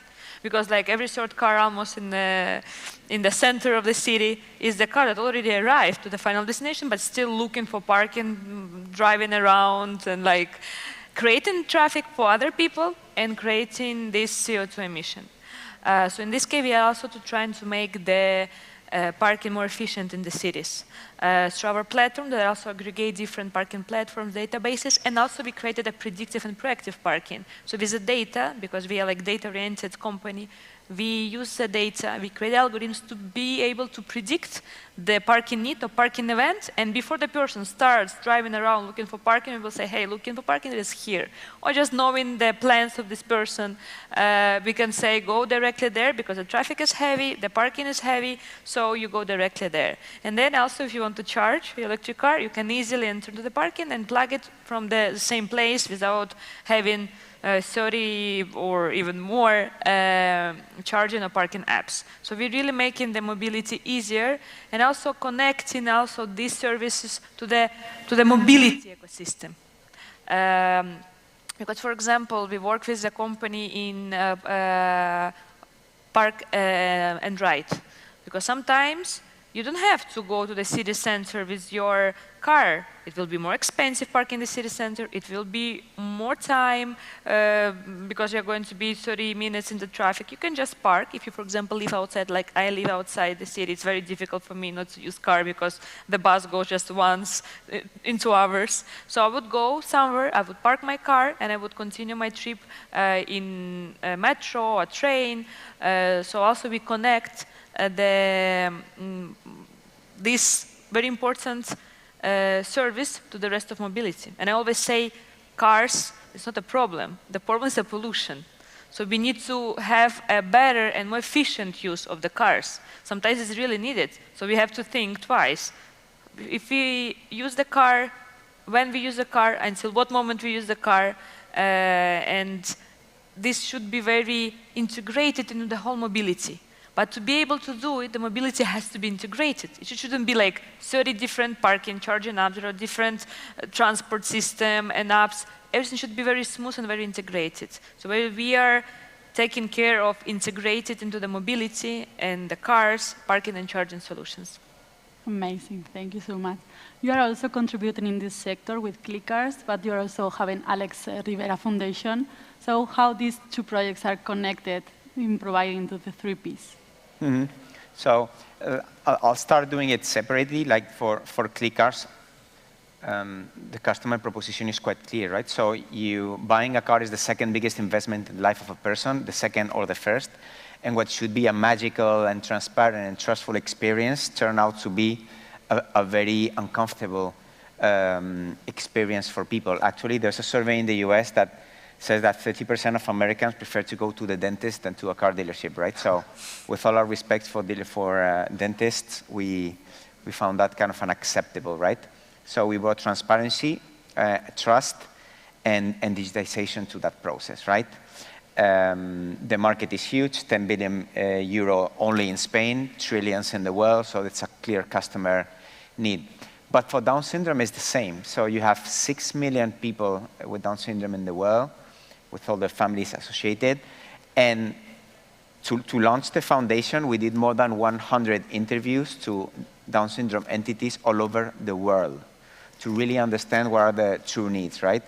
And we found one that is the adult age, right? And it's the consequence of a good news, which is that 3 decades ago, Down syndrome people died at the age of 25.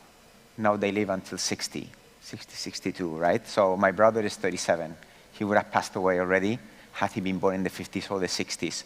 So there are 6 million people without the families around, and there's 3 specific problems that we are targeting, which is the housing, the employment, and the visibility. And you talk about mission, right? So and value. So our mission is to make their adult life, to improve the quality of life there. The vision is to become a reference worldwide in this segment. But the values, we found it very interesting. One of the key values that we have is collaboration. Because you may think, there's already a lot of foundations and associations on Down syndrome. Yeah, but maybe there's not such a communication and such help among them as it should be, right? So at this first stage, we're working on that, right? So we're working on initiatives where we put them to work together, and also like coming from like again a big startup as I used to run, and with the mentality of a startup, we're doing projects like cross-transversal projects at this stage. Some examples. On housing, we know that there's already some social entities that have apartments fully available for social entities, right? Not only for Down syndrome or people where people homeless, etc. So we're putting them in touch with the foundations that exist today with people with Down syndrome and intellectual disability. So just with a couple of phone calls, there's people that wanted to have an independent life. Now they can do it. And we did nothing. We just did the matching, right? The Tinder in this case. In terms of employment, so there's different levels of employment with people with intellectual disability. So if they're very autonomous, they can go to a regular company and work there, but that's unfortunately not the case for everyone.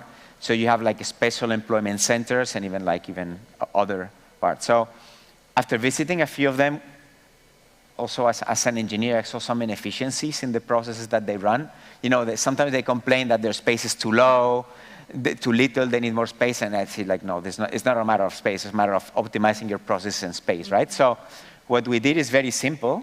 We talked to the Industrial Engineer Association in Madrid and put them in touch with the centers to have engineers working for free in the centers to optimize them, right? So very easily, a lot of employment will be created for free and win-win-win for everyone.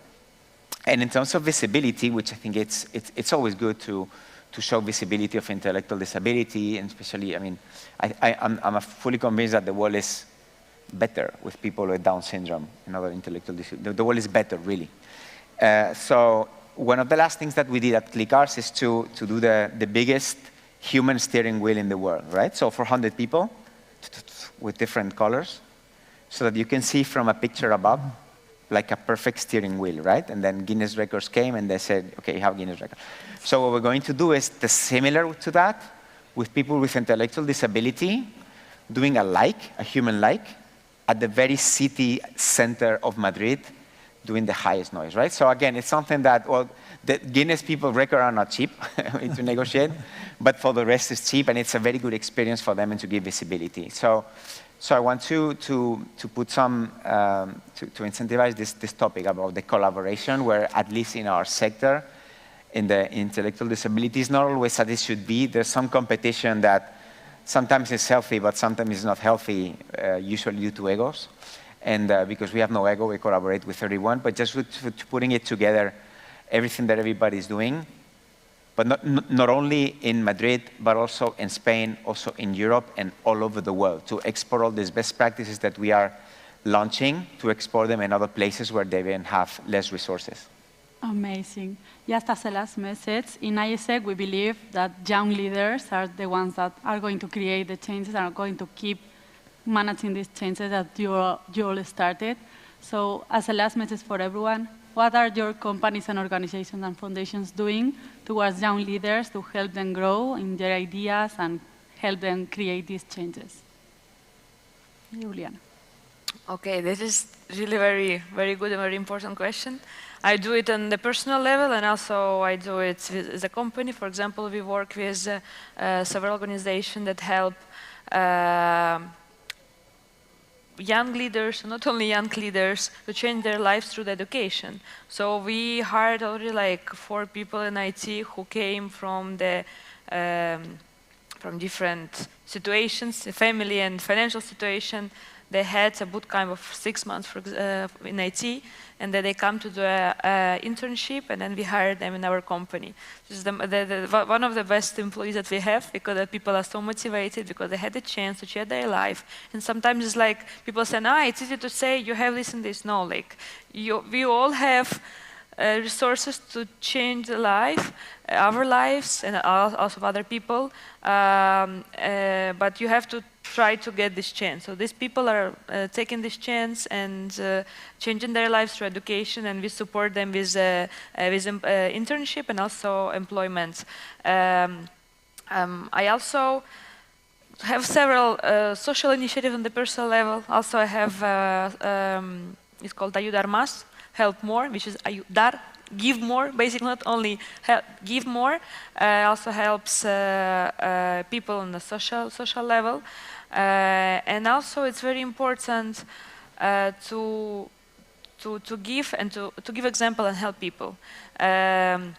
So I have a blog, I have a course, I work with universities to help young professionals and also women to be more brave to start and to do things, because very often we just don't have this like to start to change our lives.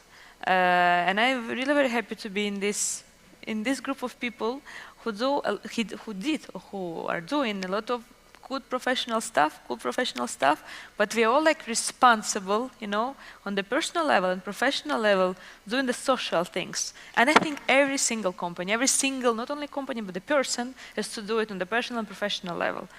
All these initiatives, if it's impossible in the profession, should be in the personal level. Carlos?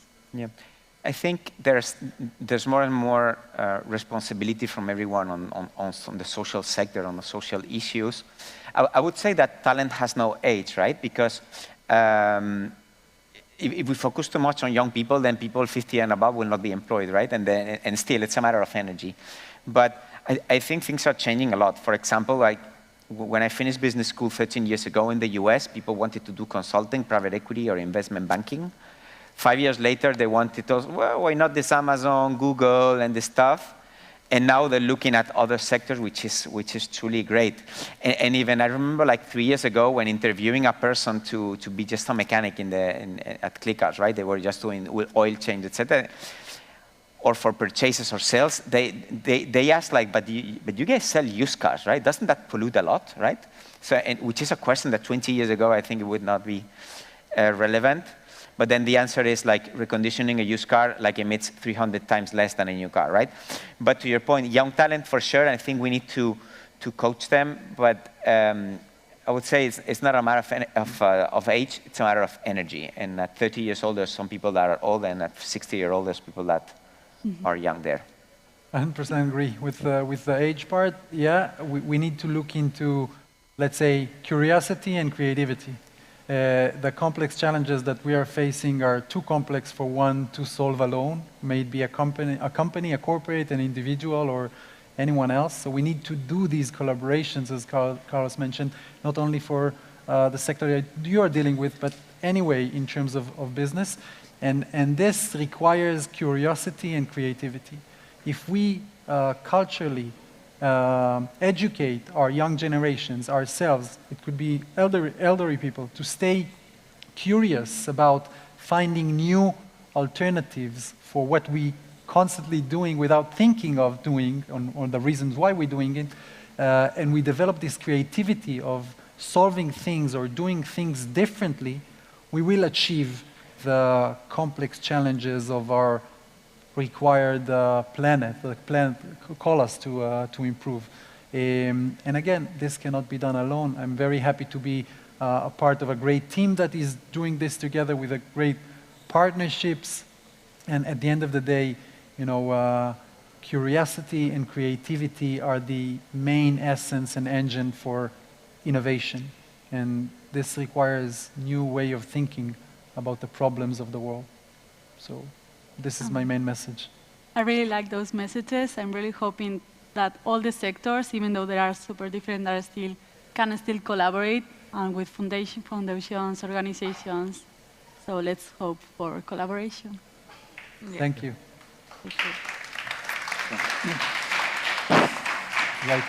Thank you very much, Anne, Uliana, Carlos, and Ella. Thank you very much for keeping this on track and very, very enlightening conversation. And actually, thank you for making this world a better place to live. So we are getting the final stretch of today. We have two another sessions to go. The next one is going to be a panel talking about empowering inclusion, making lives easier and more accessible. So we have been talking about how to make a world a better place. Now let's going to talk about making lives easier. And who can do that is better than la Fundación 11. So I would like to welcome on a stage to my very, very good friend from a long time, Jesus Hernández-Galán, Director of Accessibility and Innovation at Fundación 11. So the floor is yours, and we're making room for you to make it easier. Just hold 1 second, because these are very, very, very, very heavy. Okay, perfect. Perfect. Thank you, Jesus. So, and again, Alberto Tornero, partner of high growth companies at PricewaterhouseCoopers. So, one of these big four that are the gray matter that behind these projects. David González Prieto, CEO of the PEN. Okay, he's getting the mic. And Maria Cano, Head of Entrepreneurship of Social Nets Foundation. She will be moderating the session. Welcome, Maria. And let's wait for 1 minute. Still we get David González. And, well, make yourself comfortable. The floor is yours, David. My suggestion, Maria, you... ¿Aquí? Well, this is... Okay. Go ahead. Thank you so much. You are very much welcome. My pleasure. Bueno, buenas tardes. La verdad es que me hacía mucha ilusión estar moderando este panel porque visto que tenemos aquí 3 grandes profesionales que están cada día luchando, ¿no? por encontrar soluciones para hacer esa vida más fácil, ¿no? Nada, me gustaría empezar, si podéis cada uno presentaros y, bueno, desde el enfoque, digamos, de lo que es inclusión social e innovación, ¿qué enfoque le estáis dando desde vuestras organizaciones? Bueno, pues nosotros desde Fundación 11, la Fundación 11 nace hace más de 35 años para mejorar la calidad de vida de las personas con discapacidad a través del empleo y de la accesibilidad. Ahí me toca ser el titular de accesibilidad e innovación, y dentro de la actividad que estamos haciendo en innovación descubrimos hace tiempo que había muchos emprendedores que estaban desarrollando soluciones, resolviendo problemas reales. Que os escapáis, que os escapáis. ¿Qué tal? ¿Perdón? No, yo creo que se nos ha colado el VHF. Pues hablaba de problemas reales de personas con discapacidad de una forma muy innovadora, que nosotros como organización, una organización grande, nos era difícil ser ágiles para poder resolver esos problemas rápido, y por eso decidimos embarcarnos en el mundo del emprendimiento para ayudar a los emprendedores con impacto social en personas, en concreto en personas con discapacidad y en personas mayores, para acompañarles a través de una estrategia que hayamos conseguido armar, configurar, y yo creo que está dando unos resultados interesantes, o por lo menos ahora que nos lo cuente uno de los emprendedores y quien nos está acompañando, que es Price. Bueno, pues lo primero, muchas gracias por la invitación, muchas gracias Margarita, muchas gracias Social Nest.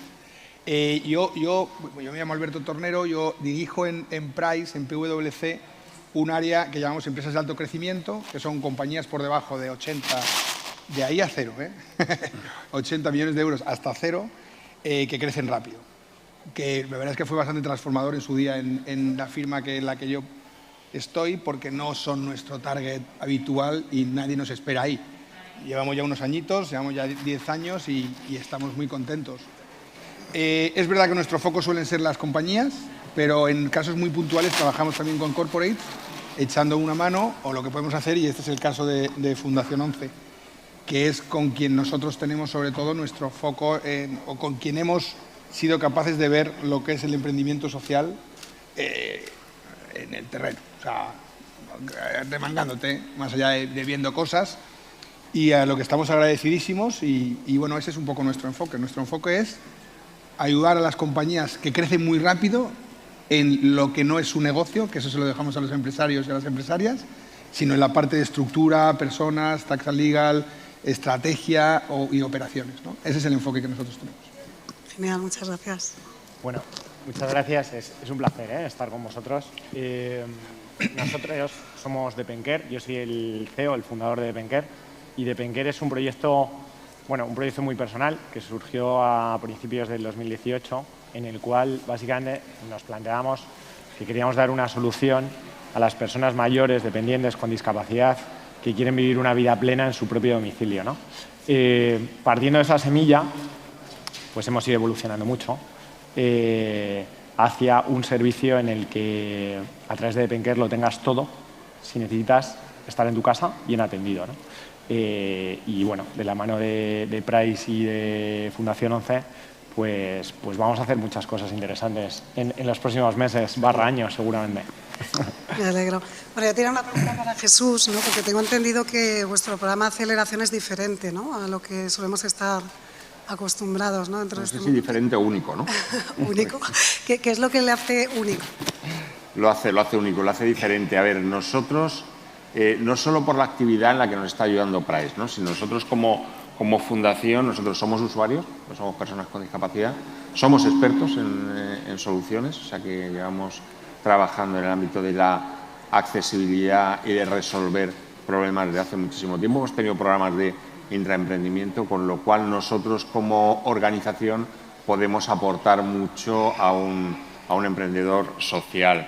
También tenemos una marca muy reconocida, eso puede añadir mucho valor, pero también nos puede poner en riesgo reputacional si nos asociamos o ayudamos a algún emprendedor que nos pueda manchar de alguna forma la marca. Por eso tenemos muchísimo cuidado a la hora de seleccionar qué emprendedores trabajan con nosotros, pero yo creo que sobre todo lo que no hacemos como Fundación 11 dentro de nuestro proyecto de aceleración, crecimiento de empresas, es tener un proceso común para todas, ¿no?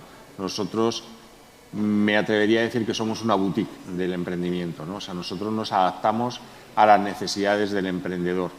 No es un proceso común en el que todos entran por las mismas actividades, entra un emprendedor y sale un resultado, porque al final cada emprendedor es único, su proyecto es único, la actividad que está desarrollando y el problema que quiere desarrollar es único, y por eso para nosotros el proceso de aceleración también debe ser único, a medida, específico para cada uno de los proyectos que entran en nuestra aceleradora, porque entendemos que es la mejor forma de que el resultado final, el output de nuestro trabajo, le hayamos dado un verdadero valor a lo largo de todo el proceso y realmente sea un proyecto diferente de cómo entró y cómo sale. Creo que eso es lo que nos hace realmente diferentes y lo que nos hace únicos, el trabajar centrados. Nosotros siempre hemos trabajado centrado en el usuario, siempre hemos trabajado centrado en la persona, y en este caso también trabajamos centrado en el emprendedor y en su proyecto, porque el proyecto es importante, pero el emprendedor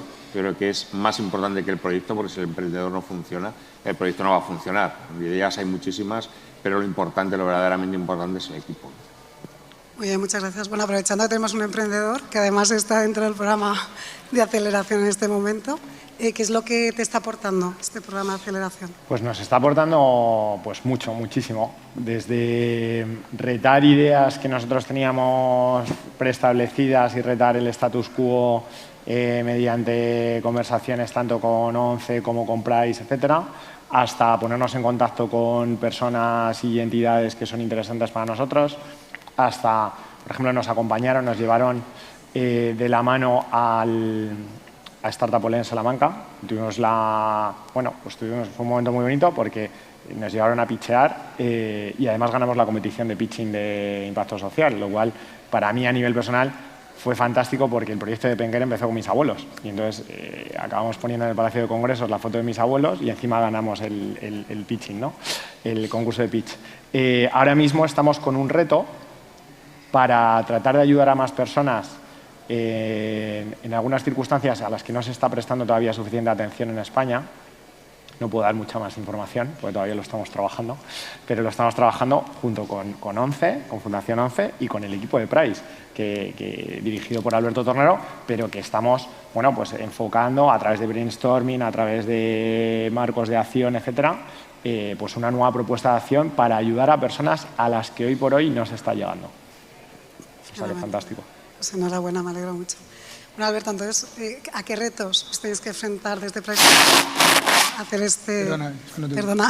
Nada. ¿A qué retos os tenéis que enfrentar, digamos, para hacer este programa tan único, ¿no? O sea, digo, porque es un profesional con mucha experiencia, ¿no? Has desarrollado muchos programas. ¿Qué retos te enfrentas en este concretamente, en este programa de aceleración? El primer reto fue el binomio entre el emprendimiento social como algo propio y el emprendimiento social como algo insertado en el mundo del emprendimiento. Que ese binomio es bastante... Porque si escoras mucho a la parte social, puede entenderse que la empresa tiene que ser ayudada porque hace cosas muy chulas y muy buenas, y si lo escoras hacia la parte exclusivamente empresarial, pierde su naturaleza. Ese es un reto muy interesante que además tenemos que estar todo el rato equilibrando para no perder la naturaleza, pero para que el proyecto sea... O sea, nosotros lo hablamos muchas veces, la mejor forma de que el impacto sea social, la empresa pueda permitir un impacto social es que sea libre. Y uno es libre siendo capaz de ser rentable, escalable y viable. Porque entonces sí harás lo que tú consideres, no tendrás que depender de otros, ¿no? Ese es un reto bastante interesante al que nos enfrentamos de forma distintiva. Hay otros elementos que no sé si los hablaremos luego o sobre retos que nos enfrentamos. Yo no vengo del mundo del emprendimiento social. O sea, yo vengo del mundo del desarrollo de las compañías de forma global, que fue una de las cosas que precisamente más valoraban de la parte de la fundación, el que viniese alguien un poco... Llevamos ya 8 años, o sea, yo ya me siento de la casa un poquito, ¿no? Pero este tipo de emprendimientos, por lo menos por nuestra experiencia, basándonos en las compañías, tienen unas características que son muy concretas. No sé si quieres que la cuente ahora o los cuento luego, lo que tú me digas. Sí, no, sí, pues mira, y quizás son 3, y no me enrollo, ¿vale? Pero es que me interesa mucho compartirlo con vosotros. La primera es que son emprendimientos, o sea, el empresario y la empresaria o el emprendedor y la emprendedora son extraordinariamente resilientes frente a otros. Las razones, yo puedo tener las mías, otros pueden tener las suyas, yo solo hablo de los hechos, yo tengo, obviamente... Y eso creo que es muy exportable a otro tipo de emprendimientos, porque su tarea va más allá del haber visto una oportunidad de negocio y desarrollarla. Tienen otras motivaciones, pero son emprendimientos muy resilientes. De hecho, hace no mucho, y lo cuento porque es para estar muy orgulloso, en el Ayuntamiento de Madrid ha dado los premios de Emprendedor de Impacto, y de 10 premios, 10 Accessit, 2 habían pasado por la aceleradora de la Fundación. O sea, significa que siguen y siguen y siguen. El segundo es que tienen una amplitud de miras muy interesante.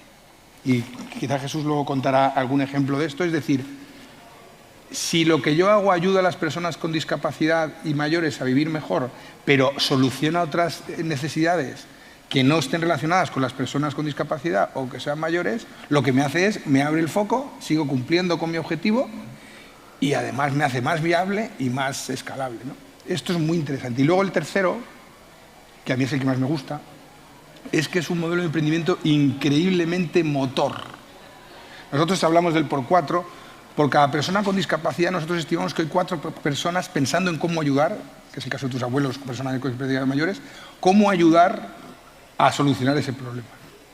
Claro, eso tiene un efecto de desarrollo del puro emprendimiento en el entorno tremendamente potente, ¿no? Entonces, claro, alinear esto con el análisis de crecimiento empresarial puro, pues hay que hacerlo para estarlo equilibrado, ¿no?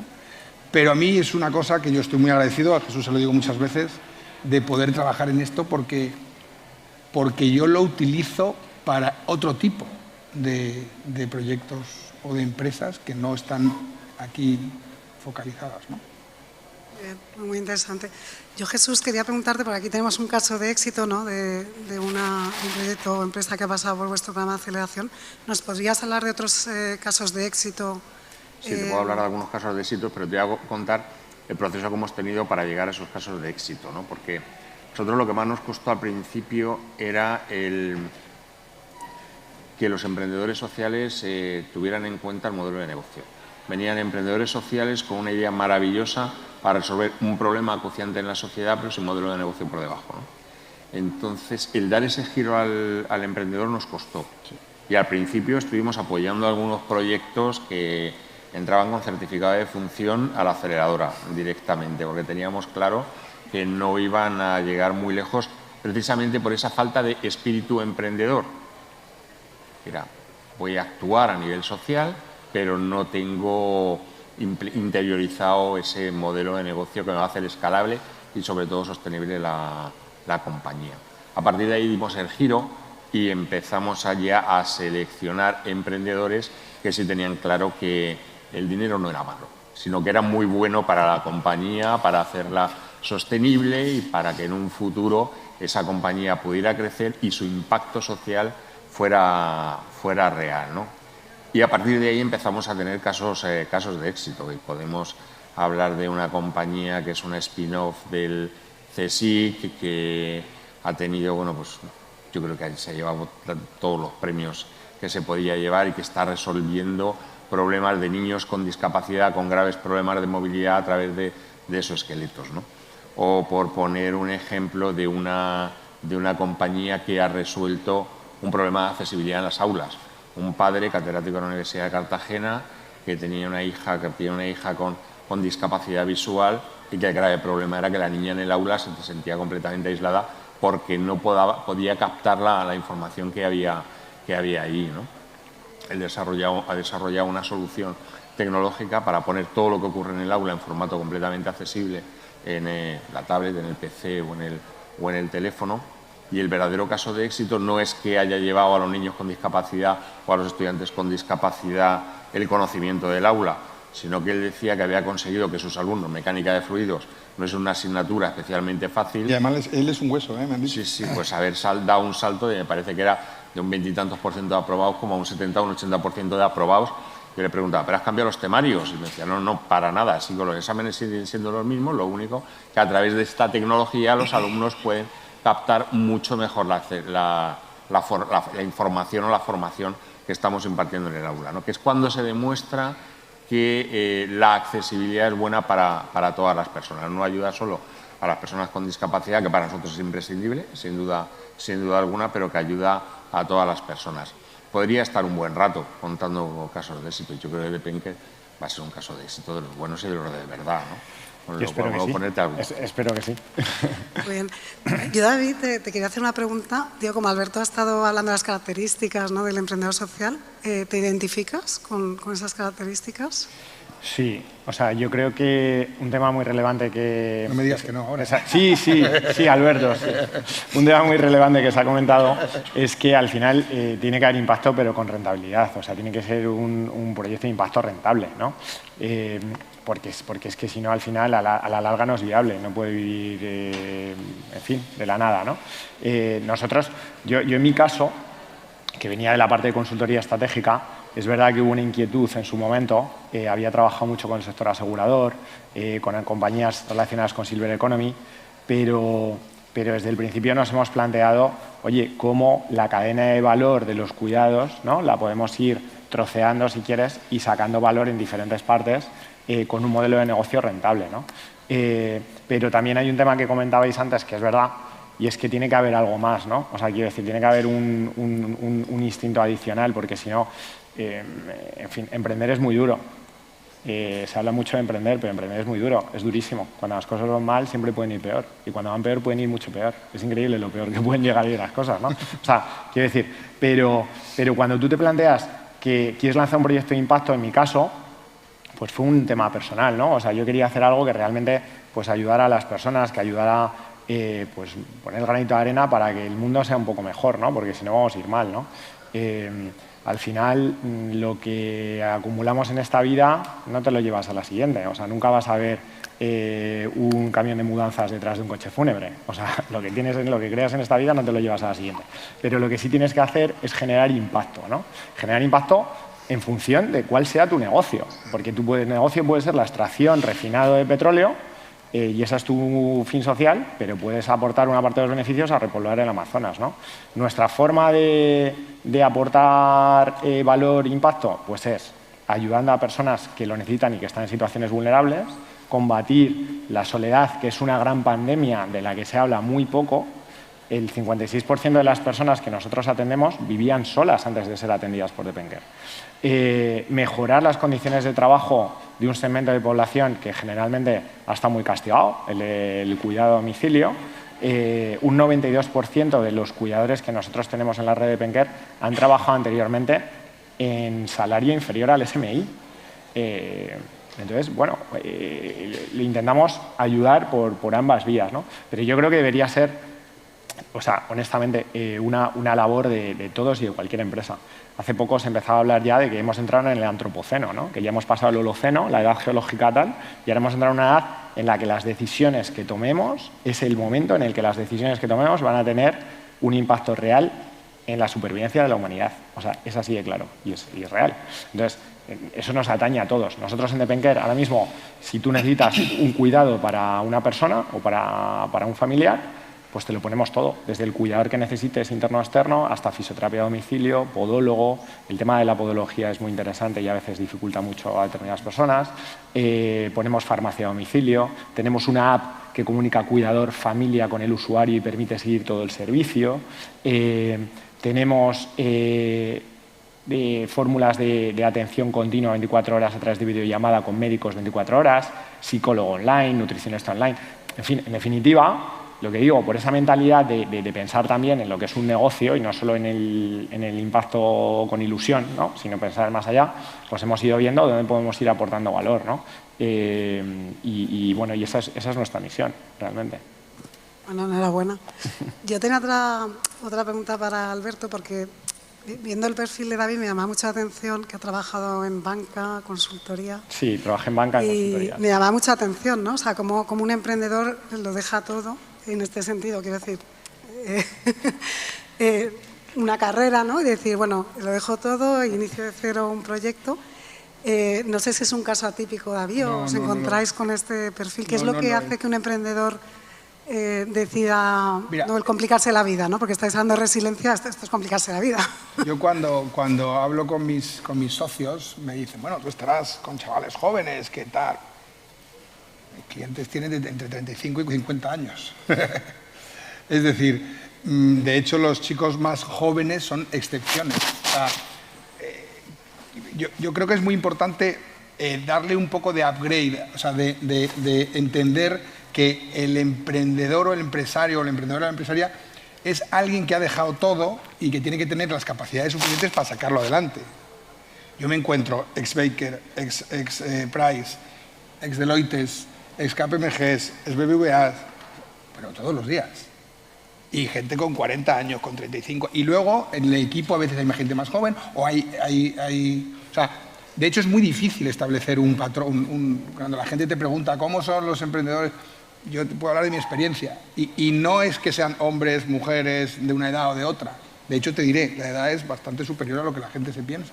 Entonces, yo estuve 4 años dirigiendo una empresa, yo no la monté, eso fue otra historia, pero cuando hablan de emprender, ¿no? Yo trato de decir lo mismo, o sea, es que emprender, hazlo solo si no puedes evitarlo. Esto es como ser sacerdote, ¿no? Es una vida dura y si tienes la vocación, pues ¿qué le vamos a hacer?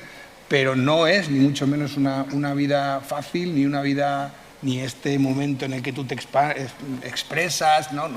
Entonces, hay mucha gente de este perfil, de hecho la mayoría, lo cual es una buenísima noticia para el ecosistema español, una buenísima noticia. De hecho, la sofisticación del ecosistema en los últimos 4, los que estamos aquí lo hemos visto, 4 o 5 años, de todo el ecosistema. De hecho, del emprendimiento social lo es. El ejemplo es hoy, que os he felicitado, hoy esto, ¿no? Esto no sé si es una gran noticia. Entonces, que gente que tiene formación, talento, ha estado mucho tiempo, decida dejar ese sitio, más caliente o menos caliente, yo no sé, pero yo en Price no estoy caliente, ¿eh? No sé cómo estabas tú en Deloitte, no, yo creo, pero no estás caliente. Entonces, yo te diría, y solo por terminar, si yo tuviese que decir cuáles son las características de un emprendedor, que son 3, o de emprendedora, me da igual, ¿vale? Uno, y eso creo que es donde debemos ayudar a incidir, o por lo menos es lo que tratamos nosotros. Uno, es gente que vive continuamente en la incertidumbre. Continuamente en la incertidumbre. La segunda es gente que cuesta mucho ganarte su confianza. Porque, claro, tienen las llaves ¿no? Y lo tercero, que creo que para eso este tipo de cosas está muy bien, es gente que se siente muy sola.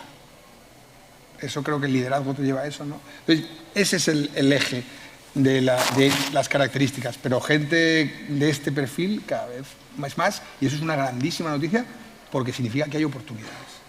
O eso es como yo lo veo. Yo creo que efectivamente hay momentos de mucha soledad, pero sobre todo hay un tema, cuando tú decides que vas a emprender y estás trabajando en una consultora de primer nivel y lo dejas para irte a no ganar nada, ¿no?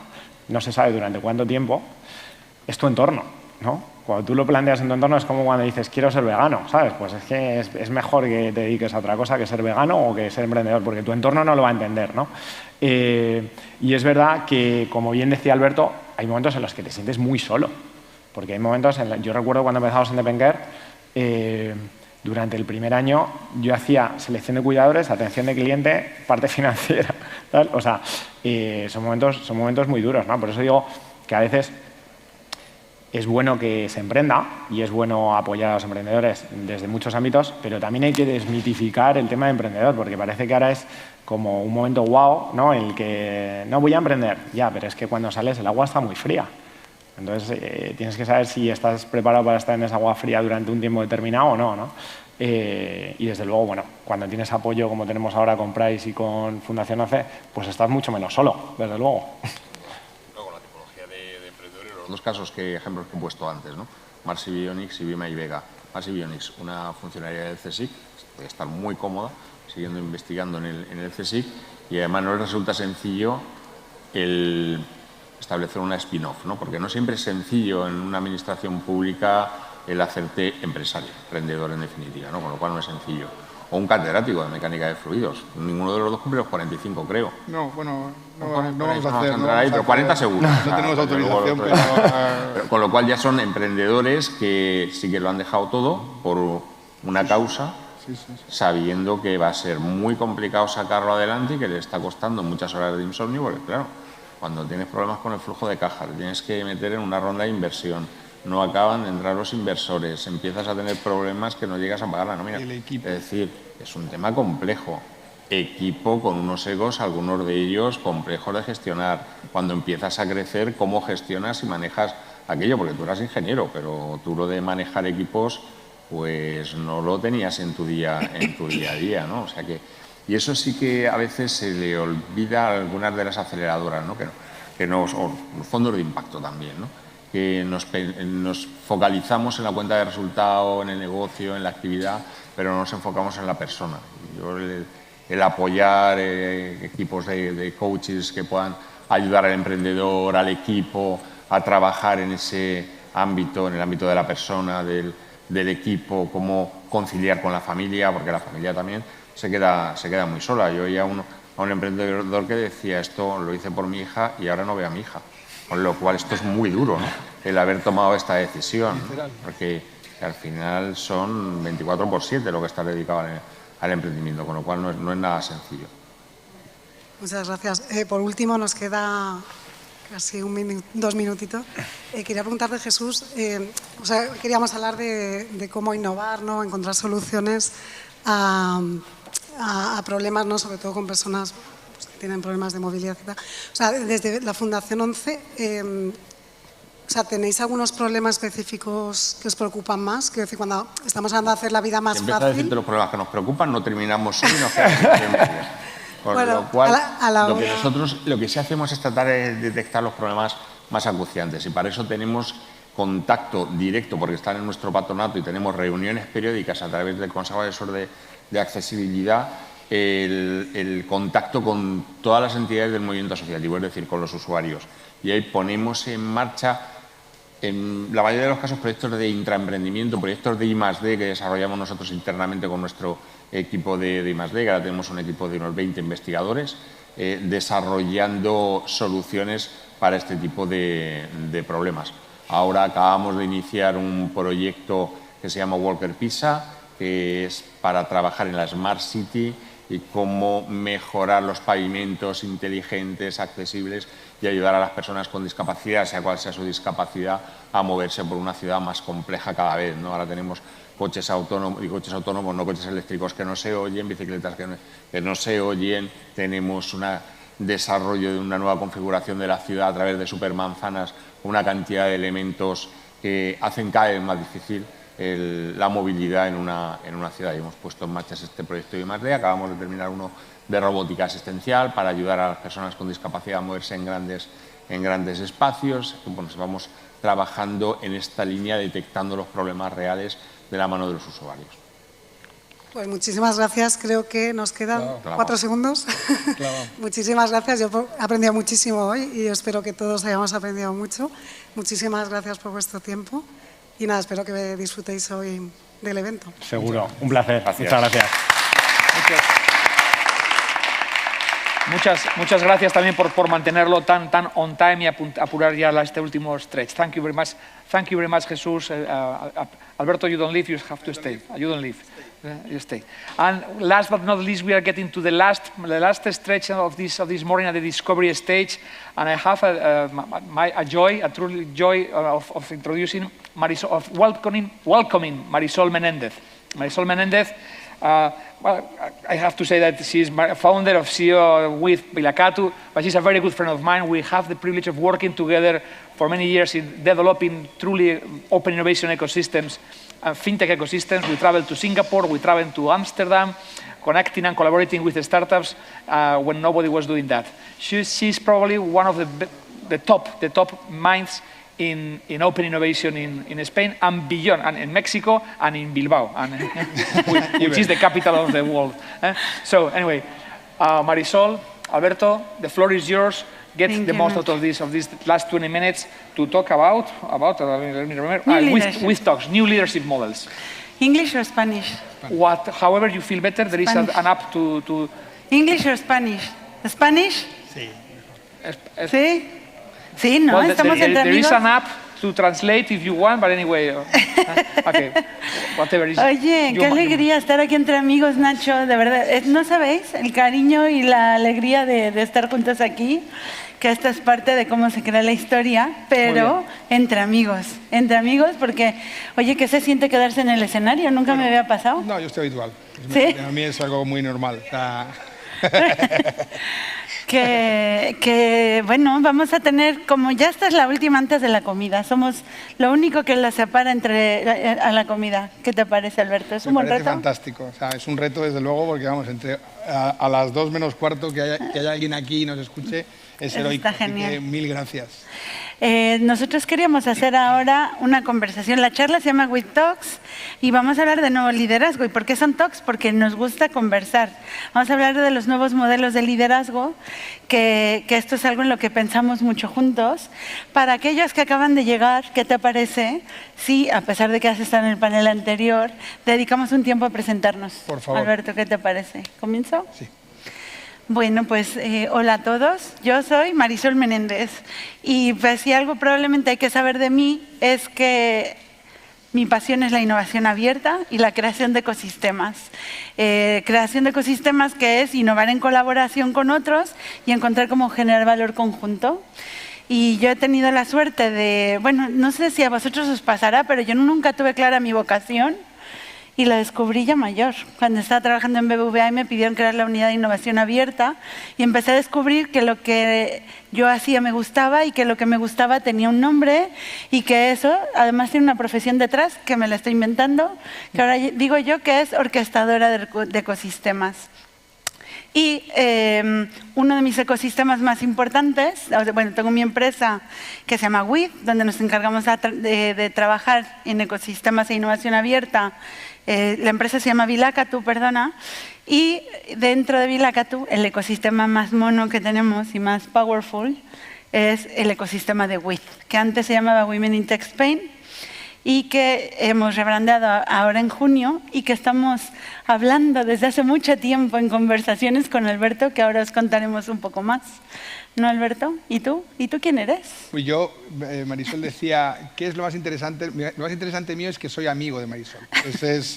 No nací amigo de Marisol, la descubrí hace años y eso es lo más interesante. Bueno, yo, para los que no estuvierais antes, yo trabajo en PwC, en PricewaterhouseCoopers, y lidero un área que se llama Empresas de Alto Crecimiento, que son compañías por debajo de 80 millones de euros, repito siempre, hasta cero, ese segmento, que crecen rápido, y nosotros lo que les ayudamos es, el negocio se lo dejamos a ellos, porque nunca o a ellas, que nunca hay problema ahí, es la parte menos fancy, menos cool, que es la parte fiscal, financiera, de operaciones, de procesos y estrategia. Efectivamente, eso es a lo que yo... O sea, yo me dedico a la parte no cool, el emprendimiento tiene parte no cool y yo soy el experto en esa parte. Y eres cool, fíjate tú. Y soy cool, vamos. No te logres robar tu cool. Hasta niveles sorprendentes. Bueno, y Alberto y yo hacemos largas conversaciones de muchos temas muy interesantes y la propuesta hoy era, oye, vamos a conversar sobre parte de estas cosas de las que hablamos porque somos amigos, pero a pesar de que somos amigos, somos diferentes, pero luego tenemos como que muchos factores comunes. Y yo creo que de esto también hemos hablado hace un momento en la sesión de mujeres que hicimos, es las diferencias y los factores comunes, ¿no? Es que me da mucha envidia. Ahí nos viste sentados. Pues había un chico, ahí hubieras estado... Y en WID, parte de... Bueno, este es un proyecto que estamos trabajando, un proyecto empresarial, dándole forma sólida y formal, a pesar de que nuestros valores clave son el buen rollismo y la generosidad, pero esto no quita con que la empresa sea bien articulada con su estrategia y encontrando qué es lo que nos hace distintos, que ha sido una reflexión, pues ahora ya de un poco más de un año, después de que Women in Tech ya lleve 5 años. Una de las líneas de trabajo que hemos hecho ahora, por cierto, con una de las participantes de la red, que se llama Rocío Tornay, que tiene una empresa que se llama Intelqualia, que es de investigación de mercados, así lo llaman. Pero yo pienso, tengo la sensación de que se debería llamar distinto, porque hacen investigación sociológica, ¿no? Y hacen... Sí, procesos de investigación formal. ¿Hacemos una propuesta de Deberíamos, naming? Sí, de naming, debería ser, porque tiene ahora mucho potencial. ¿O después?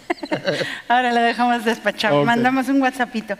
Hicimos un estudio, porque una de las cosas que hemos conversado es que si WID propone un nuevo modelo de liderazgo a través del ejemplo y de una nueva forma de conectar, pensar y hacer, que es lo que representamos nosotras, y me preguntaban, porque la gente es muy preguntona, y me preguntaban, ¿y cuál es este nuevo modelo de liderazgo?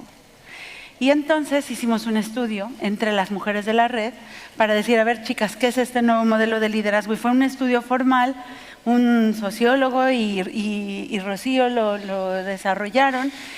Y mira, las conclusiones son muy buenas, están colgadas en la web de WeWid, pero era como quería conversar contigo sobre estas conclusiones y un poco que reflexionáramos más allá, ¿no?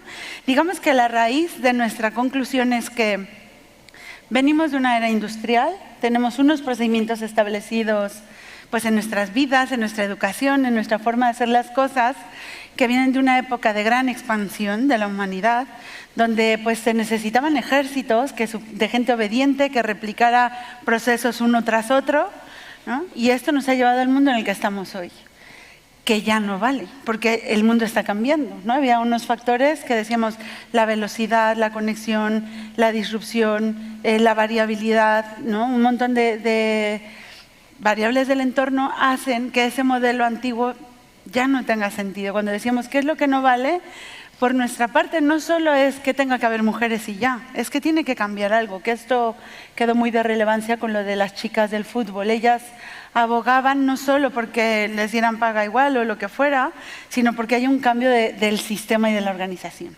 Este es un poco el punto de partida, ¿vale? ¿Estáis de acuerdo hasta aquí? ¿Sí? Y entonces decíamos, ¿y qué es lo que hay que cambiar? ¿Cuál es el punto de partida? ¿No? Y preguntábamos, bueno, pues el entorno jerárquico, con silos, que no se comunica y que es como viejuno, ¿no? Que no promueve la conexión. ¿Y qué es lo nuevo? Pues lo nuevo, y esto es lo que queremos venir a comentar aquí, ¿no? Pareciera que proponemos nosotras, y que tampoco es exclusivo de las mujeres, bueno, quizás es esto. Lo primero es que el mundo nuevo y nuestra propuesta no es exclusiva a mujeres, y por eso estás, Alberto, hoy aquí, ¿no? Porque tú y yo pensamos en estas cosas, y así aunque lo veis trajeadito, es muy cool, ¿no? Incluso. Incluso, ¿no? Y entonces la reflexión es, ¿qué es esto nuevo que se necesita en el mundo, en el nuevo liderazgo? Tú lideras las empresas de alto crecimiento en PwC, Price para los amigos. ¿Tú qué es lo que ves? Tema tan interesante. Yo, si te soy franco, para mí siempre ha sido una obsesión la gestión de las personas. Una obsesión. A veces incluso un poco enfermiza, ¿vale? ¿Por qué? Porque a mí me tocó transformar un tema en 2013, llevar a Price a un sitio donde no estaba y me sentí muy solo. Me sentí muy solo porque tenía una percepción de que yo tenía la visión, yo tenía cómo hacerlo, ¿no? Y ahí dije, no, esto hay que hacerlo entre varios. Cualquier cosa hay que hacerlo entre varios, ¿no? Y claro, cuando tú haces las cosas entre varios, tú cuando tienes el liderazgo, tienes claro inicialmente dónde vas, cómo hacerlo y demás, y cuando empiezas a tener muchas cosas o empiezas a hacer mucho, empiezas a meter gente, ¿no? Esto hemos hablado alguna vez. Lo hemos hablado alguna vez. Pero y la gente tiene cosas buenas y tiene... Pero sobre todo gente ¿para qué? ¿No? No, entonces, yo esto lo he pensado bastante y me acuerdo, yo luego estuve en Price fuera 4 años, dirigiendo un grupo empresarial que había que transformarlo, que yo siempre digo lo mismo, si quieres pasarlo bien, vete a cambiar un grupo de 60 años de historia con un modelo de liderazgo muy potente, ¿no? muy unidireccional. O sea, ¿estabas del antiguo liderazgo al nuevo liderazgo? Bueno, yo pasaba del polígono a la torre. Del polígono donde estaba la compañía que yo dirigía a la torre de Price porque seguía trabajando con ellos, ¿no? O sea, trabajando con la casa, que tuvieron la amabilidad de decirme que continuase como of counsel. Y hay una palabra que a mí me obsesionó, porque me di cuenta de que eso ya no es posible, y es el concepto de delegación, ¿no? Okay. O sea, tú creces y necesitas cosas y contratas gente para delegar. No. Yo me di cuenta que solo delega el que tiene algo de forma innata o adquirida, que solo tiene él o ella, y que lo que hace es que otro lo haga en su nombre. Se acabó. O sea, delegan los obispos, en los obispos vicarios, porque tienen algo que viene, viene por un sacramento y ellos tienen y lo delegan. Yo no creo en la delegación. Yo creo en que cada uno hace lo suyo. ¿Es el accountability? Fíjate, ese es el efecto, pero yo creo que es que el talento solo lo atrae si tiene un protagonizar. A mí me gusta mucho la etimología. Protagonizar significa el que hace, prota, que es primero, y hago, es hacer, el que hace el primero. Entonces, yo quiero gente que se sienta protagonista. Entonces, si yo contrato un miembro del equipo que es un junior y yo me siento con él, le digo, tú no vas a hacer cosas porque yo te las mande y tú vas a hacerlo para ver si lo que has hecho está de acuerdo con lo que yo esperaba. No, eso es management de los años 90. Por cierto, uno me dijo que tenía que contratar, un empleado me dijo, tienes que contratar mi sucesor. Y dije, no, eso es management de los años 60. Yo eso no lo hago, yo no contrato sucesores, ni formo sucesores. Entonces, yo implantaba sistemas de recursos humanos y había planificación de sucesiones en el año 2000. Yo las sucesiones, sí. No es lo mío, simplemente. Entonces, y te cuento el ejemplo de hace muy poquito, se ha incorporado con nosotros al equipo. Mi equipo es un equipo muy pequeño. Yo estoy siempre obsesionado con los equipos pequeños. No digo que haya poca gente, sino que los equipos no tengan una sensación... ¿Lo de la pizza? ¿Que sí, nos podemos comer una pizza juntos? O un cliente mío lo llama comandos. Y me sentaba con él y le decía, mira, tú tienes que hacer tu trabajo y yo el mío. Y si tu trabajo consiste en hacer el research, en la investigación, ese trabajo no lo haces porque yo no lo puedo hacer y por tanto lo haces tú. No sé si me estoy explicando. Tú eres un tío formado, o una chica, de hecho mis dos responsables de cada área son 2 mujeres, lo cual enriquece muchísimo el área. Y eso a nosotros nos está dando un poder porque todos están metidos en la rueda de crear, no en la rueda de ejecutar. Y por supuesto tienes la accountability porque tú has venido aquí a trabajar. Luego estará muy motivado, muy motivada, pero tú has venido aquí a trabajar, ¿no? Entonces, en ese nuevo modelo de liderazgo, yo creo que la idea de yo contrato gente, sobre todo lo vemos en las startups o en los scale-ups, yo contrato gente para que me ayude porque yo no llego, no vas a llegar jamás. Fíjate que me estás haciendo pensar en una de las cosas que habíamos discutido aquí, que era, os estás hablando del compartir hasta tal punto que en realidad no es que comparto mi poder, sino que hacemos juntos las cosas, ¿no? Compartimos el hacer, y esto implica también como nuevos sistemas internos, incluso cómo mides el éxito, cómo mides que estamos contribuyendo efectivamente para todo lo que queremos generar. O sea, implica nuevos procesos, nuevas dinámicas de relación, nuevas dinámicas de remuneración, ¿no? Nuevas dinámicas también operativas de la propia organización. Sí, yo creo que en entornos donde tú lo que esperas es tener altos niveles de talento, la remuneración es una cosa muy diversa. Y además no creo que sea interesante la misma remuneración en función de cada periodo de tu vida. Yo creo que no. Y en eso lo discuto a veces, y a veces no soy nada políticamente correcto con esos temas. Pero según el momento de tu vida en el que estés, tú tienes que pensar qué remuneración, sobre todo a qué remuneración estás dejando de acceder por tener la que tienes, ¿no? De hecho, gran parte de mi obsesión es qué remuneración no económica le ofrezco a mis equipos. Y yo estoy encantado, o sea, quiero decir, hemos hecho una propuesta que atrae mucho, que recibimos mucha gente que quiere trabajar con nosotros, porque es que nos hemos obsesionado en que trabajar allí mole. ¿A vosotros también os pasa que la gente quiere trabajar con vosotras? Bueno, ¿con vosotros? ¿Sí? Es que es un arte, ¿no? Al final como... Y más en estos días en que la gente también valora otras cosas. Justo yo creo que estamos... Pero es que esas cosas están dentro. Son las que no son el dinero, ¿no? Es que no son otras, son las cosas. Y al final, yo digo siempre que de padres, esto es un dicho, ¿no? De padres, gatos, hijos, meninos. Según como tú valores y crees y generes, así atraerás, ¿no?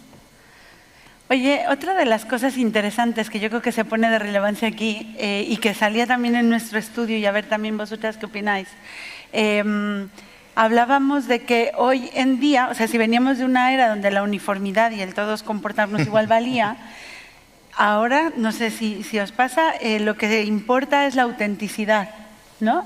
El poder como hacer aflorar tus propios talentos en el contexto en el que estás y que puedas ser tú mismo. Sí. Y mira, nosotras hemos tenido discusiones que alguna hemos estado de lo del ya no más tacones, ¿no? Y hay alguien que dice, es que a mí me gustan, ¿no? Los quiero usar. Claro. Entonces, finalmente decimos, no, es que en realidad es poder hacer que cada quien pueda hacer lo que es, ¿no? Totalmente. Dentro de esto que también te permite hacer lo que tienes que hacer, ¿no? Con todos tus skills. Y de esto también hablamos. Sí, sé que tienes una opinión. Ya, pero bueno, voy a compartirla. No sé si les resultará interesante o no. Bien, tengo una anécdota más que una opinión. Hace no mucho, con un socio mío, yo vengo de traje. Eso es un traje. A Valencia, con 30 grados. No, menos, esperaba menos. Pero bueno, estaba en la oficina, he venido y yo vengo de traje, vengo con corbata, luego me la quito, no me la quito. Pero sobre esto me llamó mucho la atención que hace no mucho, con un socio mío muy relevante, uno de mis jefes, me acompañó a un entorno donde había muchos emprendedores, ¿no? Y yo le dije, tal, iba con corbata y tal, quítate la corbata porque a lo mejor das un poco el cante. Y me dijo, a ver Alberto, voy a un entorno donde la gente puede ir en chanclas y yo no puedo llevar una corbata. Y me resultó tan potente esa reflexión. Yo comparto con vosotras y con vosotros que sorprendentemente yo he sentido muchas veces que la gente generaba hacia mí un rechazo por el hecho de que yo llevase un traje. Llevo 10 años, he sido empresario, llevo trabajando con startups desde el 2019, que trabajé la primera, ayudé, y esto es público, por eso lo cuento, porque yo nunca hablo de mis clientes, ayudé a Guaira cuando crearon en 2011, he visto más de 700 compañías, tenemos muchos clientes, a lo mejor algo puedo aportar, ¿no? A lo mejor. Pero el hecho de que, por eso creo que el esfuerzo, uno nunca tiene que dejar de hacer esfuerzo por no tener prejuicios. Porque el día que piensas que has superado los prejuicios, ese día empiezan a crecer de nuevo los prejuicios. O sea, entonces, no bajes la guardia porque los prejuicios están... No la bajes porque yo, esto no sé si es muy, lo diré, pero siempre pienso lo mismo. O sea, tú para llegar lejos siendo soberbio o siendo muy prejuicioso, tienes que ser muy bueno o tienes que ser muy buena. Pero sigues siendo un imbécil al final del día. Quiero decir, te vas a seguir perdiendo una cantidad de cosas, aun siendo muy bueno, que si no lo fueses, sería mucho más grande, ¿no? Entonces, nunca pienses que eres un hombre o una mujer desprejuiciado, ¿vale? Porque los prejuicios... Acknowledgement de tus prejuicios. Claro, el prejuicio es que es algo que lo haces de forma rápida a cualquier juicio. No dices, venga, yo voy a ser de esta forma. No. Eso... Bueno, nuestro cerebro está hecho de esa forma, ¿no? Para y poder además, generar patrones. Así es para vivir, ¿no? Entonces, eso en el entorno que dices tú de esta diversidad, ¿no? O sea, ojo con tus prejuicios. Sí, de hecho, bueno, a mí me pasa que yo activamente busco tener gente muy variada en el equipo, ¿no? Y la verdad es que luego esta variedad, pues no sé, te hace en algún momento ir más lento, ¿no? Porque tienes que explicar cosas que a lo mejor alguien que sería exactamente igual que tú no se las tendría que explicar. O se equivoca y dice, o se equivoca, o hace las cosas diferente, que es justo por lo que está allí. Y que a ti te cuesta entenderlo. Y que a ti te cuesta entender. Y entonces yo tengo así un pequeño mecanismo, que es cuando yo siento el impulso a exasperarme, es parar, ¿no? Y observar a ver exactamente si tengo razón o no tengo razón o qué estoy aprendiendo, pero es que fíjate que buscar la diversidad y sin usar la versión como muy manoseada del problema, pero el tener como variedad en tu entorno te requiere tiempo y esfuerzo. Totalmente. Esto es una cosa que la autenticidad mola, pero cuesta, no es eficiente, por eso ya no es de la era industrial. Yo fíjate que tengo claro que no sea de las eficiente. eficiencias industriales. Sí, yo creo que es exponencial. Es exponencial. Es más, al principio baja, o sea, quiero decir, si tú tienes el tiempo y la rentabilidad y menor rentabilidad, al principio el asumir que el otro tiene que encontrar su sitio para dar el óptimo, generalmente, o es muy difícil, generalmente siempre la primera parte no es rentable. Porque hay que experimentar. De hecho, yo recuerdo cuando estuve trabajando como empresario, cuando tenía que cambiar el proceso, le decía a la gente, asumamos que las primeras semanas vamos a estar frustrados. Porque me decían, ¿cómo quieres esto? Y le digo, como tú quieras. Y decían, no, pero es que si luego no te gusta, si luego no me gusta, tenemos que volver a empezar. Pero si lo haces como a mí me gusta, solo vamos a hacerlo como yo quiero y de hecho ya no seremos 2, ni 3, ni 5, seremos 1 y 4 ejecutando. Entonces, te diré, esto es lo contrario, hay que asumir esa parte de no rentabilidad, trata de ajustarlo al máximo y sobre todo ya no es la no rentabilidad, es la frustración de la gente y el miedo a la incertidumbre. ¿Le gustará esto a mi nuevo jefe que entra, que si no le gusto me puede tal o cual? Para mí ese es el proceso de mayor riesgo y donde ahí sí que tienes que, con el ejemplo, que es la única forma, decirle, ok, esto sí, esto no. Pero eso luego lo que es increíblemente exponencial. O esa es mi experiencia, vamos. Ni ahí visto en otros. Es interesante porque además también hablábamos hace un momento de que nuestro entorno nos pide prisa, ir demasiado rápido y algunas veces hay que luchar, ¿no? Ser un poco rebelde de esas circunstancias y decir, no, ahora invierto tiempo, espérate. A mí me pasa muchas veces, me ha pasado en épocas que me pregunta la gente, ¿pero qué quieres hacer? ¿Pero qué es lo que esperáis obtener? Y yo, esperad, que estamos pensando, que también sé que le dedico bastante tiempo a pensar, pero me gusta, es una pequeña rebeldía el poder tener esta inversión, ¿no? en la frustración. Y el último tema que quería tocar era, bueno, ya porque estamos hablando de los nuevos modelos de liderazgo y no sé si también queréis intervenir y podemos comentar, ¿no? ¿Cuál es este nuevo paradigma? ¿Cómo somos estos nuevos líderes? ¿Qué es lo que tú estás viendo en el ecosistema, en la gente que ves? ¿Hay algún cambio? ¿Cómo influye? Bueno, no sé, podemos conectar la parte de la diversidad. ¿Qué es lo que vemos ahora? Yo, fíjate que hemos hablado mucho tú y yo, Marisol y yo soy un gran envidiador de WIF, un grandísimo envidiador de WIF. Pero eres WIF. Aparte de formar parte, pero hay dinámicas en las que no estoy. No quisiste venir. Lo hemos hablado muchas veces. Y si yo tuviese que destacar uno, que lo hemos comentado alguna vez, yo creo que el gran cambio es el empezar a mostrar un cierto mayor grado de vulnerabilidad en los líderes. Y eso sí creo que es una cualidad más propia del entorno femenino que del entorno masculino. Sí lo creo. Define vulnerabilidad, porque en esto también hemos tenido como debate. ¿Qué significa Pues ser que no vulnerable? sabes, que tienes un mal día, que en tu casa las cosas no van bien. Todo ese entorno, ahora tú ves una serie que es ciencia ficción, que se llama Suits, que es, no sé si lo he visto, americana, ciencia ficción, porque es un despacho de abogados, donde los casos se solucionan en un día, aparece un testigo. Es ciencia ficción, pero ciencia ficción, como decir, Star Trek es más próximo a la realidad que esa serie, pero es una serie muy interesante, ¿no? Y claro, ahí ves como el protagonista, Henry Specter, es un tío muy duro, y la jefa, que es una jefa que no se habla de su vida personal, y ves que aquello es de cartón piedra. No digo que la serie sea... Es que esa estructura es muy vieja ya.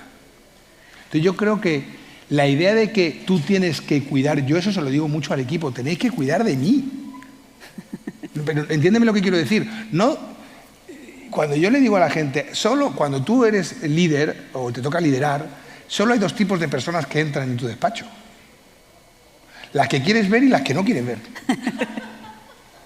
Pero porque somos humanos.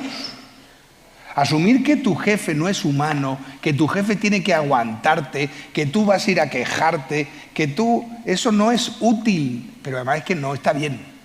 Entonces, eso que hace que reconoces que tu jefe es un tío, o tu jefa, es una persona, una mujer o un hombre, que tiene sus días y tú le ves y dices, no, hoy no es el día. Esa asunción de que yo hay días que no es mi día. Y cojo al equipo y le digo, mira, hoy me voy, que es que no he tenido buen día. Esa idea de la vulnerabilidad, ¿De mostrarse humano? lo que hace, sí, porque ese humano es vulnerable, lo que hace es que genera vínculos de gente que quiere trabajar junta. Fíjate que... No sé si estáis de acuerdo o no, o cómo lo veis, pero a mí ese nuevo punto, yo lo aprendí en mis jefes, eso sí, porque de padres, gatos, hijos míos, yo he tenido siempre una increíble suerte con mis jefes y con mis jefas, muchísima suerte. También he tratado lo que comentamos de las neuronas espejo, o sea, que esto no va de, como tú decías, esto no va de ejércitos. Entonces, la empatía es una herramienta vital que tú tienes que llevarte a la empresa o a tu entorno del que sea. Sí, porque no dejas de ser persona cuando estás en el tema laboral, pero ya que hablabas de jefes, yo he tenido pocos jefes buenos. No sé yo si he tenido una suerte enorme. Yo no. Enorme. Y una de mis jefas, cuando empezamos, me dice, Marisol, yo lo que aprendí es que la vulnerabilidad es necesaria, ¿no? Entonces, quiero que seas vulnerable. A ver, ¿no? Y yo... pues menos mal que dijo que medir 2 metros no es necesario. Y yo la miraba así como, no entendía nada, ¿no? Pero bueno, también de esto hemos discutido algunas veces en las conversaciones y tratando de líderes, yo creo que hay como una frontera, o sea, vulnerabilidad no es debilidad, o no necesariamente es... Yo creo que es todo lo contrario. Exactamente, es, oye, no sé esto, pero esto no quiere decir que no vayamos a salir de esto. Entonces, la mezcla, para mí lo interesante del reto es, oye, te muestro esta vulnerabilidad, pero no es una vulnerabilidad absoluta. No es que es, oye, por aquí soy consciente de que esta parte no la estoy cubriendo, ¿cómo la podemos cubrir juntos? ¿Qué es lo que podemos hacer? Es que ya no hay nada más allá. Cuando tú te demuestras cuáles son tus límites o cuáles estás, te acabas de hacer el hombre o la mujer más fuerte del mundo. Porque no hay un segundo sitio por el que haya debilidades que tú quieras esconder o que te puedan entrar. Es imposible. O sea, en el momento en el que tú dices, me han pillado. Sí, por ahí no voy, por ahí lo paso peor, o por ahí tal. Y lo gestionas. Te dices, y no me mata. No solo no me mata, es que me hace increíblemente más fuerte porque me hace independiente. O sea, al final, por eso yo soy muy exigente con los equipos. muy exigente, porque trato de ofrecerles cosas muy chulas y me cuesta mucho trabajo y mucho dinero y dejar de hacer otras cosas por ofrecerte cosas chulas. Entonces, creo que la exigencia debe ir ligada a un nivel de autoexigencia, y no estoy hablando de horarios laborales ni de trabajo, eso también es muy old fashion. Es el decir, si queremos hacer algo juntos, todos somos personas.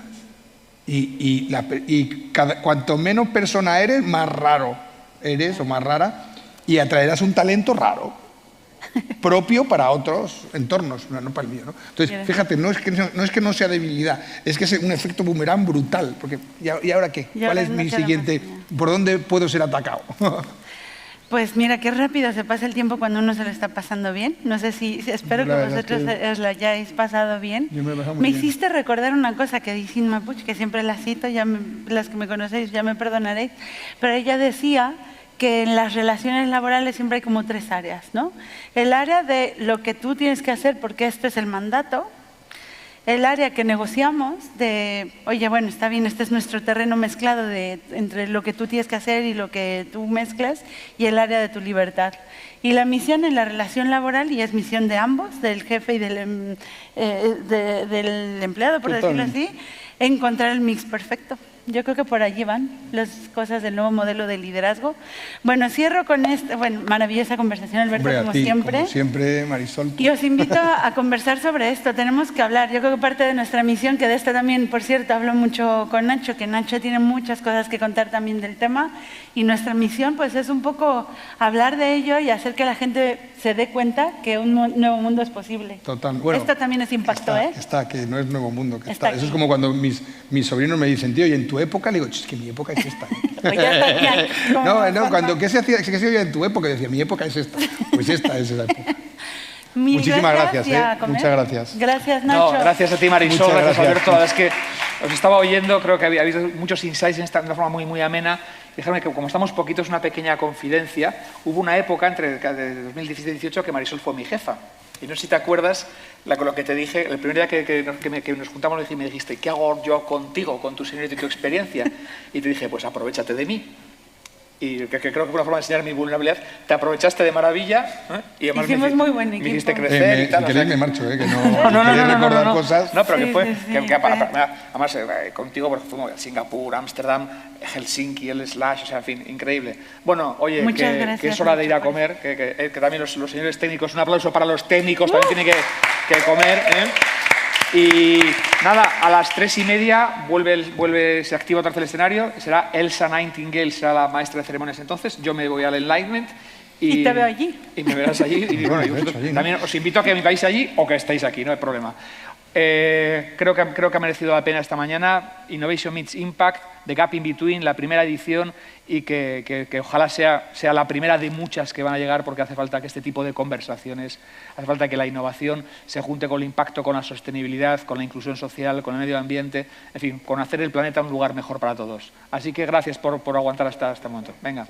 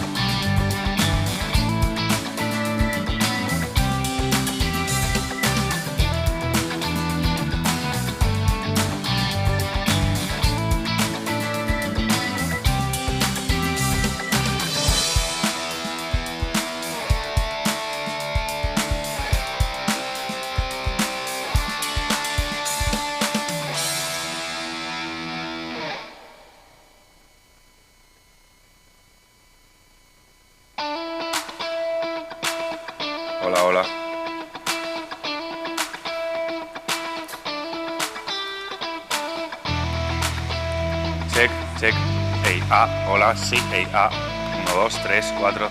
Claro, es que si la quito, está, bueno, sí.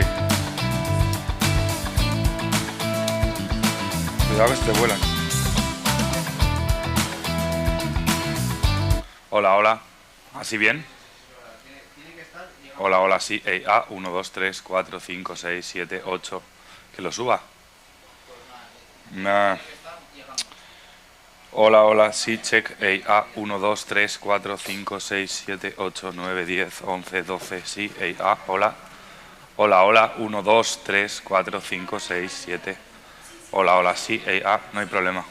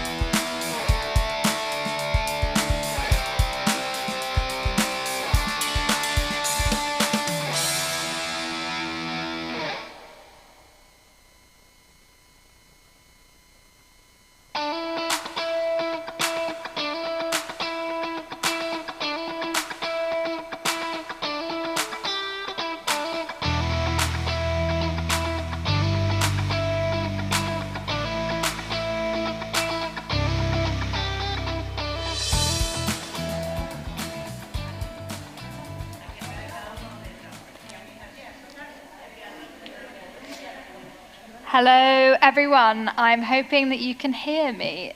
So we are just a few of us, so feel free to come down to the front if you're at the back. We're not scary. Feel free to come down. We won't bite. So hello, everyone, and good afternoon. My name is Elsa Nightingale. I'm a principal ESG analyst for Finalists. Finalists analyze tech companies and IT companies, and I work to advance sustainability and ESG for those tech companies worldwide. It's a pleasure to be your MC this afternoon. So without further ado, first and foremost, what do I need to tell you? Number one, I'm sure you've been told before, but there is an application if you would like to translate what you are hearing. I think it's called Interprify. I think it's free. Just go to the App Store, download. Then remember the official application of the event itself, Swap Card. You can see the agenda, you can see the speakers, you can see the floor plan. That's a great way to connect with some of the people that you are seeing and speaking to at the event. And then finally, this is a social event, so feel free to give us feedback about your experience, share photos, etc. online. Just remember to use the hashtag the GIB, the gap in between, and feel free to @mention the social nest. So, I would like to kick off this afternoon. I know we've had lunch, and so we've got just a couple of hours left of this wonderful event, and then we will be finished. So without further ado, the first section we have is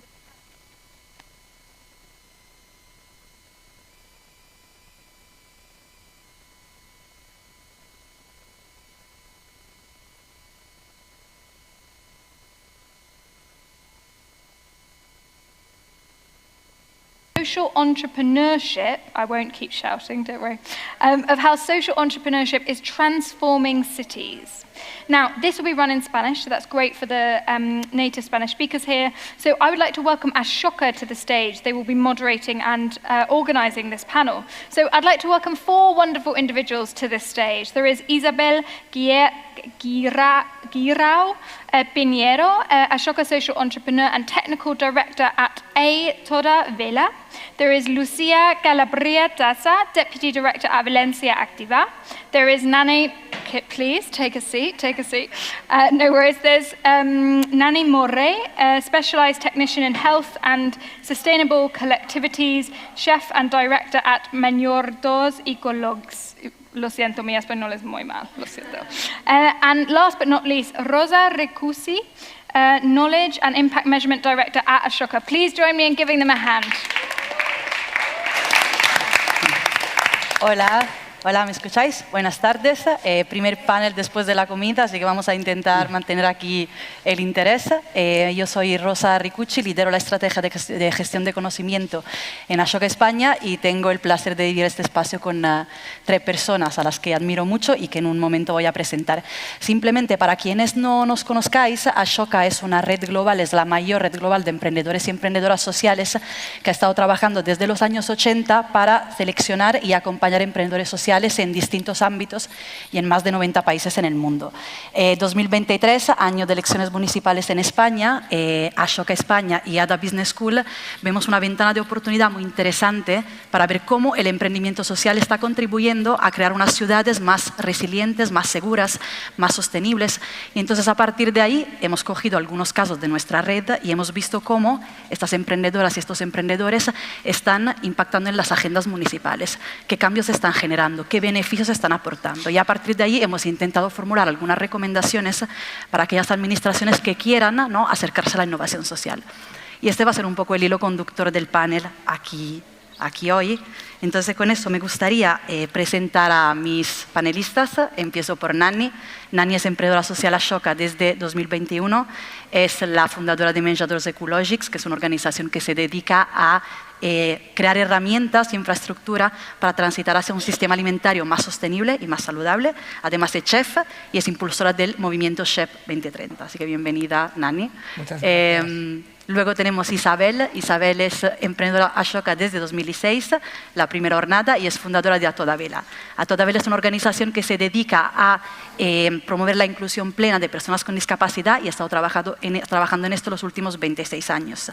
Además, bueno, Isabel es autora de muchos libros y a mí lo que me hace mucha ilusión es que es una de las creadoras del modelo ocio inclusivo, que ya ha llegado a, me parece, unas 100.000 personas en todo el país gracias al movimiento Plena Inclusión. Así que bienvenida, Isabel. Y luego tenemos a Lucía Calabria. Lucía es subdirectora de emprendimiento en Valencia Activa. Lucía es formada en ADE y tiene una trayectoria muy larga en emprendimiento y en innovación. Es una de las promotoras de la estrategia de innovación abierta del puerto de Valencia y en el momento actual se dedica a impulsar el emprendimiento social desde el ayuntamiento. Así que bienvenida, Lucía. Muchas gracias. Así que bueno, sin más preámbulos, me gustaría pasar a haceros preguntas, ¿no? Y intentar ver cómo ha sido vuestro recorrido en términos de colaboración entre emprendimiento social y administración pública, ¿no? Y un poco el impacto que estáis consiguiendo. Así que empiezo contigo, Nanni, y hay una frase que para mí resume muy bien vuestra visión, y la voy a leer literal. Cuando un comedor escolar compra alimentos de proximidad, ofrece un menú más saludable. Cuando una administración local incorpora en las licitaciones criterios de sostenibilidad, provoca un cambio sistémico en toda la cadena agroalimentaria. Esto me parece muy potente y, de hecho, parte de vuestro modelo es asesorar a las administraciones para incluir para rediseñar un poco las licitaciones y que garanticen que los comedores colectivos de un territorio cumplan con estándares muy altos, no solo de calidad, sino también de sostenibilidad. Entonces, si nos puedes contar un poco eso, y luego me gustaría que nos cuentes qué desafíos habéis enfrentado en vuestro modelo de colaboración con la administración pública y qué impacto estáis consiguiendo también en el territorio gracias a este modelo. Vale, pues sí. A ver, nosotros lo que veíamos es tal cual lo que decías de la frase, que es habitualmente, como familias, por ejemplo, pues pensamos que queremos que el comedor de nuestros hijos o de nuestras hijas sea mejor, pero lo miramos de una manera individual. Entonces, si nuestro hijo se queda en un comedor que hay 100 menús, el impacto y la dificultad para ese propio comedor de encontrar esos alimentos con criterio y de implementar una transición con éxito es mucho más compleja que cuando, por ejemplo, hemos podido trabajar con un ayuntamiento como el de Pamplona en Navarra, donde han querido hacer un cambio de modelo en las 10 escuelas infantiles sumando 1000 menús y haciendo una licitación de suministros para abastecer a esas escuelas. ¿Qué ha generado esto? Una articulación del sector primario, es decir, los productores y productoras ecológicos se han organizado en un circuito corto y han empezado gracias a ese contrato de compromiso de esos 4 años, han empezado a poder abastecer también a otras colectividades, es decir, han podido dar un salto de escala mayor. Entonces, es una prueba como los cambios que podemos pedir en una escuela pueden dar un salto de escala mucho mayor si en lugar de verlo como escuela lo vemos como municipio y si en lugar de verlo solo como población lo vemos como una necesidad también de la administración de favorecer ese tipo de cambios. Entonces, los ejemplos de todos los trabajos que hemos podido hacer con la administración durante 10 años son un ejemplo muy bueno de impacto de lo que se puede llegar a conseguir, pero hay muchas reticencias en, sobre todo la parte jurista que tiene que ver con ese cambio de las licitaciones, que hay muchos miedos, ¿no? Y nosotros vemos al contrario solo oportunidades, ¿no? Y hay que trabajar esos miedos. También vemos que hay una parte de resistencia en general al cambio, ¿no? Como sociedad. Muchas veces preferimos quedarnos con algo solo porque es lo conocido que empezar a explorar otras opciones. Pero sobre todo me quedaría con la idea de que cuando entramos en estas colectividades encontramos que tienen una media de consumo de 30 gramos de verdura por menú y cuando hacemos todas estas transiciones podemos llegar a conseguir 100 gramos menú día de media y no es solo la ingesta a nivel nutricional, sino que estas verduras van a ser de proximidad y posiblemente ecológicas. Es decir, que el impacto es doble porque es en tanto la cadena de producción como de distribución como en la generación de buenos hábitos alimentarios. Muy bien. Gracias, Nanni. Isabel, fuisteis entre los primeros a hablar de inclusión plena. y habéis convencido a mucha gente en el camino, incluyendo muchos ayuntamientos. Parte de vuestro modelo, de hecho, es asesorar también a los ayuntamientos para que reconsideren, ¿no?, la manera de ver la diversidad, la manera de ver la discapacidad intelectual y para que puedan crear medidas concretas, ¿no?, para favorecer la inclusión plena de este colectivo. Así que me gustaría preguntarte, ¿cómo habéis hecho a convencer a Almería para que apostase en la primera oficina de vida independiente con foco en personas con discapacidad intelectual y cuál ha sido la reacción de la comunidad, ¿no?, y del colectivo ante la implementación de esta oficina? Y luego sé que también se está replicando este modelo en otros ayuntamientos, así que si puedes contarnos un poco sobre eso también, fenomenal. Bueno, nosotros desde hace 27 años pensamos, las personas con discapacidad intelectual en general no participan de la comunidad. No participan, no están visibles, son un colectivo, una parte de esta sociedad que no conocemos. Dicen que el corazón que no ve, corazón que no siente, ¿no? Si tú no ves, no padeces, si tú no ves, no conoces. Entonces nosotros creíamos que había que cambiar esa realidad. Y pensamos que la dificultad no estaba en las personas con discapacidad intelectual, lo tenemos clarísimo de siempre, sino que estaba en la comunidad. En la comunidad y en las personas. Si nosotros trabajamos, yo siempre pongo el ejemplo de las dos manos, ¿no? Por un lado, tenemos que trabajar dando apoyo a las personas con discapacidad y empoderando, que es una palabra que se utiliza muchísimo y tiene sus detractores, pero en fin, generando esa autonomía, esa confianza, esa autoestima en las personas con discapacidad y ese convencimiento de que son ciudadanos de pleno derecho, para que ellos peleen y luchen por sus propios derechos, porque las personas con discapacidad intelectual en general están representadas por sus familias, por las grandes organizaciones, pero no por ellas mismas, ¿no? Entonces entendíamos que teníamos que trabajar con ellas para generar toda esa autoestima y esa confianza que le hiciera reclamar sus propios derechos. Y por otro lado, teníamos clarísimo que había una responsabilidad administrativa, ¿no? La administración tiene que entender que se está perdiendo la participación de una parte importante, un 10% de la población. Pero además de eso, teníamos que meter otros actores, ¿no?, que era la propia ciudadanía, las empresas, etcétera, la universidad. Con lo cual, desde el principio, nuestra organización trabajó en red con un montón de actores que hicieron luego posible todo lo que estamos haciendo. En esa faceta de generar autoestima en las personas, fueron las propias personas con discapacidad intelectual las que nos dijeron, las que venían diciéndonos que no lo entendían en la administración, que lo rechazaban, que se pensaban que tenían otras dificultades y que no entendían que tenían discapacidad y que necesitaban apoyos para resolver eso. Entonces le dijimos, oye, pues decírselo al alcalde.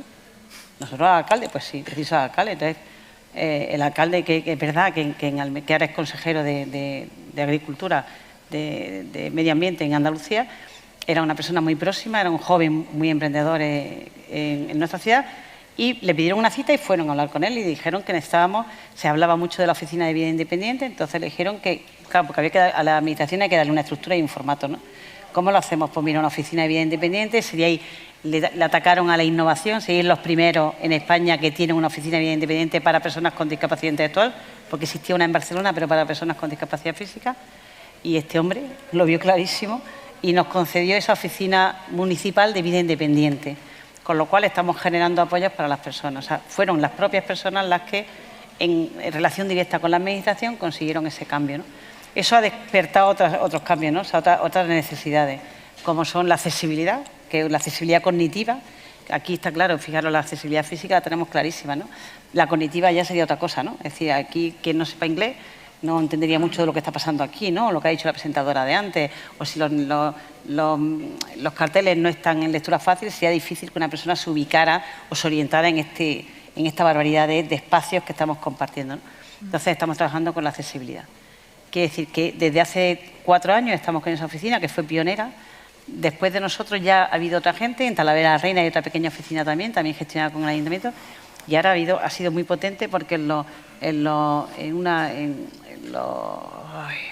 presupuestos participativos de la Comunidad de Madrid, las propias personas con discapacidad, a través de plena inclusión, con discapacidad intelectual estoy hablando, ¿vale?, han conseguido una oficina de vida independiente en Madrid que se ha implementado hace unos meses, no lleva un año todavía, ¿no? Es decir, que ya estamos en esa línea. Creo que está habiendo unos cambios importantes y que están siendo las propias personas con discapacidad intelectual, con esa autoestima y esa confianza de que son ciudadanos de pleno derecho, que no tenían anteriormente, los que están reclamando esa necesidad de apoyo para la participación activa como cualquier otro ciudadano. Pues qué maravilla. Lucía, parte de tu mandato como subdirectora de emprendimiento es potenciar el crecimiento del ecosistema emprendedor en Valencia. ¿Nos puedes contar un poco qué hacéis exactamente desde Valencia Activa y también qué iniciativas estáis impulsando, qué pasos estáis dando para generar sinergias entre emprendimiento con una visión de impacto? Bueno, pues Valencia Activa es un instrumento del Ayuntamiento de Valencia con la participación de los agentes sociales y económicos principales de la ciudad, ¿no? Entonces, desde ese punto de vista, la misión de Valencia Activa es el fomento y la implementación de políticas de empleo y de emprendimiento. Y bueno, pues en ese mandato, como tú decías, tenemos toda una serie de servicios de apoyo al emprendedor, a todo tipo de emprendedores, pero sobre todo al pequeño emprendedor que quiere pues abrir una empresa, formar un proyecto. Entonces, pues tenemos servicios muy variados, desde lo más básico, que sería el asesoramiento jurídico, legal, cómo darse de alta, desde lo básico hasta formaciones mucho más específicas, formaciones en tema de soft skills, gestión de recursos humanos, todo aquello que rodea al emprendedor, su emprendimiento y al final el desarrollo de su proyecto personal. Para ese fomento del emprendimiento de la ciudad también ponemos a disposición espacios de emprendimiento gratuitos para los emprendedores. En esos espacios se genera pues unas sinergias inevitables, ¿no? Y que son muy favorables para el desarrollo de los proyectos, y en este sentido pues hay bastantes proyectos de índole social que se han estado desarrollando bajo este apoyo. Luego también tenemos un servicio de transmisión de negocios que se llama Reactivem, en el sentido de que si un emprendedor tiene un negocio, bueno, pues un negocio que tiene futuro y que tiene recorrido, pero lo quiere traspasar, pues nosotros tenemos esa plataforma de unir esos nuevos emprendedores que quieran retomar estos negocios y para que los negocios pues no pierdan, pues por una jubilación o por algún problema personal, que no se pierdan esos negocios que ya tienen cierto recorrido. Y luego también tenemos una perspectiva muy de desarrollo del papel de la mujer en el tema emprendedor, en el emprendimiento. Y bueno, tenemos todo un programa que denominamos desde el paraguas Treballem Iguals, y en ese programa tenemos pues varias iniciativas, tanto iniciativas de formación para mujeres, orientación laboral, sobre todo intentamos pues que la mujer encuentre su camino profesional, también ayudarlas e impulsarlas a que ocupen puestos directivos. Tenemos un programa de formación llamado Lidereses, que también pues, digamos que tiene unas horas de formación y de mentoría para ayudar a que las mujeres lleguen a puestos directivos, que se lo crean y que tengan todas las herramientas para poder llevarlo a cabo. Y luego también, pues bueno, tenemos numerosos eventos en los que intentamos también pues dar difusión y hacer esa transferencia de conocimiento y de casos de éxito de mujeres y de emprendedoras que tienen sus proyectos y que bueno, pues han salido adelante, y muchas veces pues en el Día de la Mujer Emprendedora se generan espacios muy positivos en los que las mujeres pues las animamos a emprender, y ver también los casos de otras mujeres les ayuda mucho. Sí, yo creo que sí, más o menos. Bueno, diría que el común denominador es crear un poco estas redes, ¿no? Que hacéis mucho desde Sí, Valencia Activa. exacto. Nosotros en Ashoka tenemos esta visión, ¿no? Y me resuena todo lo que decís, que el emprendimiento social está diseñado para que otros, lo hablábamos antes, ¿no? Repliquen este impacto a gran escala. Es como casi que una herramienta para que otros lo hagan luego. Y es curioso porque históricamente hemos visto muchísimos emprendedores Ashoka, ¿no? Con sus ideas siendo replicadas por distintos actores, incluso administraciones públicas. Y nuestro interés en la administración administración municipal es especialmente por, ¿no?, esta cercanía que tiene al territorio, a la ciudadanía, poder activar personas como tú estabas comentando antes. A mí me gustaría en estos minutos que nos quedan, que son pocos, que nos enfoquemos un poco de cara a futuro ahora, ¿no? Que sé que todas tenéis una visión bastante optimista, ¿no?, a pesar del momento complejo que vivimos en muchos aspectos. Entonces, pensando un poco en este futuro, ¿no?, en los retos que tenemos, en las oportunidades, volviendo a ti, futuro de la alimentación en las ciudades. O sea, ¿crees que seremos capaces de promover este cambio sistémico, como decíamos antes, en las cadenas agroalimentarias? ¿Y qué recomendaciones darías a quienes están gobernando desde los ayuntamientos, desde los territorios? Bueno, seguro que ahora mismo, si pensamos en alimentación, la primera palabra que viene de coletilla es inflación, ¿no? O sea, y creo que ahora justo la inflación nos permite poner el foco y ver realmente el trabajo que se tiene que accionar desde los propios municipios. Es decir, nosotros somos súper dependientes de los mercados, o sea, a nivel de importación. Y vamos a imaginar, por ejemplo, aquí en Valencia, pues todas las becas o todas las ayudas alimentarias que se puedan dar desde comedores sociales, da igual el formato que sea, todas estas en realidad nos empobrecen a todos porque salen de los presupuestos públicos, pero la mayoría, o sea, por cada euro que invertimos en la ciudad de Valencia en facilitar el acceso a la alimentación, porque cada vez es más difícil para las personas, de este euro, como mucho 20 céntimos se van a quedar aquí, porque la mayoría, o sea, se van a ir fuera porque somos dependientes de estos mercados. Entonces, ¿cuál es el momento en el que estamos? Estamos en un momento de muchos retos, vemos también cada vez más calor, más tal, el cambio climático, y es el momento donde realmente el emprendimiento social puede dar en el sistema alimentario una respuesta para ayudar a la estrategia que se puede hacer a nivel de las ciudades. Es decir, las ciudades no solo van a ser con todo este vocábulo que se utiliza ahora, ¿no?, de Smart Cities y resiliencia, todo esto está muy bien, pero hay una acción directa que es que todos los días debemos comer.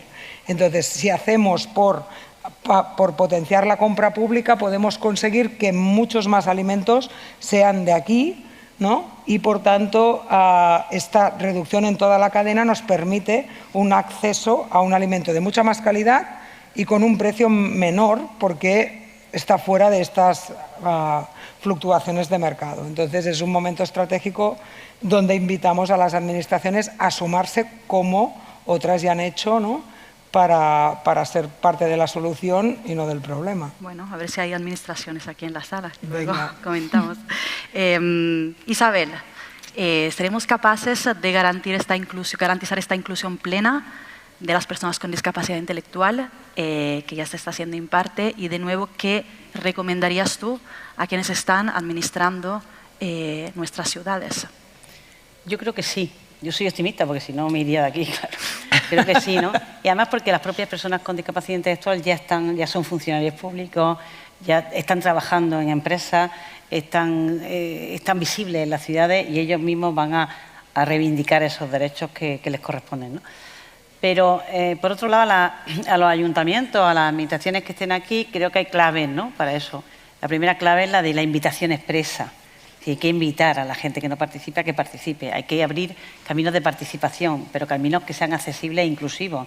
Pues claro, te invito a participar, pero si no te entiendo, si no comprendo, si no puedo llegar, pues ¿para qué me sirve que me inviten, ¿no? Entonces creo que las administraciones hoy día tienen un reto muy importante con la accesibilidad cognitiva, muy importante. La accesibilidad física ya está conseguida, pero la cognitiva todavía no. Entonces nosotros y muchas organizaciones a nivel nacional estamos montando oficinas de accesibilidad que ayuden a las administraciones a hacer accesibles sus espacios, su información y a las empresas y a todo el mundo, ¿no? Entonces creo que sí tenemos en cuenta que tienen que estar dentro, no podemos gestionar sin ellos y además tenemos que hacer una apuesta muy importante por la accesibilidad cognitiva para que puedan participar. Pero estoy convencida de que sí. Gracias, Isabel. Lucía, vuelvo a ti. Miremos un poco hacia futuro, ¿no? Un momento en el que sostenibilidad e inclusión son imperativos desde la administración pública. qué estáis haciendo o qué planteáis hacer, ¿no? Qué soluciones estáis viendo desde Valencia Activa para seguir promoviendo el desarrollo socioeconómico en Valencia, en la ciudad, y también un poco me gustaría saber vuestra visión de futuro en términos de bienestar social en el territorio. Bueno, pues desde la ciudad de Valencia y el Ayuntamiento de Valencia se viene trabajando ya varios años en las misiones de Valencia para tener una ciudad pues, más sostenible, ciudad más inclusiva, ciudad más, lo tengo aquí apuntado porque no me quiero dejar ninguna, ciudad más saludable, ciudad compartida, ciudad emprendedora, creativa y ciudad mediterránea, que al final es nuestro origen y lo que somos, ¿no? La sostenibilidad está muy integrada dentro de lo que es la gestión y la visión de la ciudad. De hecho, este año que viene somos Capitalidad Verde Europea en 2024. Entonces, pues bueno, yo creo que la apuesta de la ciudad por la sostenibilidad es indiscutible y bueno, en este sentido yo creo que hay que continuar trabajando en estos temas. Hay algo muy importante que es el trabajo en la compra pública innovadora. Es un tema que se está trabajando mucho desde Europa, que venimos trabajando desde aquí también, pero que creo que es una apuesta segura para el futuro y para la mejora de la economía de la ciudad y de la región. Y bueno, también se va a poner en marcha un sandbox urbano para poder probar distintas innovaciones en distintos ámbitos y creo que eso también es muy importante y también demuestra la apuesta tan fuerte que está haciendo la ciudad por esta prueba de nuevos modelos económicos y productos innovadores. Muy bien. Compra pública innovadora. Tienes dos personas en la sala que luego te presento, que tienes que hablar.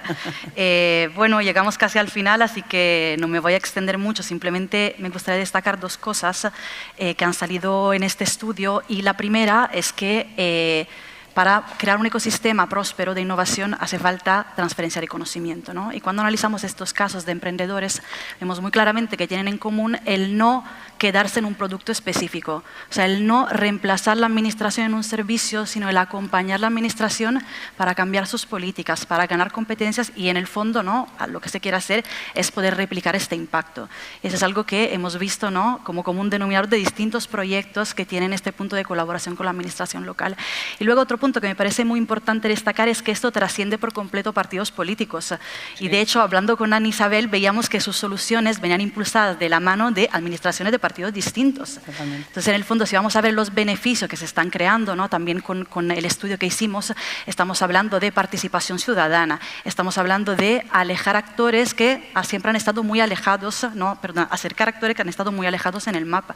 Estamos hablando de reducir gasto público y esto en el fondo es algo que cualquier administración quiere, ¿no? Son objetivos muy comunes a todas las administraciones independientemente del partido que la lleve.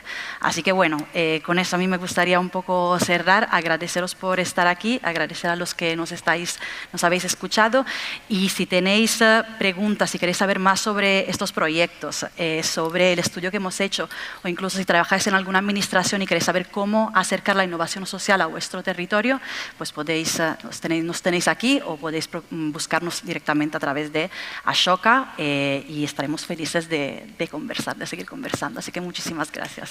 Gracias.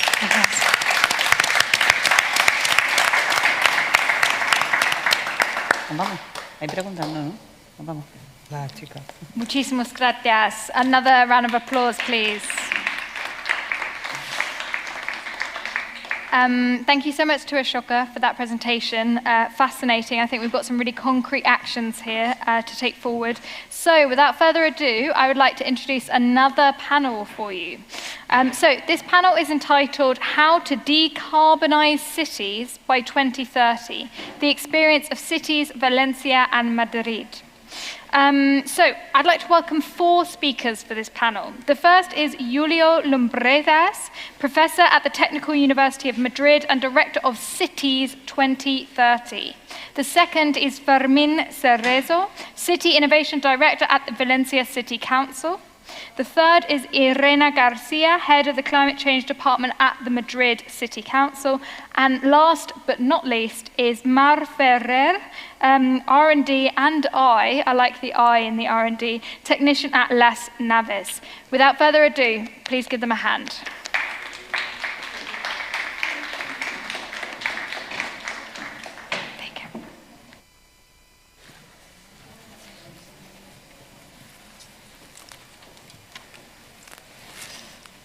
Hola, buenas tardes a todos y a todas.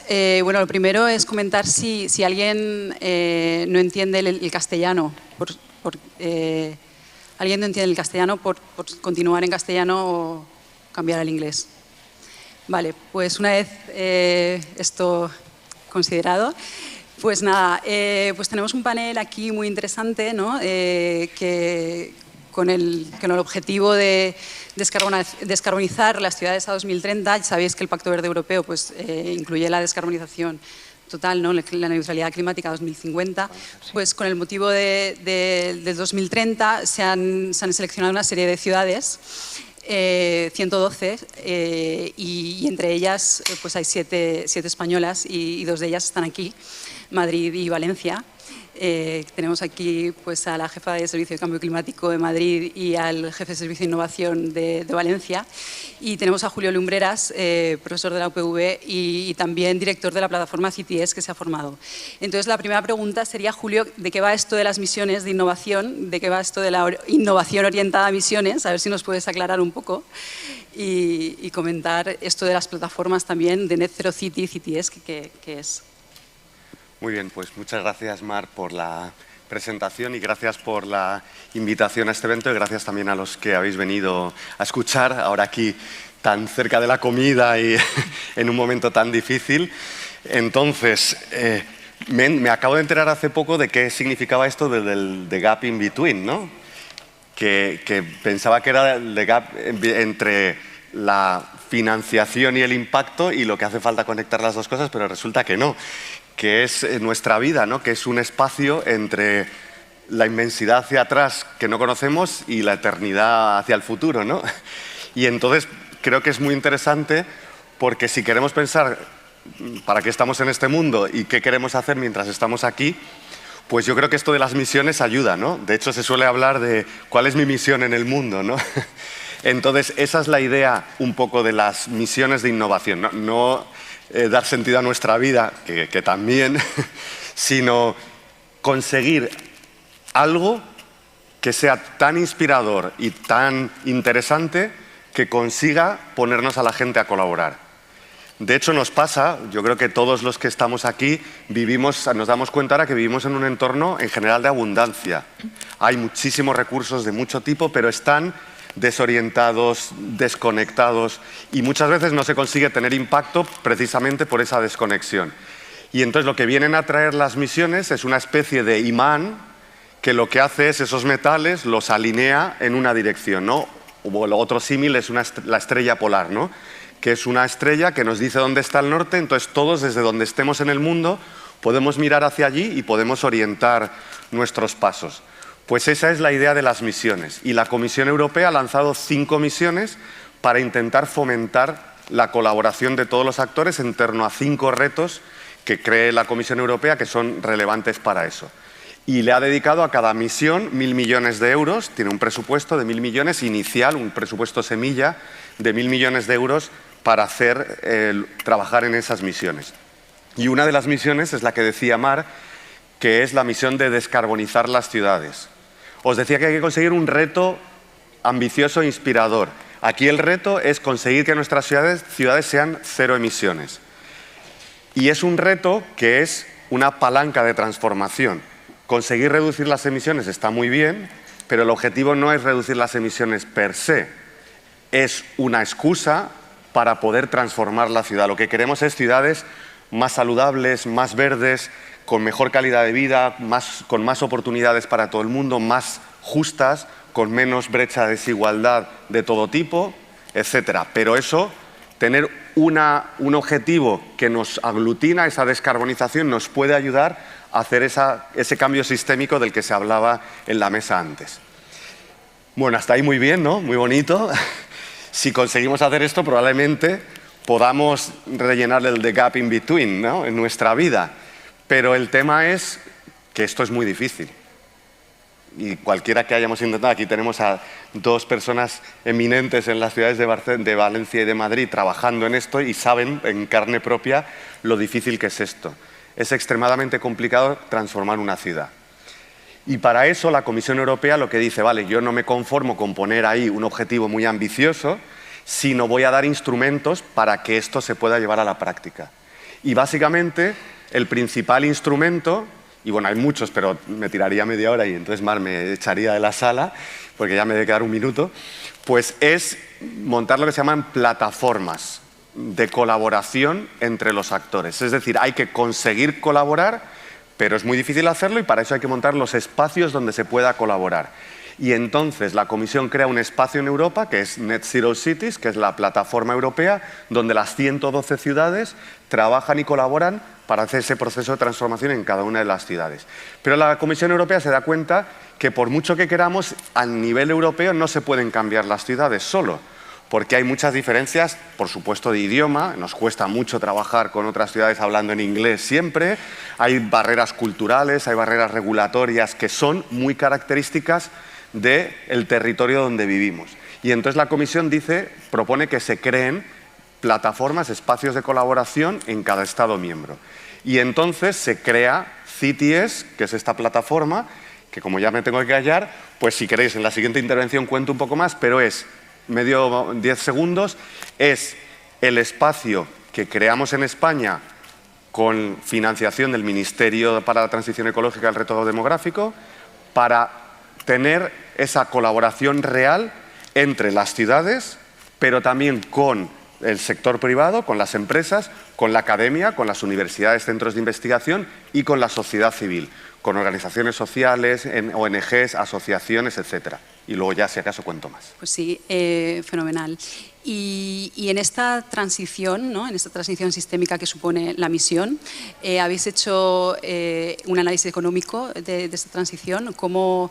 Ya preguntamos luego más en detalle a las ciudades particularmente, pero ¿habéis hecho un análisis genérico? Sí.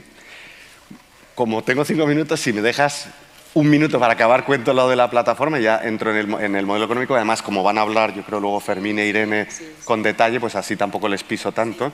Entonces, el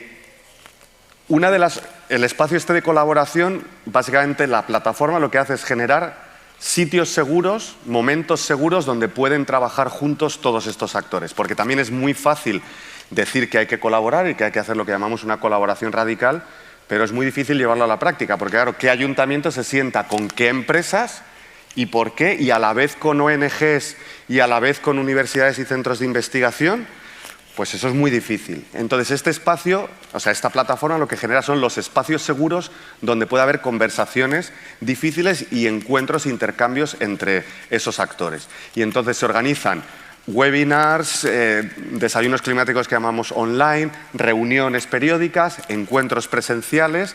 El principal, un encuentro de 2 días y medio donde 150 personas este año en Santander, de todos los ámbitos, público, privado y social, nos juntamos para hablar de la misión y su implementación en España, etcétera. Es decir, generamos unos espacios de colaboración, intercambio, etcétera.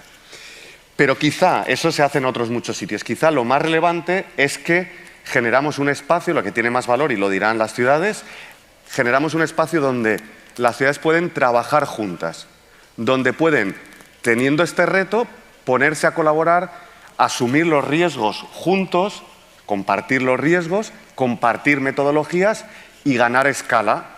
Y ganando escala, pues atraen mejor la financiación que es necesaria, que ahora hablaremos, etcétera, etcétera. Y una de las cosas que han compartido es el utilizar un modelo económico para estimar cuánto cuesta esto de la transformación. Porque claro, también es muy fácil decir, venga, vamos a transformar las ciudades, pero ¿cuánto cuesta eso? Pues eso se ha hecho con las 7 ciudades que mencionaba Marc que están en la misión, que son Valencia, Madrid, Barcelona, Sevilla, Zaragoza, Vitoria-Gasteiz y Valladolid.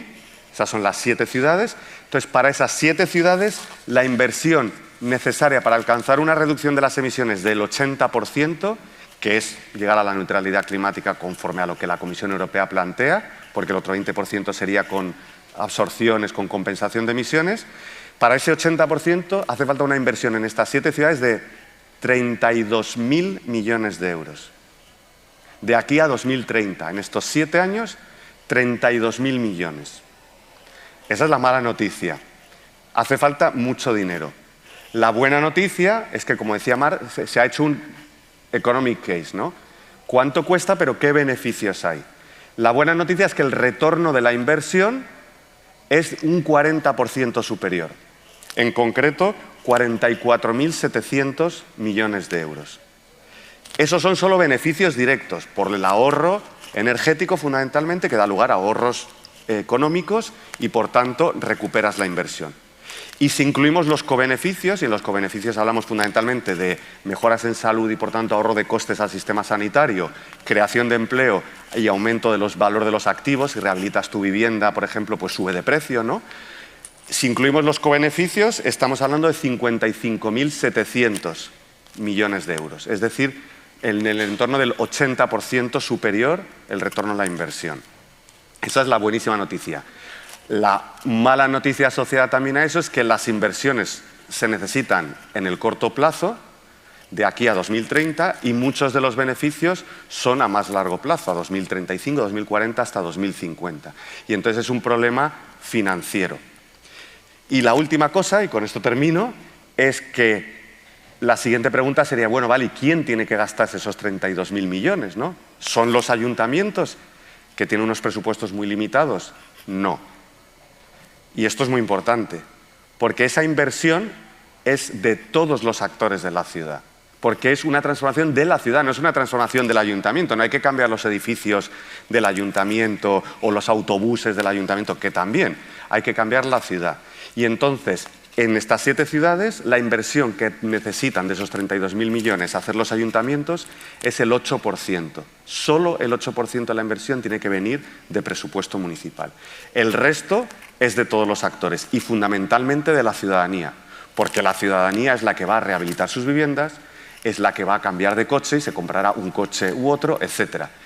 Que es quien es el responsable de la inversión. No quiere decir que se tenga que gastar dinero de su bolsillo, porque claro, también puede haber, por ejemplo, subvenciones, ¿no? A la rehabilitación puedes tener subvenciones y parte de ese dinero puede venir de fondos europeos o lo que sea. Pero el responsable de la inversión, para el 40% de la inversión necesaria, es la ciudadanía. Y por tanto es un reto de todos, que es lo que estamos trabajando. Muchas gracias, Julio. Y ahora un poco la experiencia de las ciudades en este modelo económico. ¿Cuáles son vuestros datos, vuestro retorno en la inversión y vuestra experiencia con este modelo? Así de forma breve. Fermín. Empiezo yo. Pues bueno, de forma muy breve, ¿no? Usando este modelo, esta metodología, que insisto, y por complementar, ¿no? Es decir, estábamos hablando de las 7 ciudades españolas, pero hay 112 ciudades europeas en la misma reflexión, en el mismo atrevimiento, ¿no? En la misma locura, vamos a ser sinceros, ¿no? Sí. En la misma locura. Con lo cual, eso es muy importante porque a nivel de ciudad, a la hora de plantear estos números, te da un colchón de seguridad importante. No estás solo, no es una ciudad la que esté abordando esto, sino hay 7 ciudades importantes más en España y más van a haber. Y luego 112 europeas, ¿no? Que están en la misma transición y en las mismas elucubraciones de números y de cómo aterrizar el cálculo de esto, ¿no? En concreto, utilizando esta metodología del modelo que decía Julio y los datos y las cifras que hemos presentado en la Comisión Europea para obtener lo que recientemente nos han concedido, ¿no? de la etiqueta, la Mission Label, ¿no? La etiqueta de ciudad suficientemente seria en el planteamiento de la acción y de la inversión para hacer esto, pues arrojan unas cifras que, en fin, me he traído la chuleta para no equivocarme, porque esto lo presentamos hace ya unos meses, y hablan de que, para entenderlo bien, de que para conseguir ese 84% de la reducción de las emisiones en la ciudad, de las cuales solo el 10% de las mismas compete al ayuntamiento, es decir, a la institución que gobierna y gestiona la ciudad, bueno, pues se hablan de unas cifras importantes donde en ese coste solo el 7% de todo ese coste corresponderá al ayuntamiento, correspondiendo el 93% restante al resto de actores de la ciudad, ciudadanía, empresas, etcétera, etcétera. De aquí al 2030 hablamos de 3.320 millones de euros de inversión, y permite que acote de una inversión adicional, unos costes incrementales a los que ya de normal íbamos a tener. De esos 3.320 millones de euros de aquí al 2030, como costes incrementales, es decir, de esa transición, que creo que es importante, ¿no? Es decir, matizar que son incrementales, no es lo que ya te puedas gastar, porque ya hay inversiones en marcha, ¿no? Como decía, solo el 7% corresponden al ayuntamiento. Estamos hablando de unos 220 millones de euros incrementales a las inversiones que ya tiene el ayuntamiento en 8 años, ¿no? Vamos, que no es una cifra para el sector público muy descabellada, ¿eh? Estamos hablando del ayuntamiento, tiene un presupuesto anual de 1.000 millones de euros y sus inversiones anuales son 250 millones de euros según el año, ¿no? En este sentido. Con lo cual, para que veamos que estas transiciones, el del lado público, más o menos, por lo menos en Valencia, son planteables, ¿no? Pero claro, cuando te vas a la transición, a lo que le va a costar incrementalmente al sector privado hacer su propia transformación, desde su propio liderazgo, pues ya hablas de casi 800 millones de euros incrementales. Y cuando vas a las familias, ¿no? A la ciudadanía, ya estás hablando de 1.800, ¿no? El 55% del coste lo soportan nosotros y nosotras como personas, ¿eh? Luego a lo mejor somos personas, somos empresarios, somos docentes o somos otra cosa, ¿no? Pero como personas, como familias. Esos son los números, digamos, genéricos que tenemos aplicado el modelo económico y el caso de estudio, el business case, en Valencia, con un retorno de la inversión en 2050 del 85%. Y eso es importante, ¿no? Es decir, pero claro, inversiones ahora para un retorno de la inversión a muy largo plazo. ¿Y cuáles son vuestros números en Madrid, Irene? ¿Aproximadamente los mismos o...? Más o menos lo mismo. Antes de nada yo quería añadir a Julio que parte de ese trabajo que hacemos en red, lo que estamos haciendo también es aprender juntas, porque realmente esto es algo nuevo, no sabemos cómo se hace y entonces el día a día con otras ciudades nos ayuda pues, a no sentirnos solas y a tener una idea común de cómo puede ser este camino, ¿no? Entonces, bueno, los números más o menos son similares. Para Madrid, en números absolutos, necesitaríamos como 9,3 billones de euros adicionales a lo que ya se está invirtiendo. Y de esos 9,3, solo el 8% sería parte del municipio, ¿no? Con presupuesto adicional del ayuntamiento. De ahí que bueno, pues el 30% de esos 9,3 sean de compañías eléctricas, por ejemplo, 40% que sean de los ciudadanos y el resto pues de operadores de transporte y otros tenientes propietarios de edificios. Entonces, así un poco la lectura de los datos que hacemos es que, bueno, que a nivel ayuntamiento pues tenemos un perfil muy bajo en cuanto a la inversión, pero que tenemos un liderazgo en esta transición, o sea, tenemos que llevar las riendas del camino, pero que el principal reto yo creo que pasa por cómo somos capaces de enganchar, de involucrar al resto de actores, de sentarnos en la misma mesa para alinear objetivos, ¿no? Porque al final, lo que decía Julio, tenemos un objetivo común, pero tenemos que coordinar esos esfuerzos para que todos esos proyectos vayan en esa misma línea, ¿no? Que creo que el tema de la gobernanza es esa parte de lo que nos pide la misión, ¿no? Cómo trabajamos de otra forma para sumar esfuerzos y complementarnos, pero también cómo nos comunicamos entre nosotros, cómo somos capaces de generar esas alianzas entre nosotros para llegar a ese objetivo común de la neutralidad climática. Fenomenal. Y ahora, bueno, felicidades a ambos por obtener la etiqueta misión, ¿no?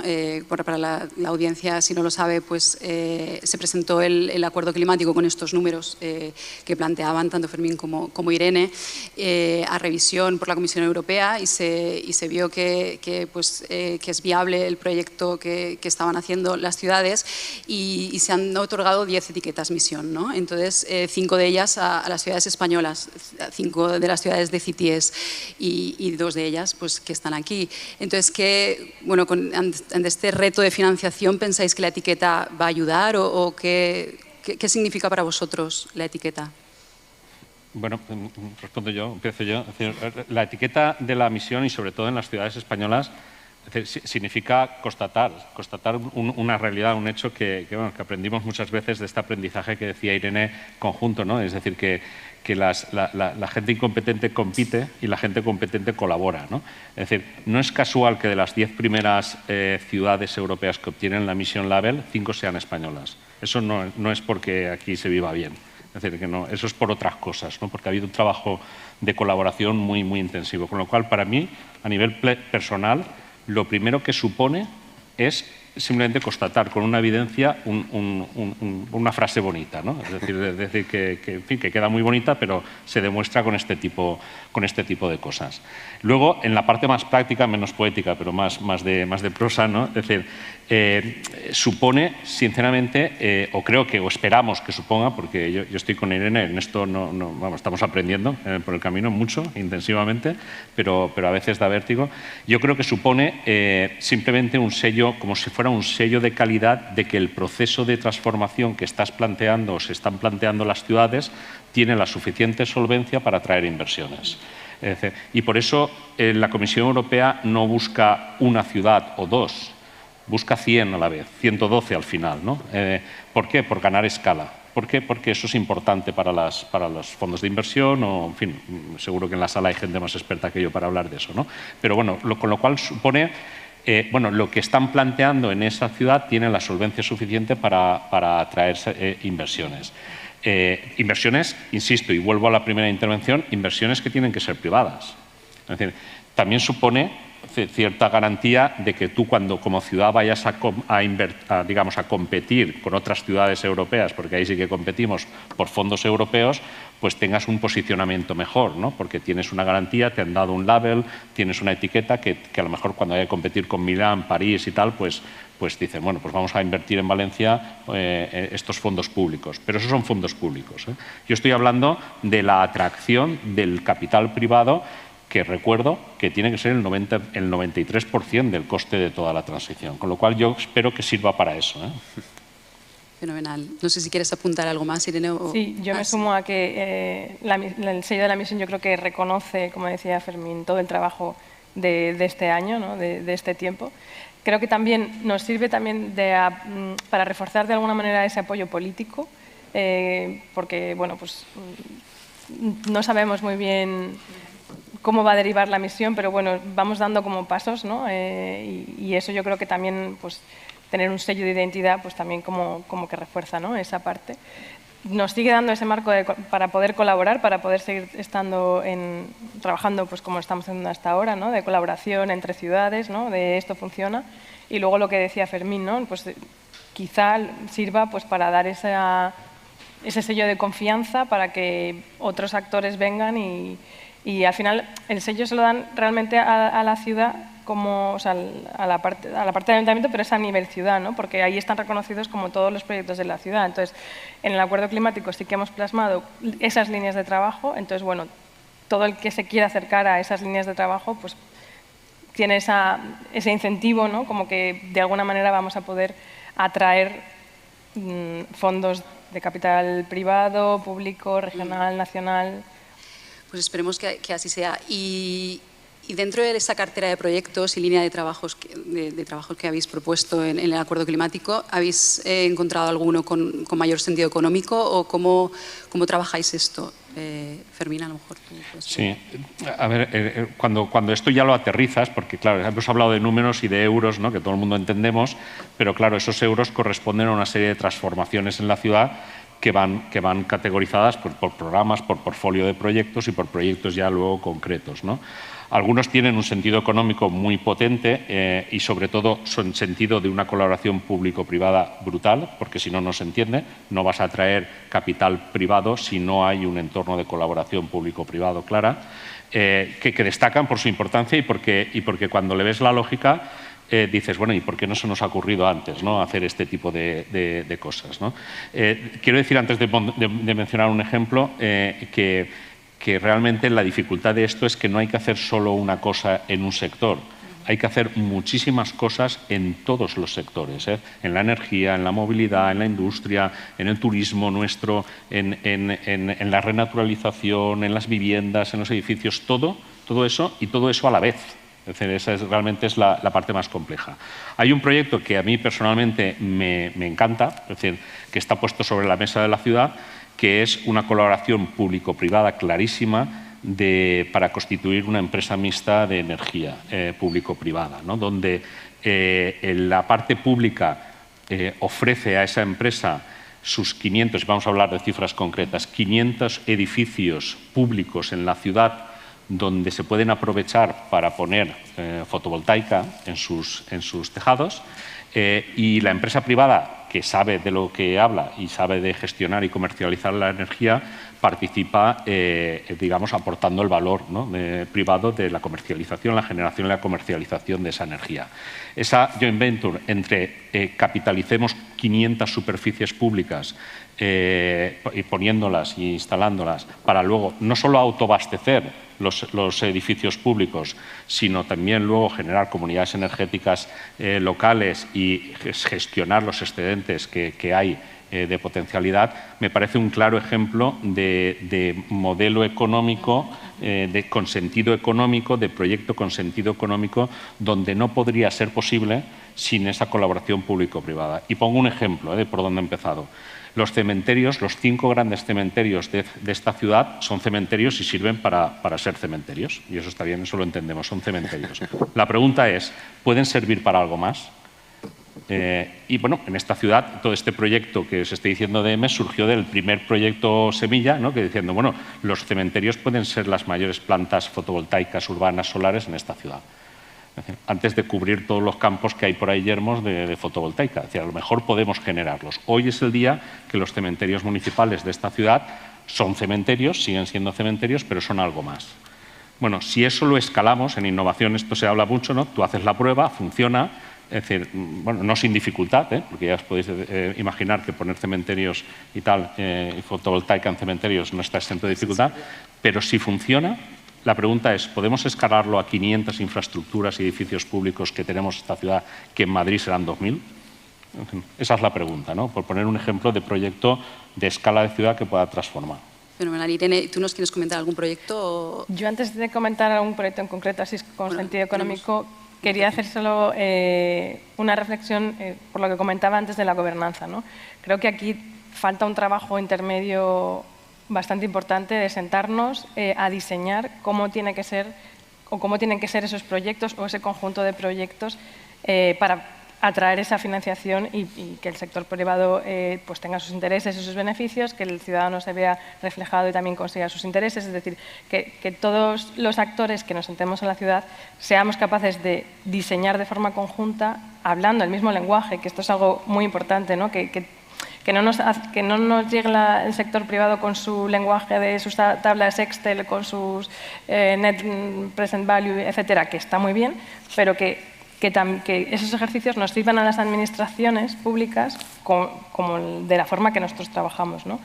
Con nuestras barreras regulatorias, con toda la normativa. Es decir, que entre todos sepamos llegar a un acuerdo de cómo tienen que ser, lo que decía antes, las ciudades tenemos que liderar, tenemos que poner nuestra especificación, nuestros requerimientos, pero está claro que tiene que haber colaboración público-privada, el privado tiene que llegar y tiene que... Quizá, bueno, pues en las jornadas de hoy seguro que hay muchísimas personas que pueden aportar muchísimo en este tema de inversión de impacto, pero ¿cómo lo hacemos de manera conjunta, ¿no? para llegar a los objetivos? Efectivamente, un lenguaje común y un portfolio de proyectos, ¿no? Y Julio, tú me comentabas que había una intención de que hubiese un lending and blending facility en la misión, ¿no? Pero que eso no ha llegado a fructuar, ¿no? Pero entonces... ¿qué es lo que se busca, ¿no? ¿Qué instrumentos se buscan? Ya tenemos 2 minutos. Pues es una buena pregunta y muy difícil de responder. Yo creo que es un poco lo que decía Irene, que lo que hay que hacer es confiar en la inteligencia colectiva y sentarse a colaborar y a pensar juntos, porque es que esto es tan complejo que hace falta, la Lending and Blending Facility era una facilidad, o no sé cómo se traduciría al castellano, una instalación o algo para conseguir mezclar instrumentos muy variados. Porque no basta con unos fondos, o sea, un bono de impacto solo, o un bono verde, o un crédito de un tipo, o una subvención. Probablemente hay que combinar muchos instrumentos, ¿no? Y entonces esa es la idea de la facilidad. Esta es al final, lo que dijo Fermín hace ya casi un año, ¿no? ¿Por qué no hacemos, se lo planteaba la Caixa además, creo, ¿no? ¿Por qué no hacemos un fondo misión en cada ciudad? O incluso un fondo misión en Europa, o sea, perdón, en España, donde para las 7 ciudades juntas se atraiga ese capital de forma masiva, porque al final, ¿cuál es el problema? Que los proyectos muy ventajosos económicamente están muy bien y los haces al principio, pero ¿quién hace la rehabilitación de viviendas que tiene retorno a la inversión muy baja, pero que es muy importante y que tiene otros cobeneficios para la ciudadanía, para la propia ciudad, etcétera, que no se ven tan fácilmente? Entonces, la idea de crear un fondo misión donde todo ese portafolio de proyectos que se estaba hablando se consiga juntar y que haya un fondo de inversión grande, el que sea, un tipo BlackRock o lo que sea, que venga y diga, venga, pues 3.000 millones para la ciudad de Valencia en 7 años o en 8 años, teniendo en cuenta que algunos proyectos van a tener un 9-10% de retorno y eso puedo conseguir una financiación de un banco o lo que sea, y a lo mejor unas del 1 o el 2%, pues es un fondo de pensiones o una deuda pública o lo que sea, ¿no? Entonces, esa combinación, pero claro, yo no tengo la respuesta. Lo que creo que hay que hacer es juntarse y ponerse a diseñarlo. Pues muchísimas gracias a todos y muchísimas gracias por escucharnos también. No sé si tenemos tiempo para preguntas o directamente pasamos a la siguiente cuestión.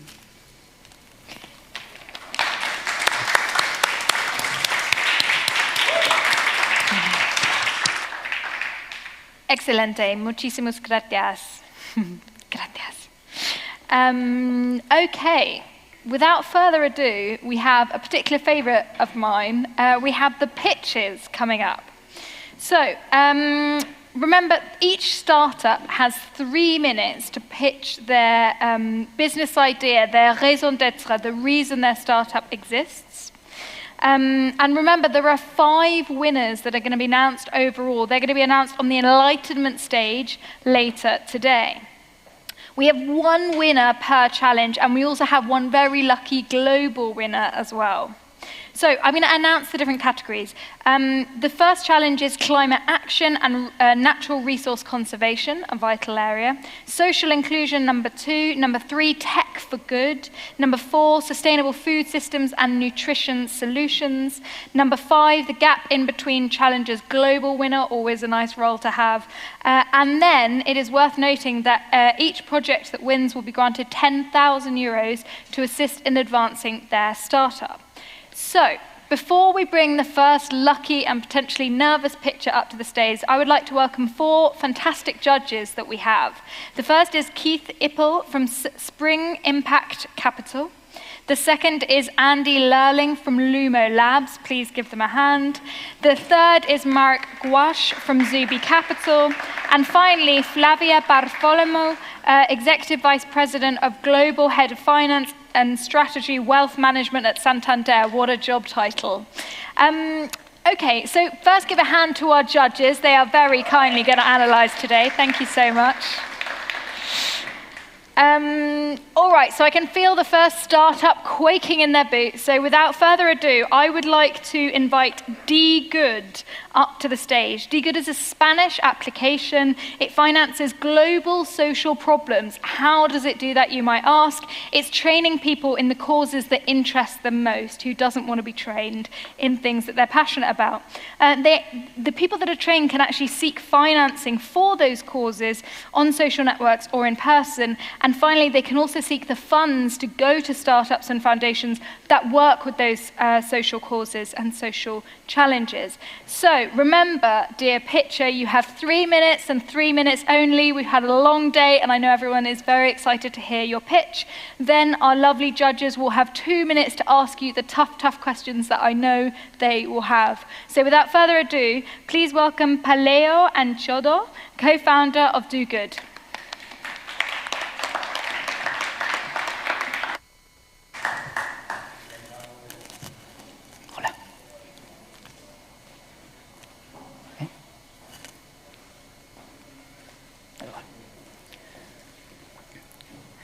700 million people live today with 1.9 euros per day. At the same time, it is estimated that by 2050, 5 billion people will not have access to clean water. These are really negative facts to start my presentation, but I have some really good news as well. And it's the creativity that we are witnessing today, especially on social media.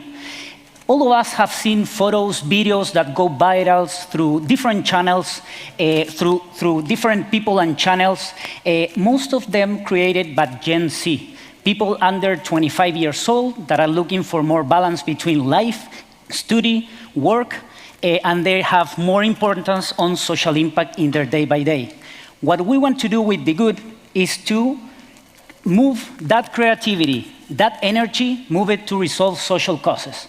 The Good is a platform where you can get digital training in the social causes that you are more passionate about, and then you can go out and seek funding for those causes, earning a commission and different benefits. You work as a gooder. You work as a freelance fundraiser.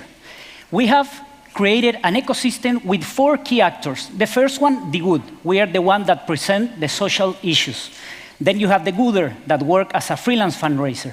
Then you have the person that contributes financially to the social causes through the gooder. And in the end, you have the startups and non-profit that get the funds, execute, and report the fund use. All the funds that the gooders raise goes to startups and non-profit that works in the same social causes that the gooders works. How do they fundraise? With one way is with a QR when you are in person with someone, and with a link when you wanted to send it through different social media.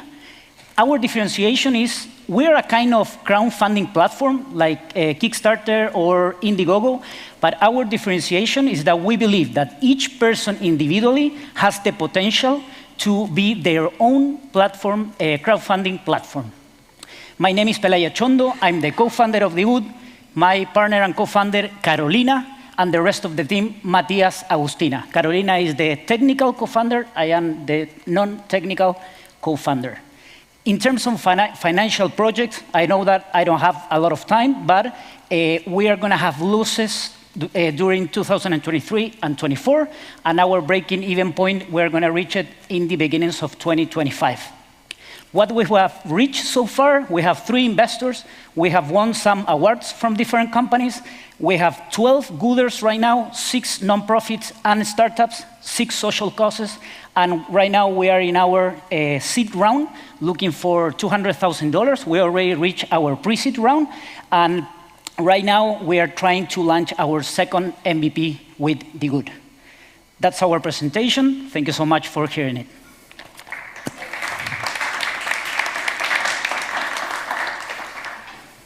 Please proceed with questions. You've got 2 minutes. Thank you very much. I was wondering which is your market actually? Where are you actually operating? Where you're operating here, or in Europe, maybe LATAM? Yes. Just to know. Thank you. We launched in Spain, actually. I'm from Chile, but we launched in Spain because of the investors invite me to launch it here.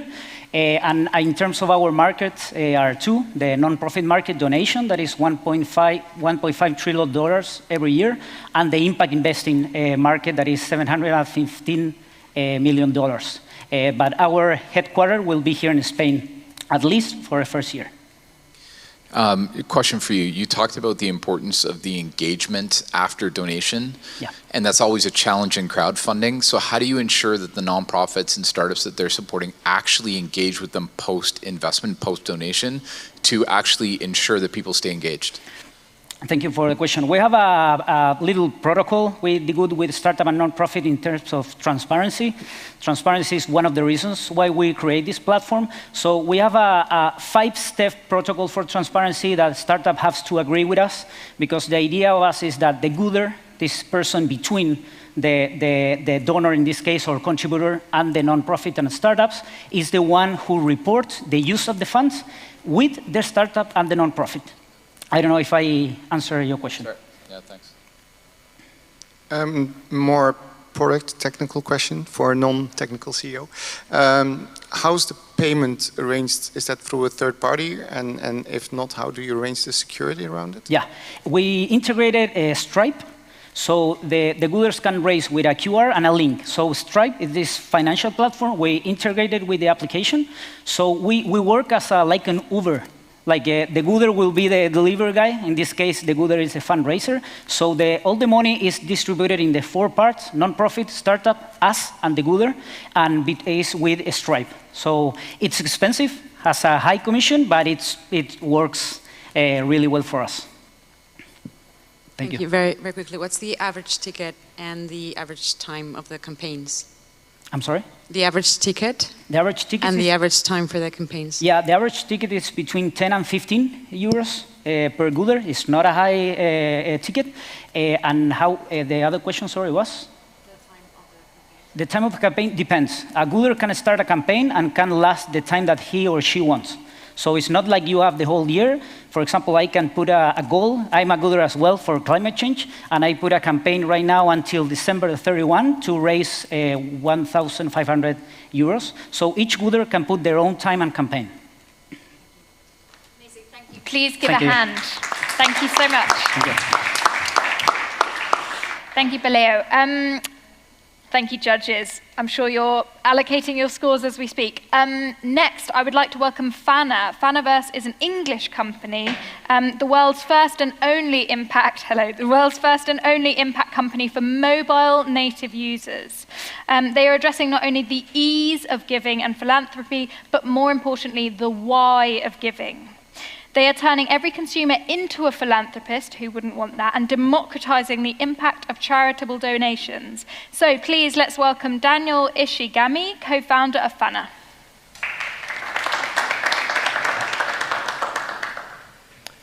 Hi everyone, I'm Daniel, the co-founder of Fana, and I appreciate the opportunity to present to you all today.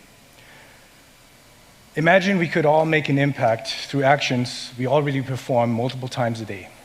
I think we can transform a behavior that we already perform many times a day into a force for good.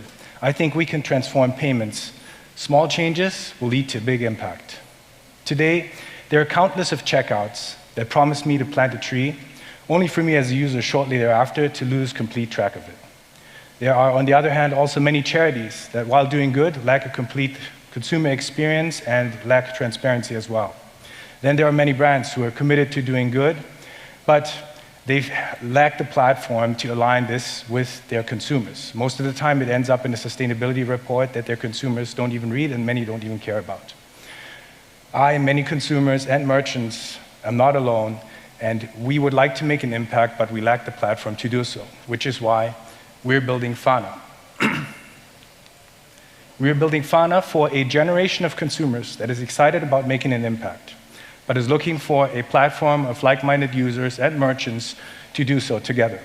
We're building Fana for a generation of merchants that is excited about making an impact, but is looking to do so together with their consumers in a powerful community-building tool.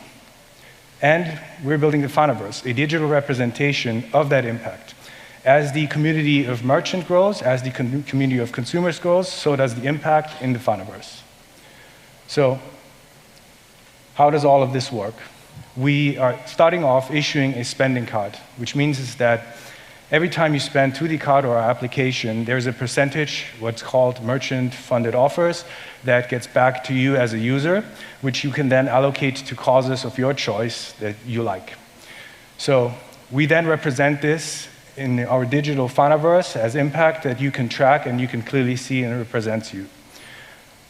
What's in it for the consumer? For the consumer, very clearly, they get an amazing-looking card that represents them. They get to join a community that is excited about impact just as much as they are. What is in it for the charities? Charities no longer need to focus on expensive consumer acquisition and burning funds on that. They can focus on what they're good at. They can focus on making an impact. And what's in it for brands? Brands no longer need to worry about CSR spend disappearing in the footnote of their annual sustainability report. They can focus on building a community with their users and together achieving good. So how do we as a business work? It works very simply on the consumer side as a subscription fee. On the business side, there's an affiliate fee and a transaction fee. So where are we today? Today we are, sorry, let me go back. Where are we today? We are today a community of 5,000 users We have a wait list of 10,000 that will join us shortly as the card launches in 2 weeks. And we have just signed a deal with one of the largest card issuers globally that will help us with our rollout and that will also unlock the path to 2,000 merchants joining our platform. I and my team are very excited about building this platform for good, very excited about building a community around this. Thank you for your attention, and now I'd like to take Q&A. Thank you so much. Let's give a round of applause. Please feel free to kick off with questions. Maybe one question. If we talk about impact, why would you need a physical card? Because I can imagine that you could do without. There's obviously the ease of being able to spend with the card and immediately with that action already unlocking a merchant-funded reward that you can then allocate to charities, right?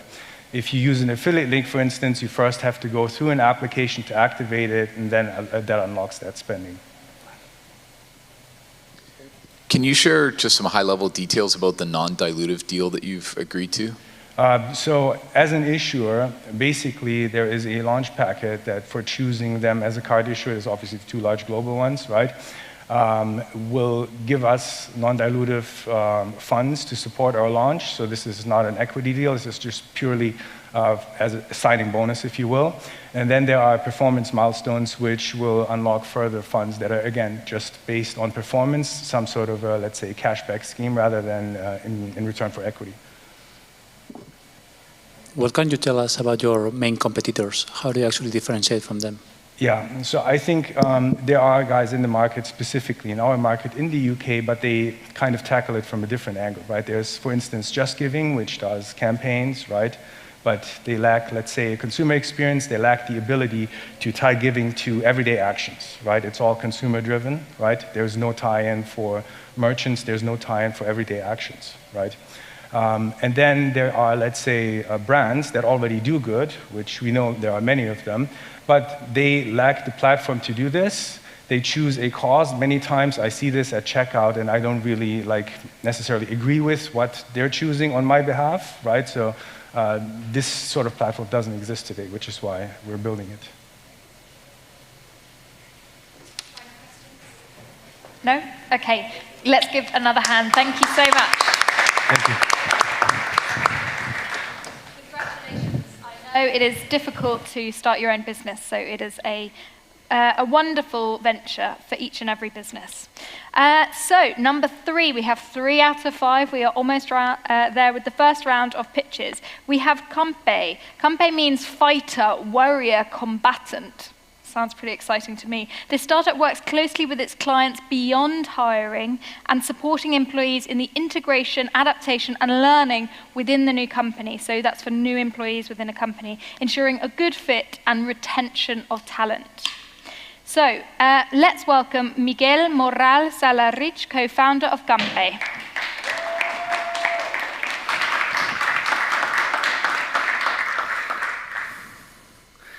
Thank you very much. Yes, I'm Miguel from Campe, which means warrior, and that's what we do. We channel warriors into the green economy that has been growing at a very fast pace over the last few years and is lacking the professionals to grow as planned in the future. There are about 24 million jobs to be created in the green economy in the next 10 years, and already it's difficult to find the people to cover those positions.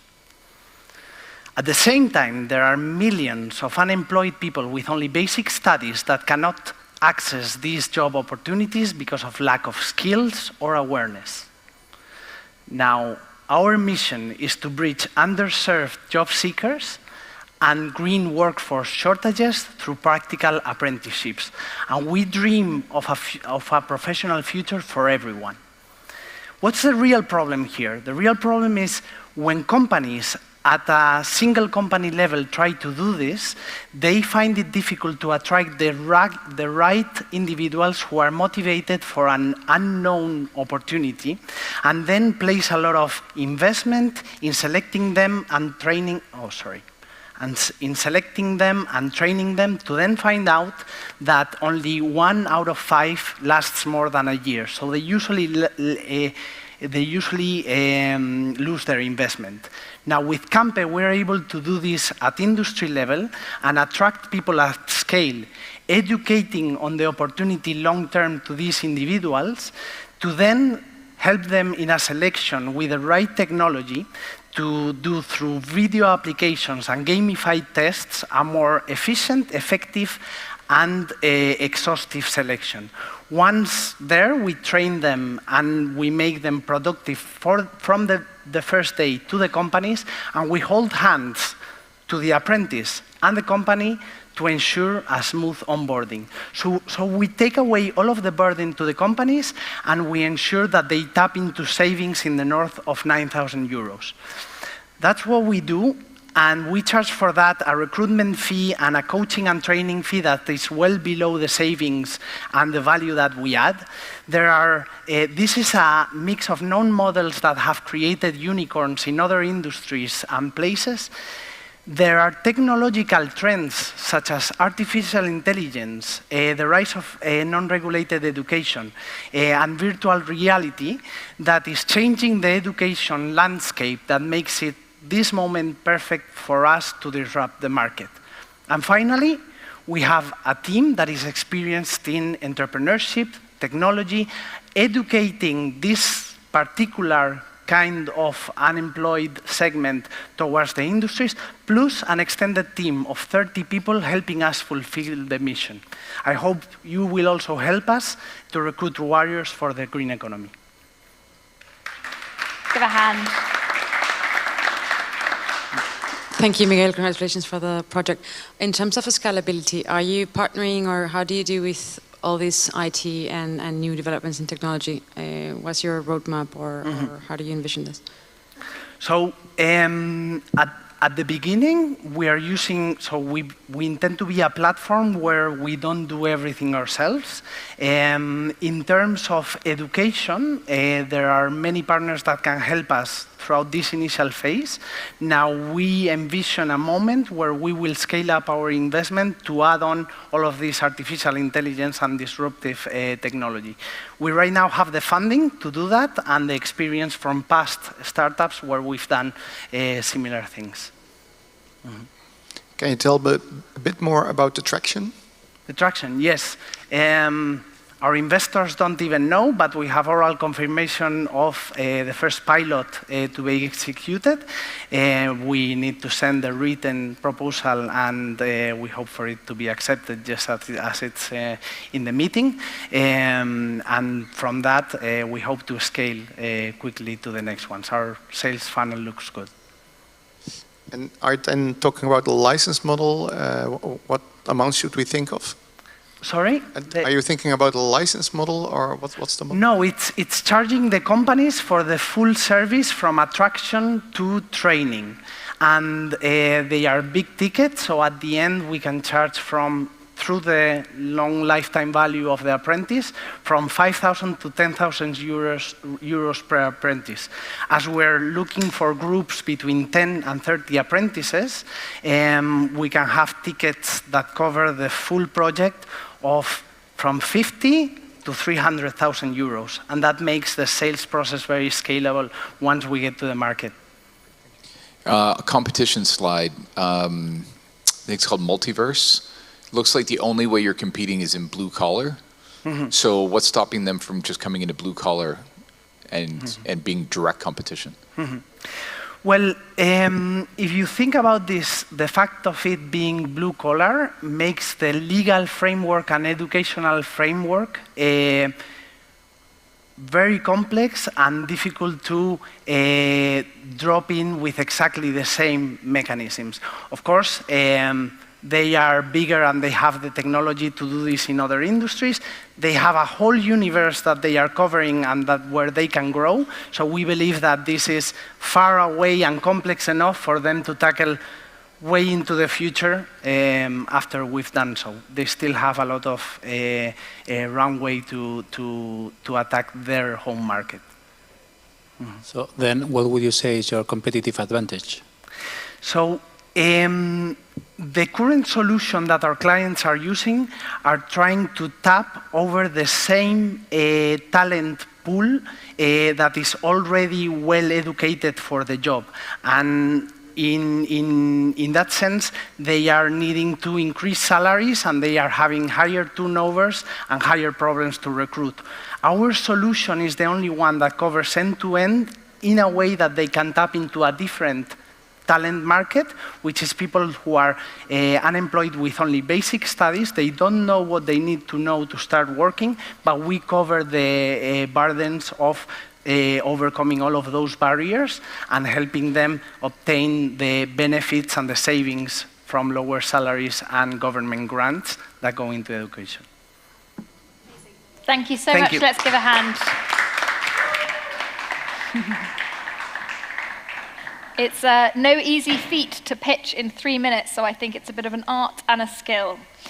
Next, I'm turning my attention to the fourth pitcher of the day.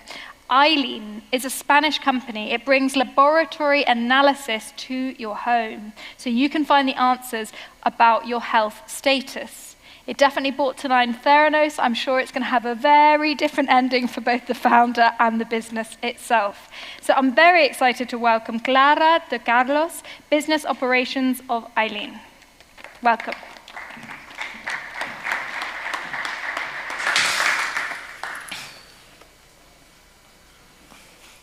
Okay, so good afternoon. We are Aileen, the first laboratory testing from home to take control of your health anytime, anywhere. So COVID has reminded us that health is our equal, regardless of money, status, or nationality. But COVID is not the only threat. The world is getting sicker. 74% of deaths in the world are due to diseases that can be prevented. For us, prevention means knowledge, because knowledge is the key to anticipate diseases, and knowledge is provided by laboratory testing. In fact, 70% of diagnoses come from laboratory testing. The problem? That access to them is very complex. It requires visiting so many waiting rooms in a way that is invasive, and all to receive results that are very difficult to understand if you are not a doctor. This is all part of a reactive system that primes curing symptoms rather than prevention. And that's why we create Aileen, to make it easier to access to laboratory testing, so people can track their health in a way that is convenient, not invasive, and easy. At Aileen, we want our health to be at our fingertips. That's why our self-sampling kits contains the necessary tools to take your own sample from home without the help of any healthcare professional. But that's not all. Thanks to our own technology, we are able to deliver personalized results that are easy to understand and tell you what you need to do to be at your best. These allow us to anticipate diseases, to reduce costs, and to empower people's. This is not minor. We are able to answer the most prevalent conditions, from monitoring pathologies such as diabetes, to prevention with cardiovascular diseases or prostate cancer, or even answering health issues in a way that is confidential, such as STDs. We have simplified the process of lab testing into just 4 single steps. You choose your test, you take your sample, we collect and analyze it for you, and we deliver, and you receive your personalized results explained by a medical team.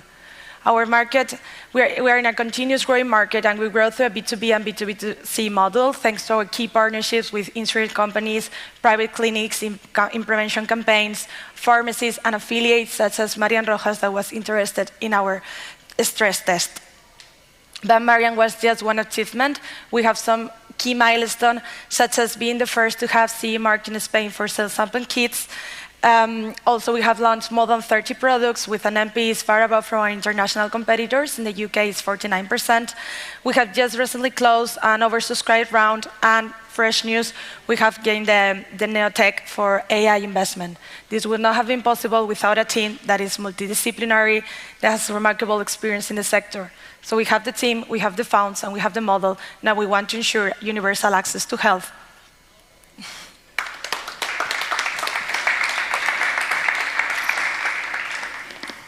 Thank you very much. I would like to understand how do you actually integrate into the healthcare system, because I understood it's more prevention. So let's say that I actually test it, I find out that I have whatever illness is. So how do I actually go to the healthcare sector in order to integrate your solution into the system? Yes, for example, we work with insurance companies, so we have developed personalized kits for them.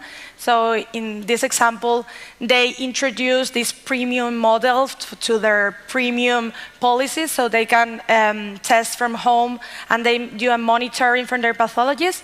Also, we are making a pilot nowadays that they connect with the medical consult, so after they test, they knew the results and they can talk with the doctor in a second phase.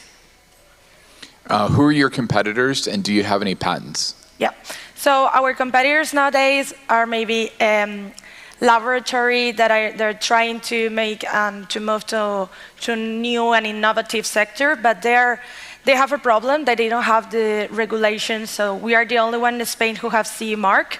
There are also some med techs that they're trying to act such as an intermediate between hospitals and labs and final users. But we actually are a new model. We're starting having new competitors from little startups, but we differentiate not only because of our user experience is better, also because they don't actually have the regulatory license that we need, and we actually don't have patterns, and that's it.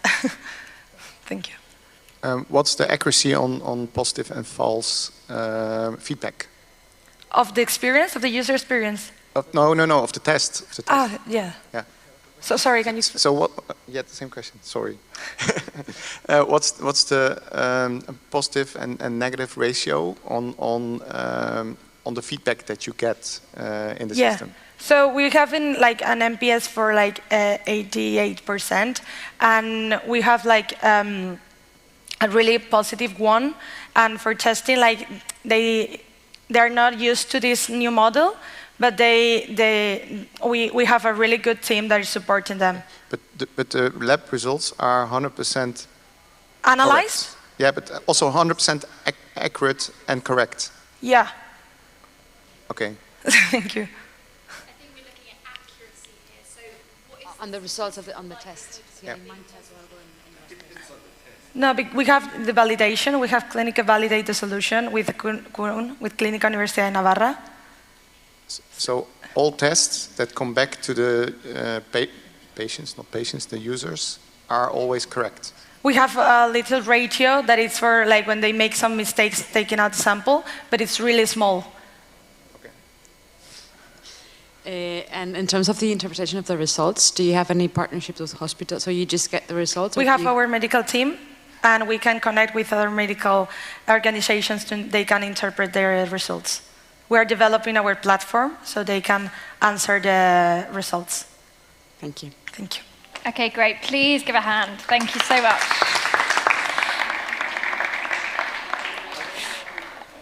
They were some tough questions, and we appreciate those in this space, so thank you very much from the judges. Right, moving on to the last but not least picture of today. So we have Become. Become is a platform for the management of sustainability in the textile and apparel industry. They enable brands to build more responsible supply chains, I know we need that, and ensure transparency for their final customers. Never before has it been so easy to be both sustainable and transparent. Sounds pretty interesting to me. So join me in giving a hand to Alba García Petors, lo siento, co-CEO of Become. Please join me.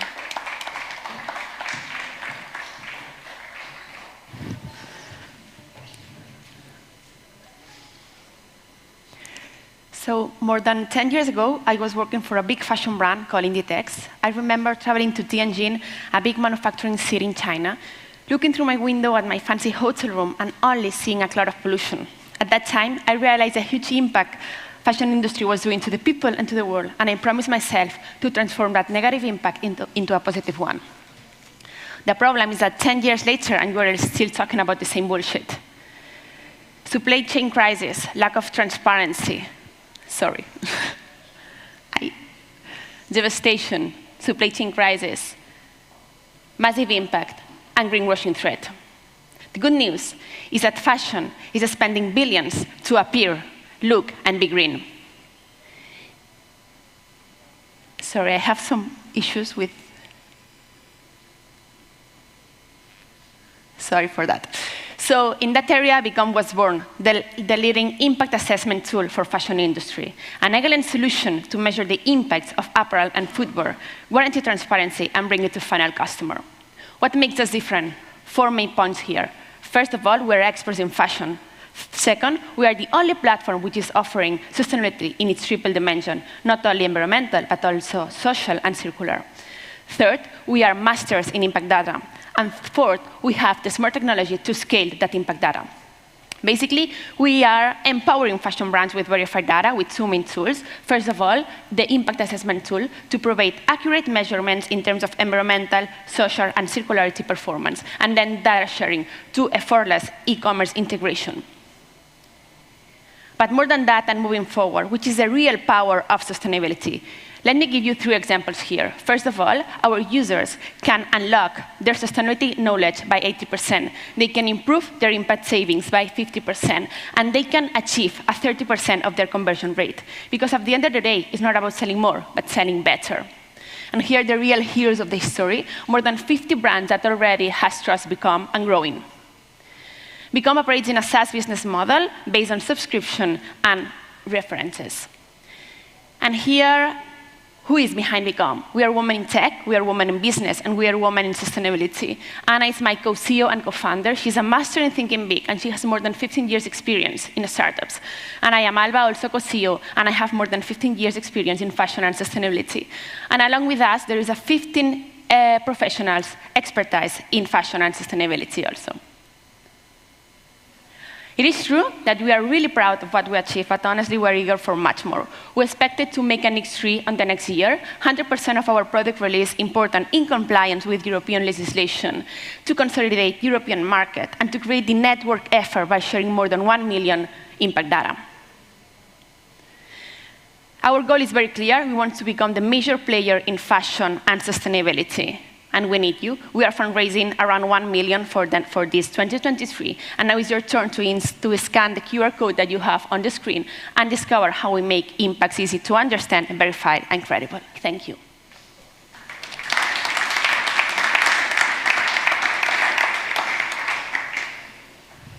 Thank you. Can you share a little bit on financials? When are you planning to be break even? In 2026, we are going to break even. I mean, Become is not a sustainability business model per se, because we want to scale our technology and we need to invest many money in all the algorithm. Sorry.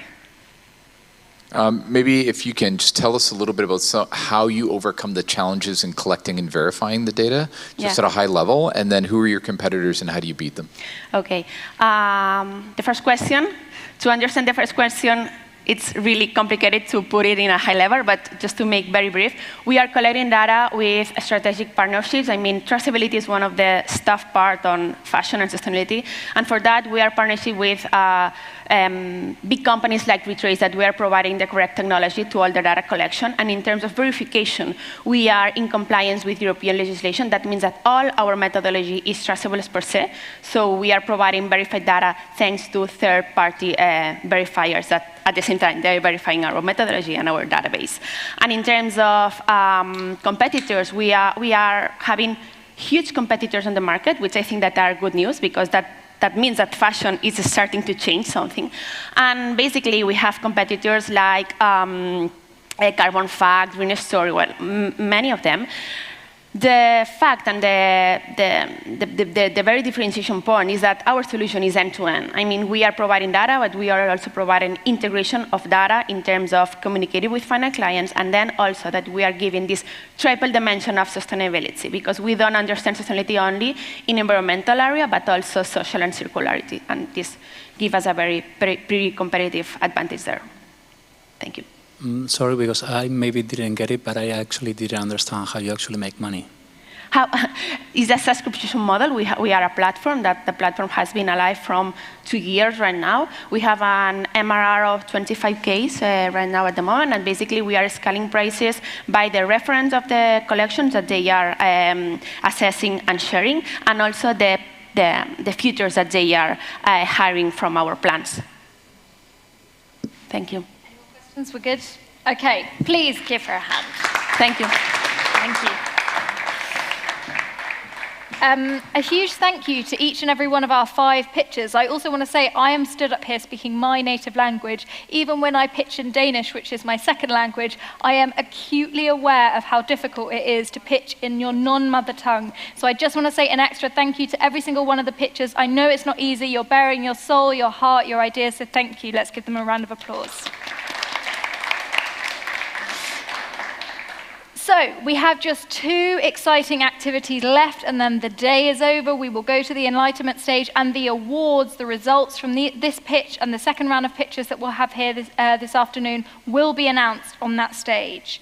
Before we have the second round of pitches, however, I would like to welcome a fireside chat. That's a very popular term these days, isn't it? The fireside chat is entitled The Catering Revolution, Teaming Up for Impact and Feeding Change. I know it's been a while since we've had lunch, so I'm sure we're all very curious about what that entails. So I'm going to welcome 2 very interesting panelists onto the stage. The first is Corina Alman, Business Development and International Relations at Gourmet Catering and Venues. And the second is Kilian Zaragoza, co-founder and CEO of Naria Tech. Please give them a hand.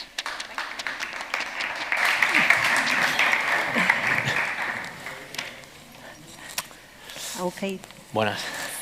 Buenas tardes. Thank you very much. We're going to do this in Spanish. Vamos a hacer esto en castellano. ¿Hay alguien que no entiende? Hablamos todos más o menos castellano y si no hay una aplicación también, yo creo que nos han dicho de Interpretify. Así que, muy bien.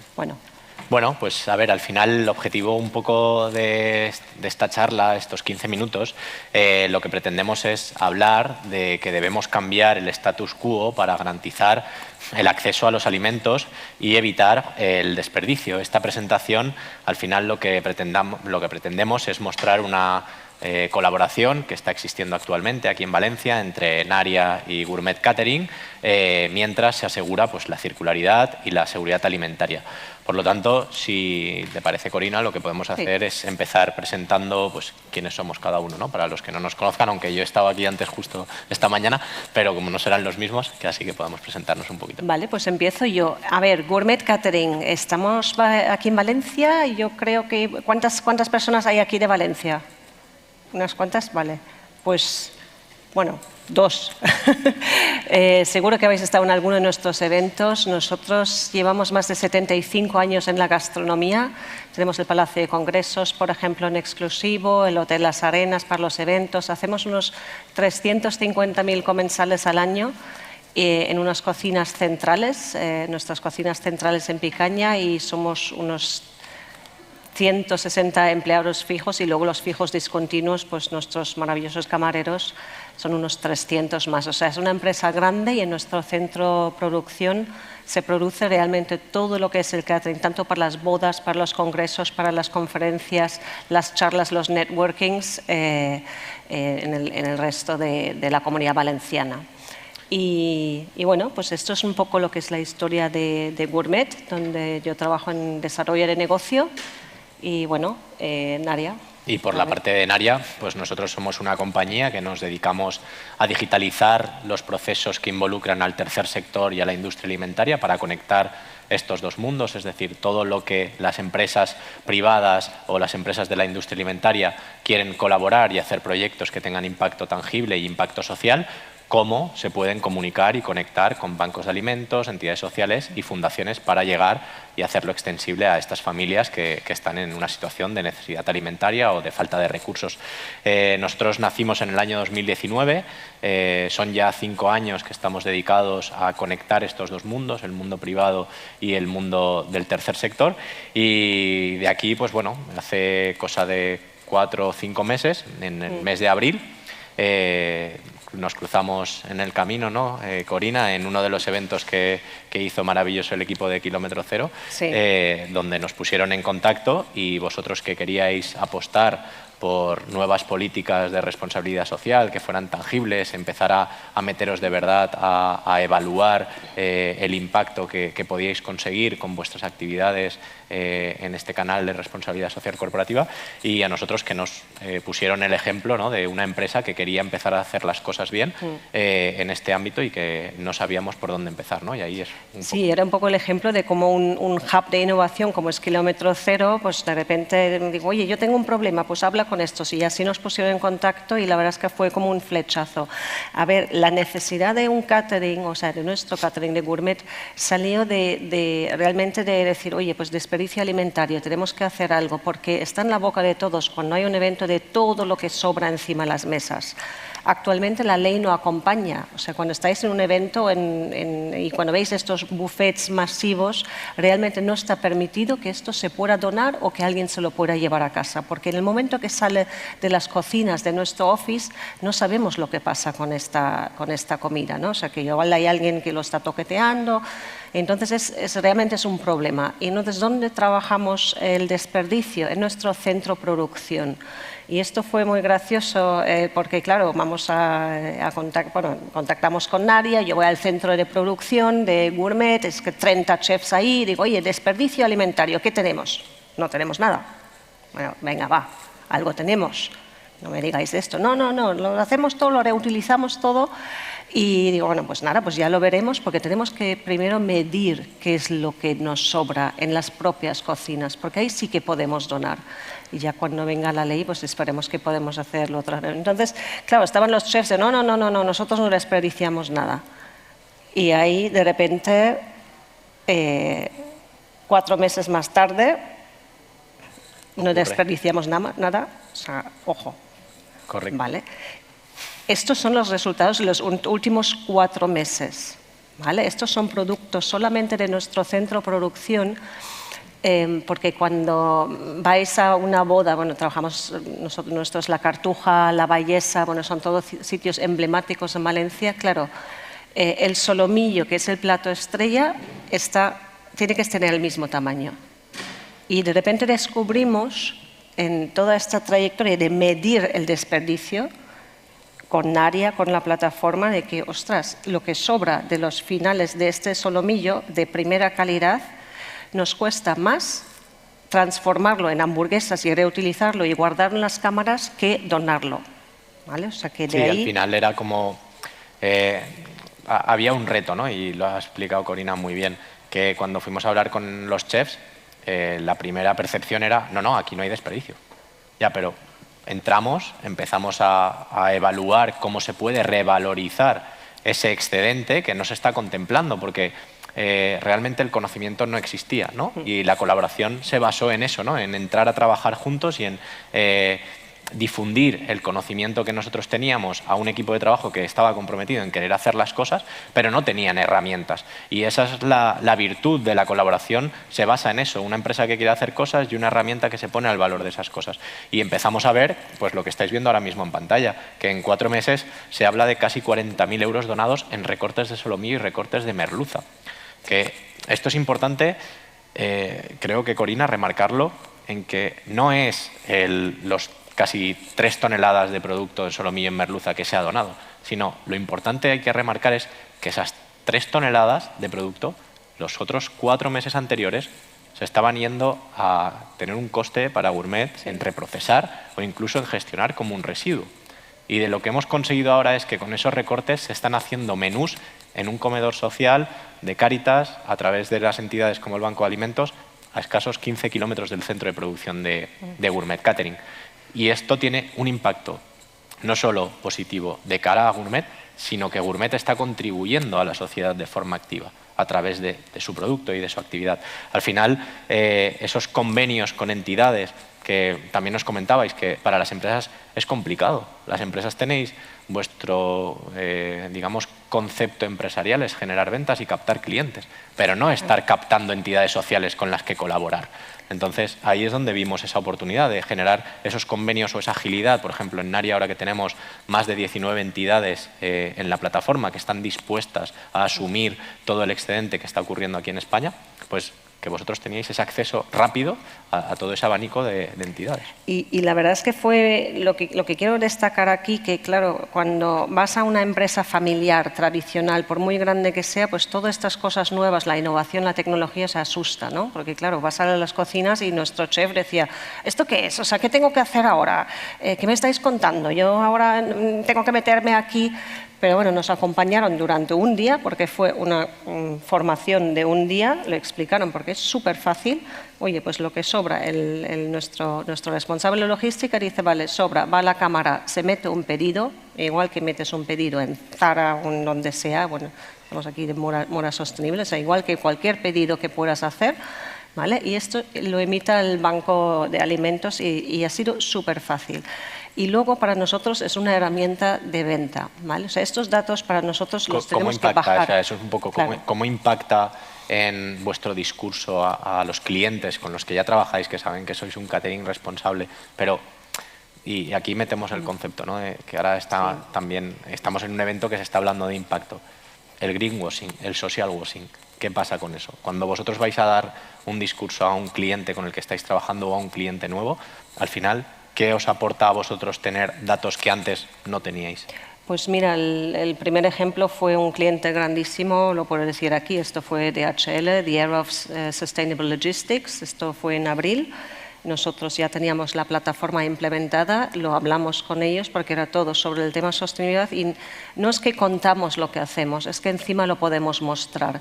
Podemos mostrar que estamos, pues además hay un código blockchain, o sea que realmente se está haciendo. O sea, tengo datos reales en cada momento, lo que está pasando en las cocinas y a dónde va el sobrante alimentario. Y luego puedo emitir certificados a los eventos, porque cada vez, sobre todo para los eventos internacionales, es súper importante tener un post-reporting donde realmente dicen todo lo que han hecho y cómo han cuidado la sostenibilidad. Entonces hay muchas cosas que bueno, pues decía, vale, pues sí, no hemos trabajado con plástico, ya, pero ¿qué es lo que pasa detrás de toda esta exposición de comidas? Pues esto ahora lo podemos mostrar.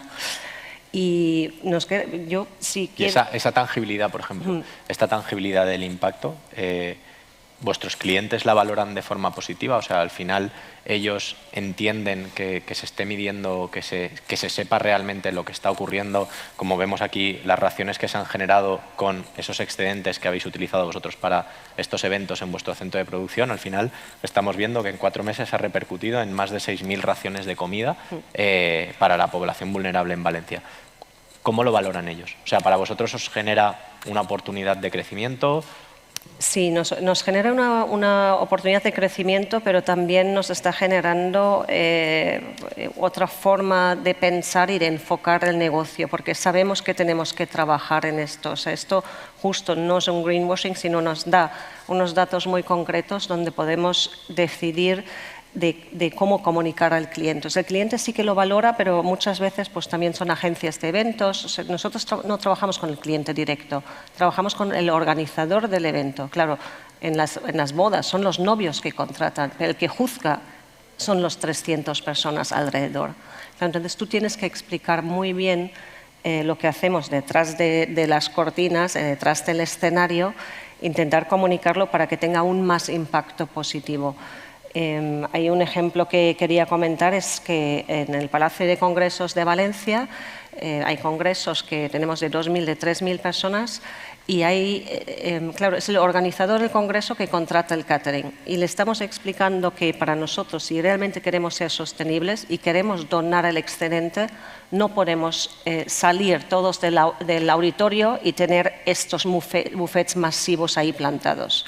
Lo que tenemos que hacer, como para poder donarlo de manera segura, tenemos que sacar la comida con mucha más frecuencia, nos cuesta más en personal, nos cuesta más en tiempos, nos cuesta mucho en comunicarlo al cliente, pero esa es la única manera que lo que se queda en las cocinas, porque de repente los 2.000 personas han comido y somos capaces de organizar, de que cuando han terminado de comer tenemos todavía en cocina pues el sobrante, pero esto sí que se puede donar porque no ha salido todavía a la sala. Y bueno, el impacto positivo... Y eso, al final, lo que os involucra también, sobre todo porque nosotros lo vemos no solo en vosotros, sino en otros clientes más industriales que tienen muchísimo más volumen o incluso en el retail. Esto se habla de un concepto de conciencia, ¿no? Al final, esa capacidad que te dan las herramientas no es nada más que una herramienta más, pero si no aplica la conciencia en el equipo, yo siempre lo explico de la misma manera y aquí, pues, por ejemplo, los que estéis o que tengáis contacto con la industria alimentaria y que esto pueda servir, al final, antes no existía Excel, siempre pongo el mismo ejemplo, ¿no? Antes no existía Excel, pero las empresas seguían siendo rentables y hacían sus contabilidades. Claro, pues había un blog y un bolígrafo. Y luego salió Excel y la gente no veía el Excel como un ataque o no veía como algo que no les fuera útil. Al contrario, vieron que el Excel hacía lo mismo que hacía el bolígrafo y el papel de forma más rápida. Nosotros, lo que os hemos intentado transmitir a vosotros, así como al resto de clientes, se basa en eso. Nosotros no enseñamos, no le explicamos a las empresas o al sector de que tienen que hacer actividad socialmente responsable o que tienen que donar. No, eso va intrínseco en vuestras empresas, en vuestros valores de compañía. Os damos el Excel, os damos la herramienta para que podáis establecer esa medición, para que podáis llevar ese control y que tangibilicéis vuestros resultados, ¿no? Eso es un poco...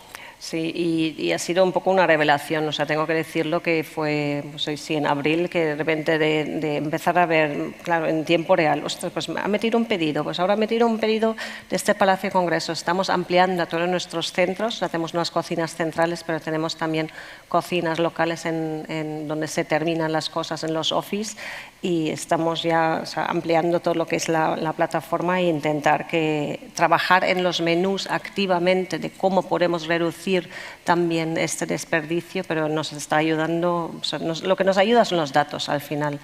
Y bueno, queríamos contaros esto un poco como un ejemplo real y que sepáis también lo que hay detrás del trabajo que hay detrás de todo lo que puede ser un catering, una gastronomía.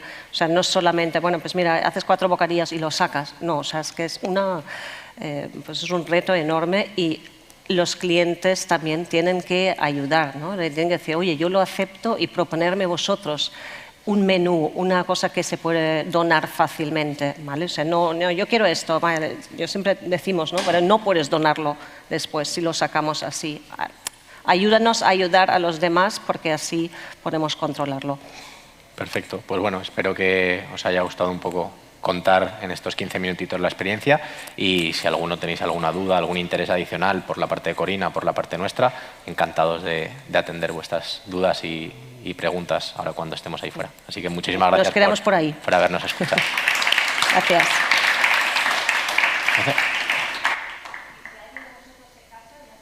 Me llamáis. Perfecto, muchísimas gracias. All right. We have the final activity of the day. Then we are done, we are out to the enlightenment stage, and you guys can go on with your fantastic lives after a really fascinating day. So, in the spirit of food, we are staying on a similar theme here, which is something I really enjoy. So, the final activity is the final pitch of the day, and I'm a massive fan of pitches. I think they're very interesting and also difficult. The pitch is entitled Sustainable Food Systems and Nutrition Solutions. Before I welcome our first pitcher, I would like to welcome our judges for today. We have 4 judges. The first is called Catalina, lo siento, Valencia, very appropriate surname given where we are, from KM0, Gian Maria Bruno from Danone Communities, Barbara Leo de Carvalho from 3 times Global VC, and finally Alberto Criado from Carduman Capital. Please give them a hand.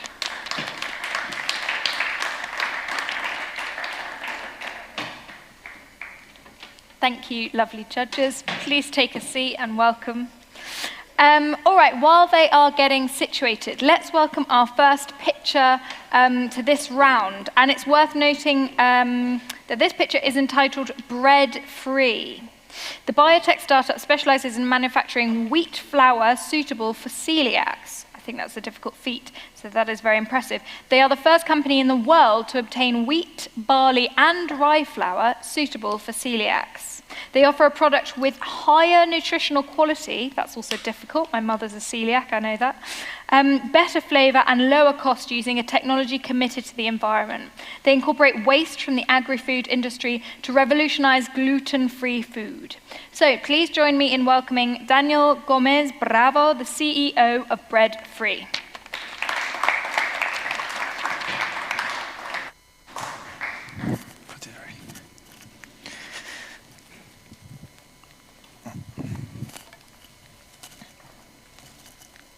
Okay, so thank you very much for letting us be here. So I'm Daniel Gomez Bravo, CEO at Bread Free, and we are the first company in the world that manufacture gluten-free wheat, barley, and rye flours.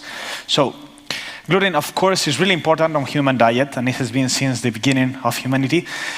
And up to 8% of the population worldwide is not able to consume gluten-free traditional products. They have to consume gluten-free products, and this is a problem. Why? Because gluten-free products lack of good taste, texture, and nutritional quality. And of course, let's not talk about the prices, which are really, really high. So we have developed a process, biotechnological process, that can assess this problem. Regarding our strategic plan, we plan this year to build a facility, the first facility in the world to manufacture this gluten-free wheat flour with a capacity of 200 kilos per day. And then in the next year, we'll increase the capacity up to 1 ton per hour, which is something really amazing. But what makes us unique is that we have a proposal for everybody. We would like everybody to be able to consume gluten-free products with the same quality as everybody, and consume wheat flour without caring if it is going to harm themselves or the people in the surroundings. And what makes us unique is that we first preserve all the properties, organoleptic properties, let's say texture and flavor, of conventional products, thanks to our wheat flour. Second, we reduce the production cost because wheat flour is way cheaper than corn, rice, etc. ingredients that are used nowadays to make gluten-free products. And finally, our product is clean label because we only need one ingredient. So we reduce the chain of production, and we are aligned with the SDGs, so 12 and 3, in order to make healthier products and to reduce the carbon emissions. So there is no competition in the market. We're the first in the world. And our gluten-free flour can be applied to all the industry. So imagine from bread, cookies, pastries, but also fish preps, meat preps, even drinks. So sauces also, anything you can imagine. And what makes us unique is that we have a patent, which is actually being filed as a PCT, and in 2025 we will be able to patent it and protect it worldwide. So this is why we cannot disclose a lot about the technology, but mainly we start from wheat flour, let's say raw wheat flour, then through a biotechnological process where we also incorporate byproducts of the agri-food industry, we obtain gluten-free wheat flour, which is of course also analyzed through artificial intelligence in order to reduce the analytical cost, which is one of the main bottlenecks of the industry. And this is our brand, Pura. So we want to invest a lot of money in raising awareness that we want to be as the Intel of the gluten-free products, and that everyone recognizes Pura flour and Pura products as the best in the market. And this wouldn't be possible if it was not by a team of engineers, biotechnologists, and people from the industry that are really, really committed. And as we like to say in Bread Free, let's glue the world. Thank you very much.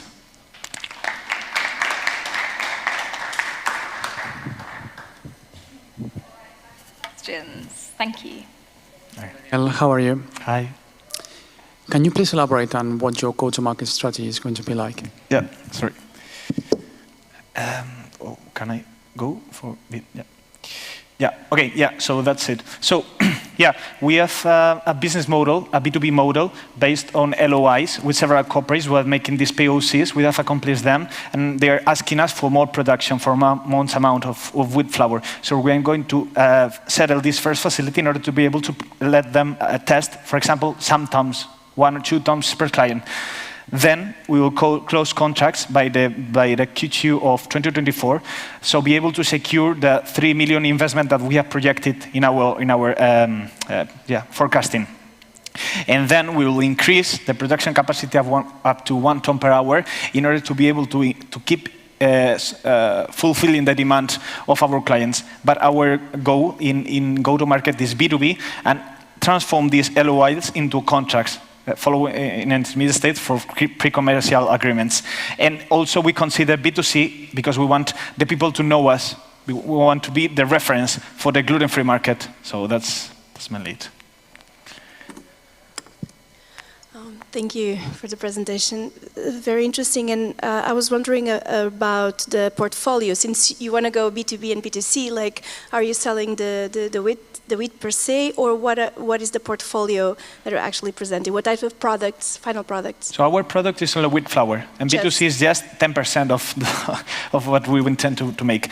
But our portfolio will be to sell wheat flour to all the manufacturers that you can imagine worldwide. I understand that. So how are you planning to be known towards the final consumer? Because someone else is actually transforming the raw material, right? I'm just wondering on that. Yeah, we have accomplished this 15 POCs, and we have these LOIs, but through the trademark of Pura in all the products. So we want to be as Intel of the gluten-free products, so everyone can see Pura trademark and then say, okay, this is a good product.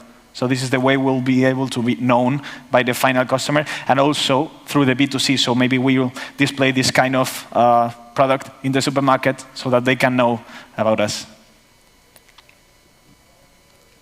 Hello, congratulations. So, no, but just to build on this, so are you planning to ask your clients to force them to include your Pura logo on their packs, in their products? That's what you're mentioning. Well, actually, it's the inverse. It's the opposite. They are asking us, how could you provide me, because I want to diversify, I want to be also gluten-free manufacturer, so I want to expand my market, so could you please give me an ingredient that fulfill all the same properties and also enables me to expand the market? So it's opposite, actually the opposite. But yes, that's it. Okay, great. Let's give a hand. Thank you so much.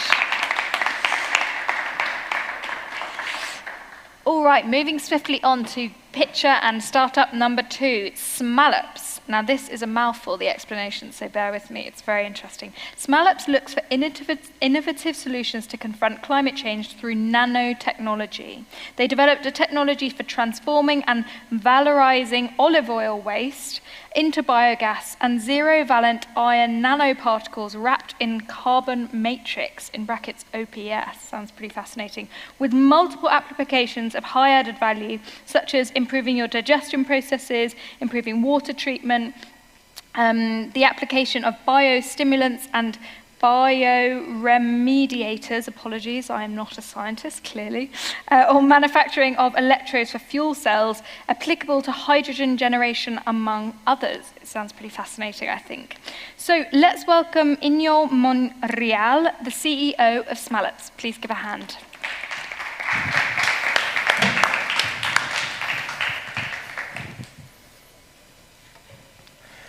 Good afternoon. My name is Iñigo Monreal. I'm the CEO of Smallops, and we transform olive oil waste into biogas and nanoparticles.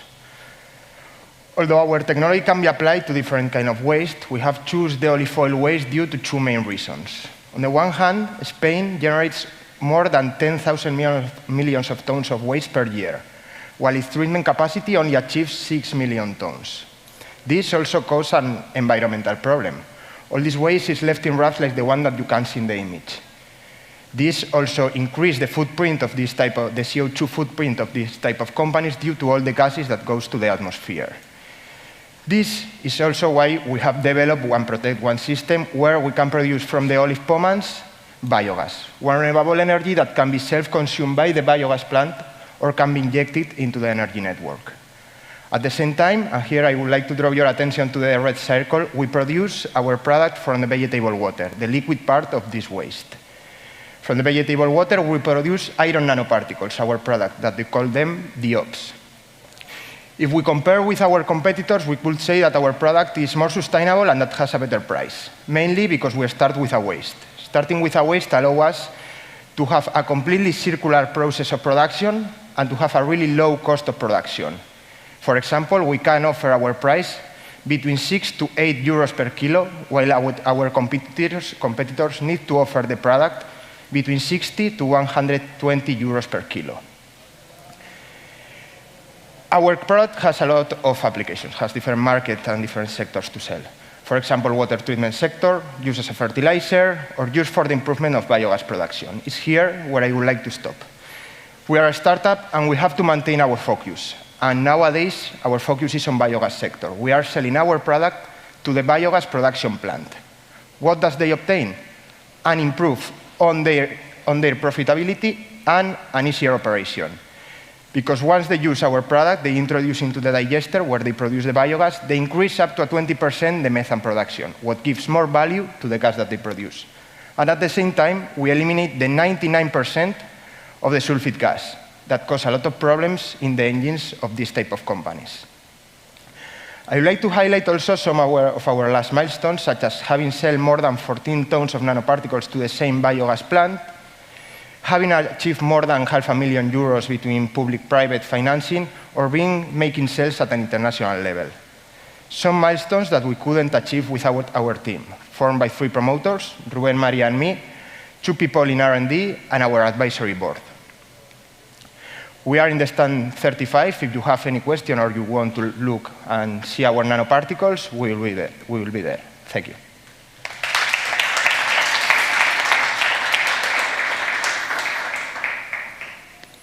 Congratulations for the project. It's quite interesting. I'm wondering if you have any competitor. There is another startup that is doing like the same. And how is the size of the opportunity if you want to go to start in one just in biogas sector? We have started in the biogas sector mainly because the opportunity that is nowadays in this sector. When we start the startup as a project, we thought that the water treatment sector was better, but we saw that mainly in Spain is a lot of public, and it's really difficult to enter to this type of clients. The biogas sector is growing. Spain has to put at the same level that the other countries of Europe. The technology for the production of biogas is completely developed. We just need to take here out. And due to the war of Ukraine and Russia, we have seen that not only in Spain, all Europe needs to obtain an independent stream of production of renewable energy. And that's why they have opened different ways to impulse the production of new biogas plants. For example, in France, they are getting 1 biomethane plant per week. In Spain, they have an objective to arrive at 25% of the energy produced by this kind of streams, like biogas, for 2026. So the opportunity is huge. All the people is working on that. And nowadays, what they offer in the sector are products for eliminating the sulfate gas, but not products for increasing the methane production. What gives value to these companies, as what they are doing is selling this energy. What do you need to do in order to expand the potential use cases of your nanoparticles? Okay, knowing that, as I have said before, our focus is on biogas sector because we need to obtain an income every day, every month, obtaining an income, we are opening new streams of income, like the use as a fertilizer and mainly water treatment. What we need for expanding more? Money, because with money we can do a lot of things. But we think that we have to maintain our focus. We don't know to open all the streams. We want to stay in one to get income and then maybe a little bit of R&D to continue opening, but not start looking for all the application and what we can do.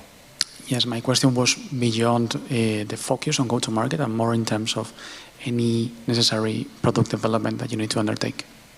For the go-to-market, what we have done is start at laboratory level, working with different technological centers. Then we have grown to pilot level. We have grown our production from 2 liters reactor to one of 5 cubic meter reactor.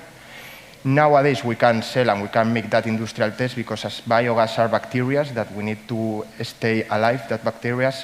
A lot of our clients, they were in that because they were thinking about maybe they kill these bacteria. What we have done is do a complete process between laboratory pilot and nowadays we are working at industrial level to make that success cases. Great, let's give you a hand. Thank you so much.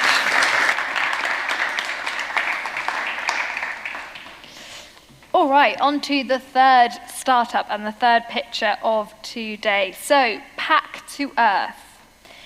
Their mission is to positively impact environmental protection by reducing contaminating plastics by replacing them with sustainable materials. I think we've heard today that that is very necessary. Their bio-based, flexible film and injection materials are robust and compostable at ambient temperature, and they are organically recyclable as well. They can be used to manufacture packaging and other items for long life, dry to semi-liquid products, as well as for some liquids. Please join me in welcoming Françoise de Valera, co-founder and CEO of Pack2Earth.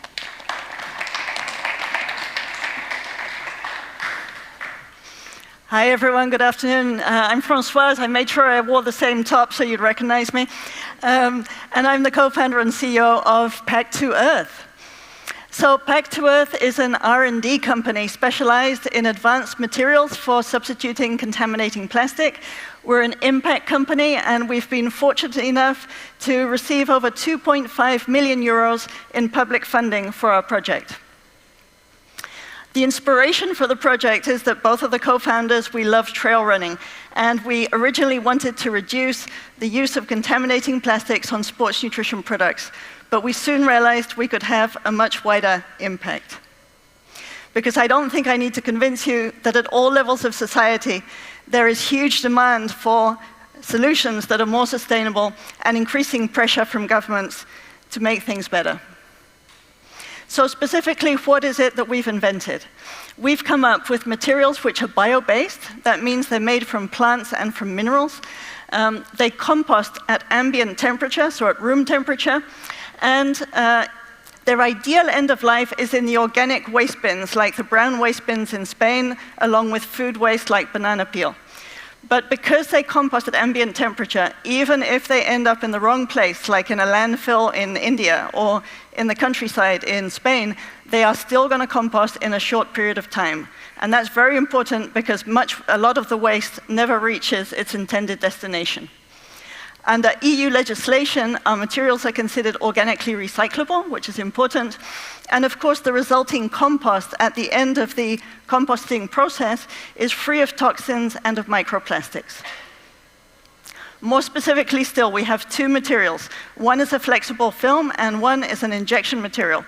These two materials, with these two materials, it's the first time that you can package dry to semi-liquid or even liquid products in materials that compost at room temperature and still obtain a long shelf life for the products that you have packaged in those materials.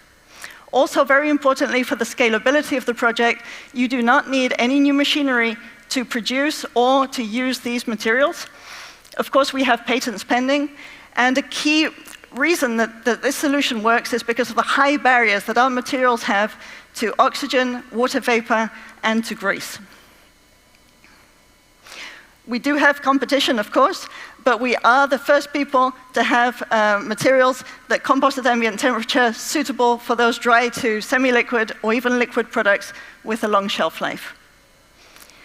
We're in pilot and pre-sale stage with over 25 companies, including 4 of the world's largest FMCG companies. And our business model is to license our intellectual property to packaging manufacturers. We have a great team, including our own in-house R&D team. We predict around 14 million euros of cumulative EBITDA by 2028. And very importantly, we're an impact company. So our aim is to substitute 60,000 tons of contaminating plastic by 2028. We're just closing our round of investment, so if anyone's interested, please let me know. And thank you for listening, and please ask me any questions.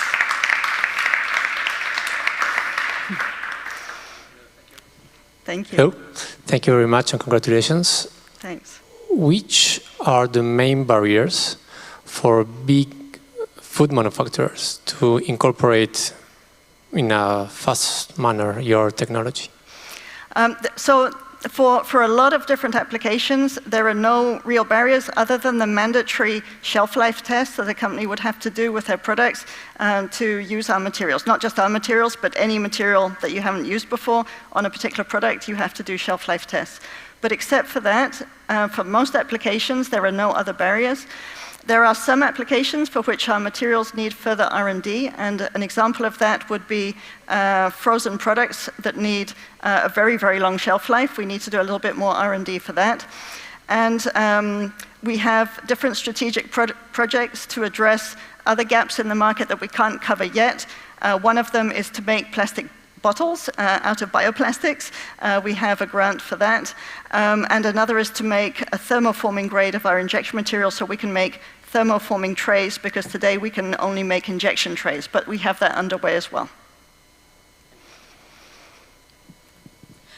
Thank you so much for the contribution to the world. And I was wondering if you could elaborate, please, a little bit more on the sourcing of the material, the organic material that you need for your product. Sure, no, it's a really great question. So right now, so our materials, as I say, are plant-based and they're mineral-based.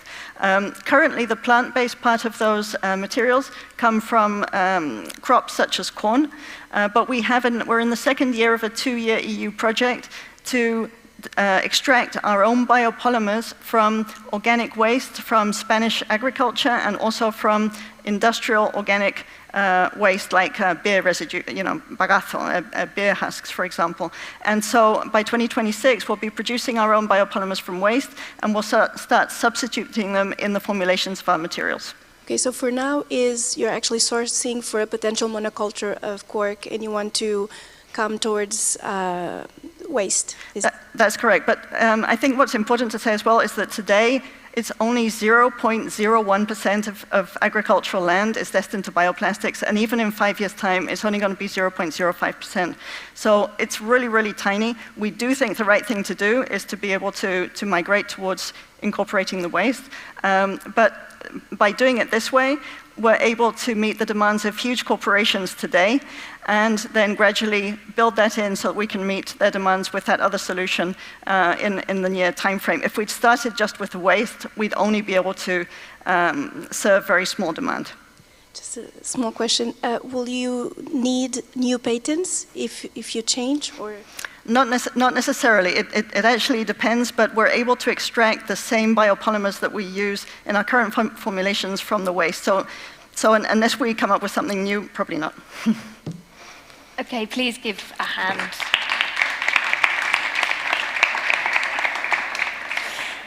Thank you so much. I know I'm not the only one in the room who would like to see a lot less plastic pollution and a lot less plastic packaging incredibly soon.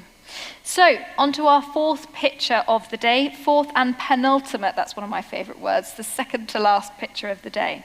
So, it's Nat for Bio.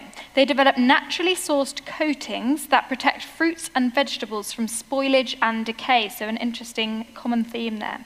They leverage microbial fermentation of selected fungi and bacteria to produce natural components with relevant properties.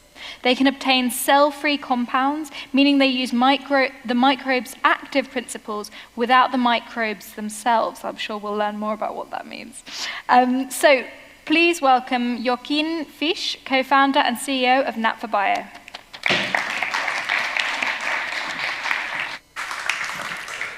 Can you hear me? It's okay? Okay, so. If food waste was a country, it would be the third largest greenhouse gas emitter after China and the US. Almost half of all fresh fruits and vegetables produced goes uneaten every year due to losses somewhere in the value chain. So the question is, how can we reduce spoilage? First, we need to control biological spoiling factors, like fungal pathogens. And the standard way to do so is using synthetic pesticides, which are bad for humans and the environment. And even though there are natural coatings available that control physiological spoiling factors, the low scalability is putting a barrier to their adoption. So at Nat4Bio, we are developing fully edible and microbial-based coatings that protect fresh fruit after harvest. These coatings are transparent, odorless, and tasteless, and they're made of a proprietary combination of a glucose-based biopolymer, which is produced by a non-GMO fungal strain, which in combination with food-grade excipients forms the base layer of the product. We then functionalize this by adding natural antimicrobials produced by bacteria, which are the active principles that deal with infections. Our results in citrus on field trials are being great. We're getting 85% reduction in fungal infections and only 3% moisture loss, which is in line with synthetic pesticides and polyethylene waxes. On avocados, we're gaining a 70% extra shelf life at room temperature and only 15% weight loss. And we're seeing great results in a lot of other economically important crops. But we have already left the bench, and the last step of our field trials, we treated more than 7,000 kilograms of fresh citrus that we shipped from Tucumán, Argentina, to the US. After 35 days in transit times, the results were great based on our customer feedback, and this was done using the same equipment that the packers have already at their disposal, so zero switching cost. Our active coatings offer not only natural shelf life extension, but also natural antimicrobial activity. They work on climacteric crops and non-climacteric crops, and most importantly, once at scale, we could outcompete in cost at a lot of the established products already in the market. Considering only the global exports of fresh fruit, we estimate this as a $3.5 billion opportunity. And in terms of traction, we have signed more than a dozen LOIs with packers in Argentina. We have signed one pilot agreement with the largest citrus cooperative in California, US, and we have also are under 2 evaluation agreements with corporations that will be the distribution channel for our products. We are a science-driven team, and our team has deep expertise in studying microbes and their applications in the agri-food industry, and we are combining it with business experience and operations to maximize impact. So we're looking for partners to do pilots here in Spain, which is a very important place for our value proposition. So please join us, and well, muchas gracias.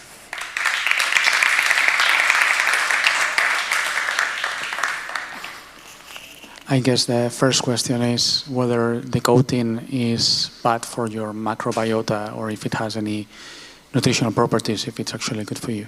Good question. So all the compounds in the formulation have already received the GRAS designation under the FDA, so they are all safe for human consumption. What we have found is a way to combine them in a novel and proprietary way, which includes a very interesting synergistic effect between the antimicrobials that we are using and the polymeric matrix that we have invented.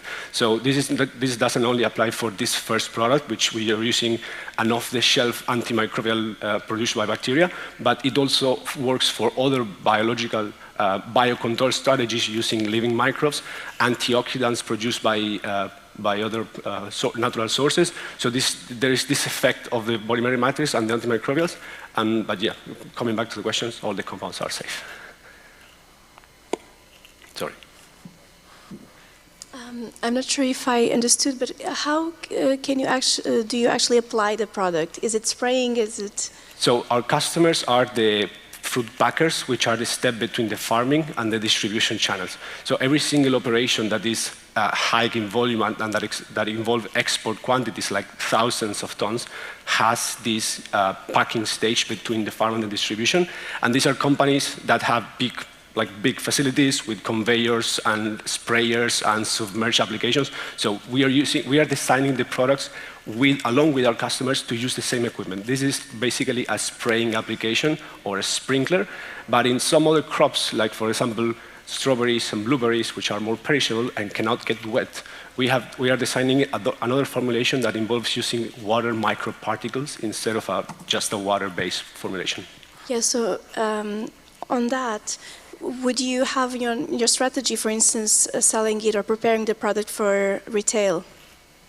Not that much. Would not be applicable. We have found that there is a huge underserved market in the export markets, especially from when there is a transit time of more than 3 weeks. For example, every single export from the southern hemisphere to the northern hemisphere, from the US to Asia, from Europe to US, there is a huge underserved market in terms of biological tools for the packers. So we are targeting that niche market first before going to retail, we won't go B2C. Okay. Let's give a hand. All right, we are welcoming our final pitcher of the day, and then we will all move out to the enlightenment stage where we will find out the results and who has been awarded these wonderful awards. So the final, last but not least, is Ibionz. Ibionz is an online medical service for the nutritional treatment of cancer. based on the latest scientific advances and associated with psychological support and physical exercise. I'd like to welcome Julio Madrigal, the CEO of Ibions.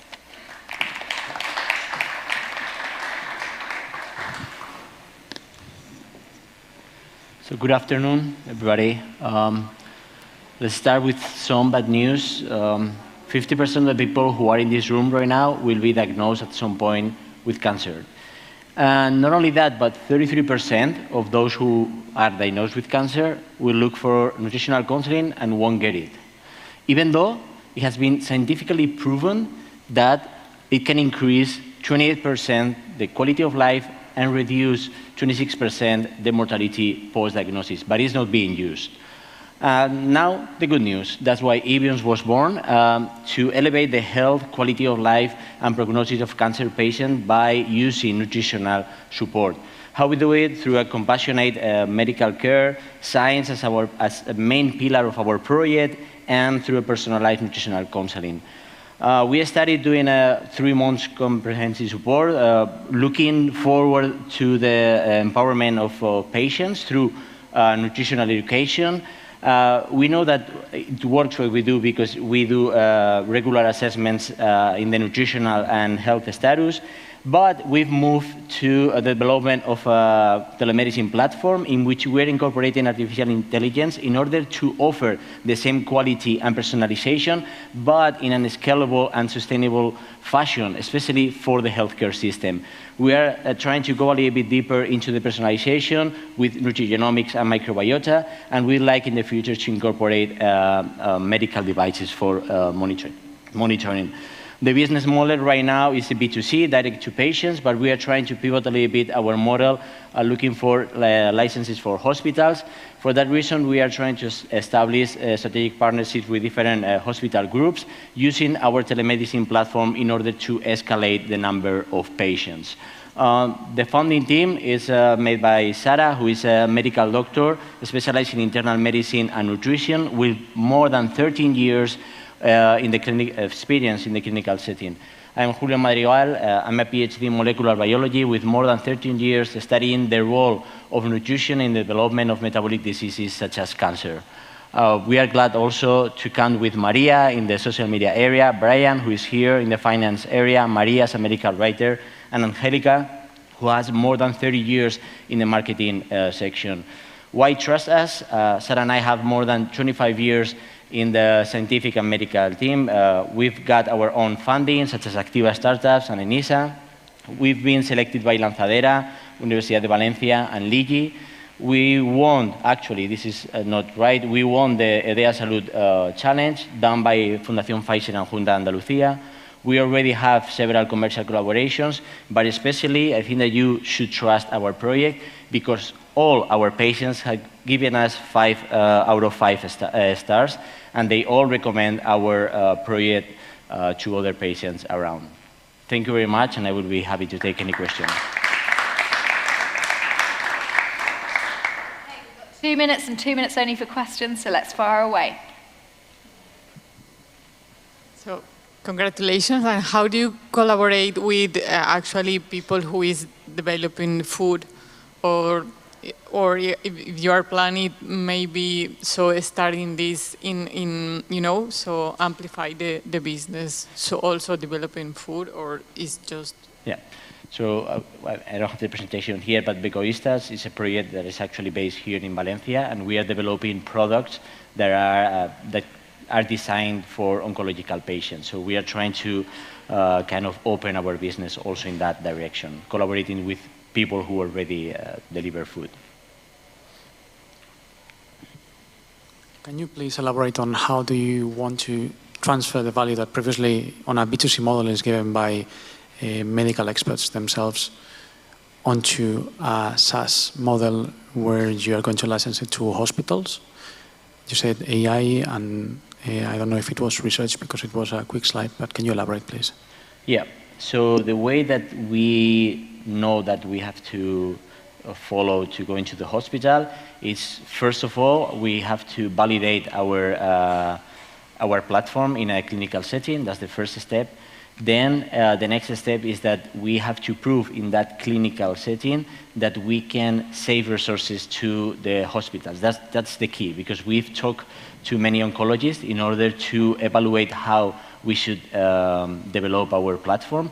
And the key for them is save resources, like less days of hospitalizations, less urgent care, less stops in the treatment. So just save resources, and that's actually how we plan. How actually we are planning to develop the clinical trial in order to measure all these KPIs that can save resources to the hospital. Thank you. All right, that is it. A huge thank you to each and every one of our pitchers, a thank you to our judges, a huge thank you to the sponsors, and to each and every single one of you. Without you, we wouldn't have an event. I've been Elsa Nightingale. I've been proud to MC for you this afternoon. Please connect. That is why we are here in person. Please head out to the enlightenment stage where we will now announce the results quite rapidly. So we'll see you soon. Thank you so much.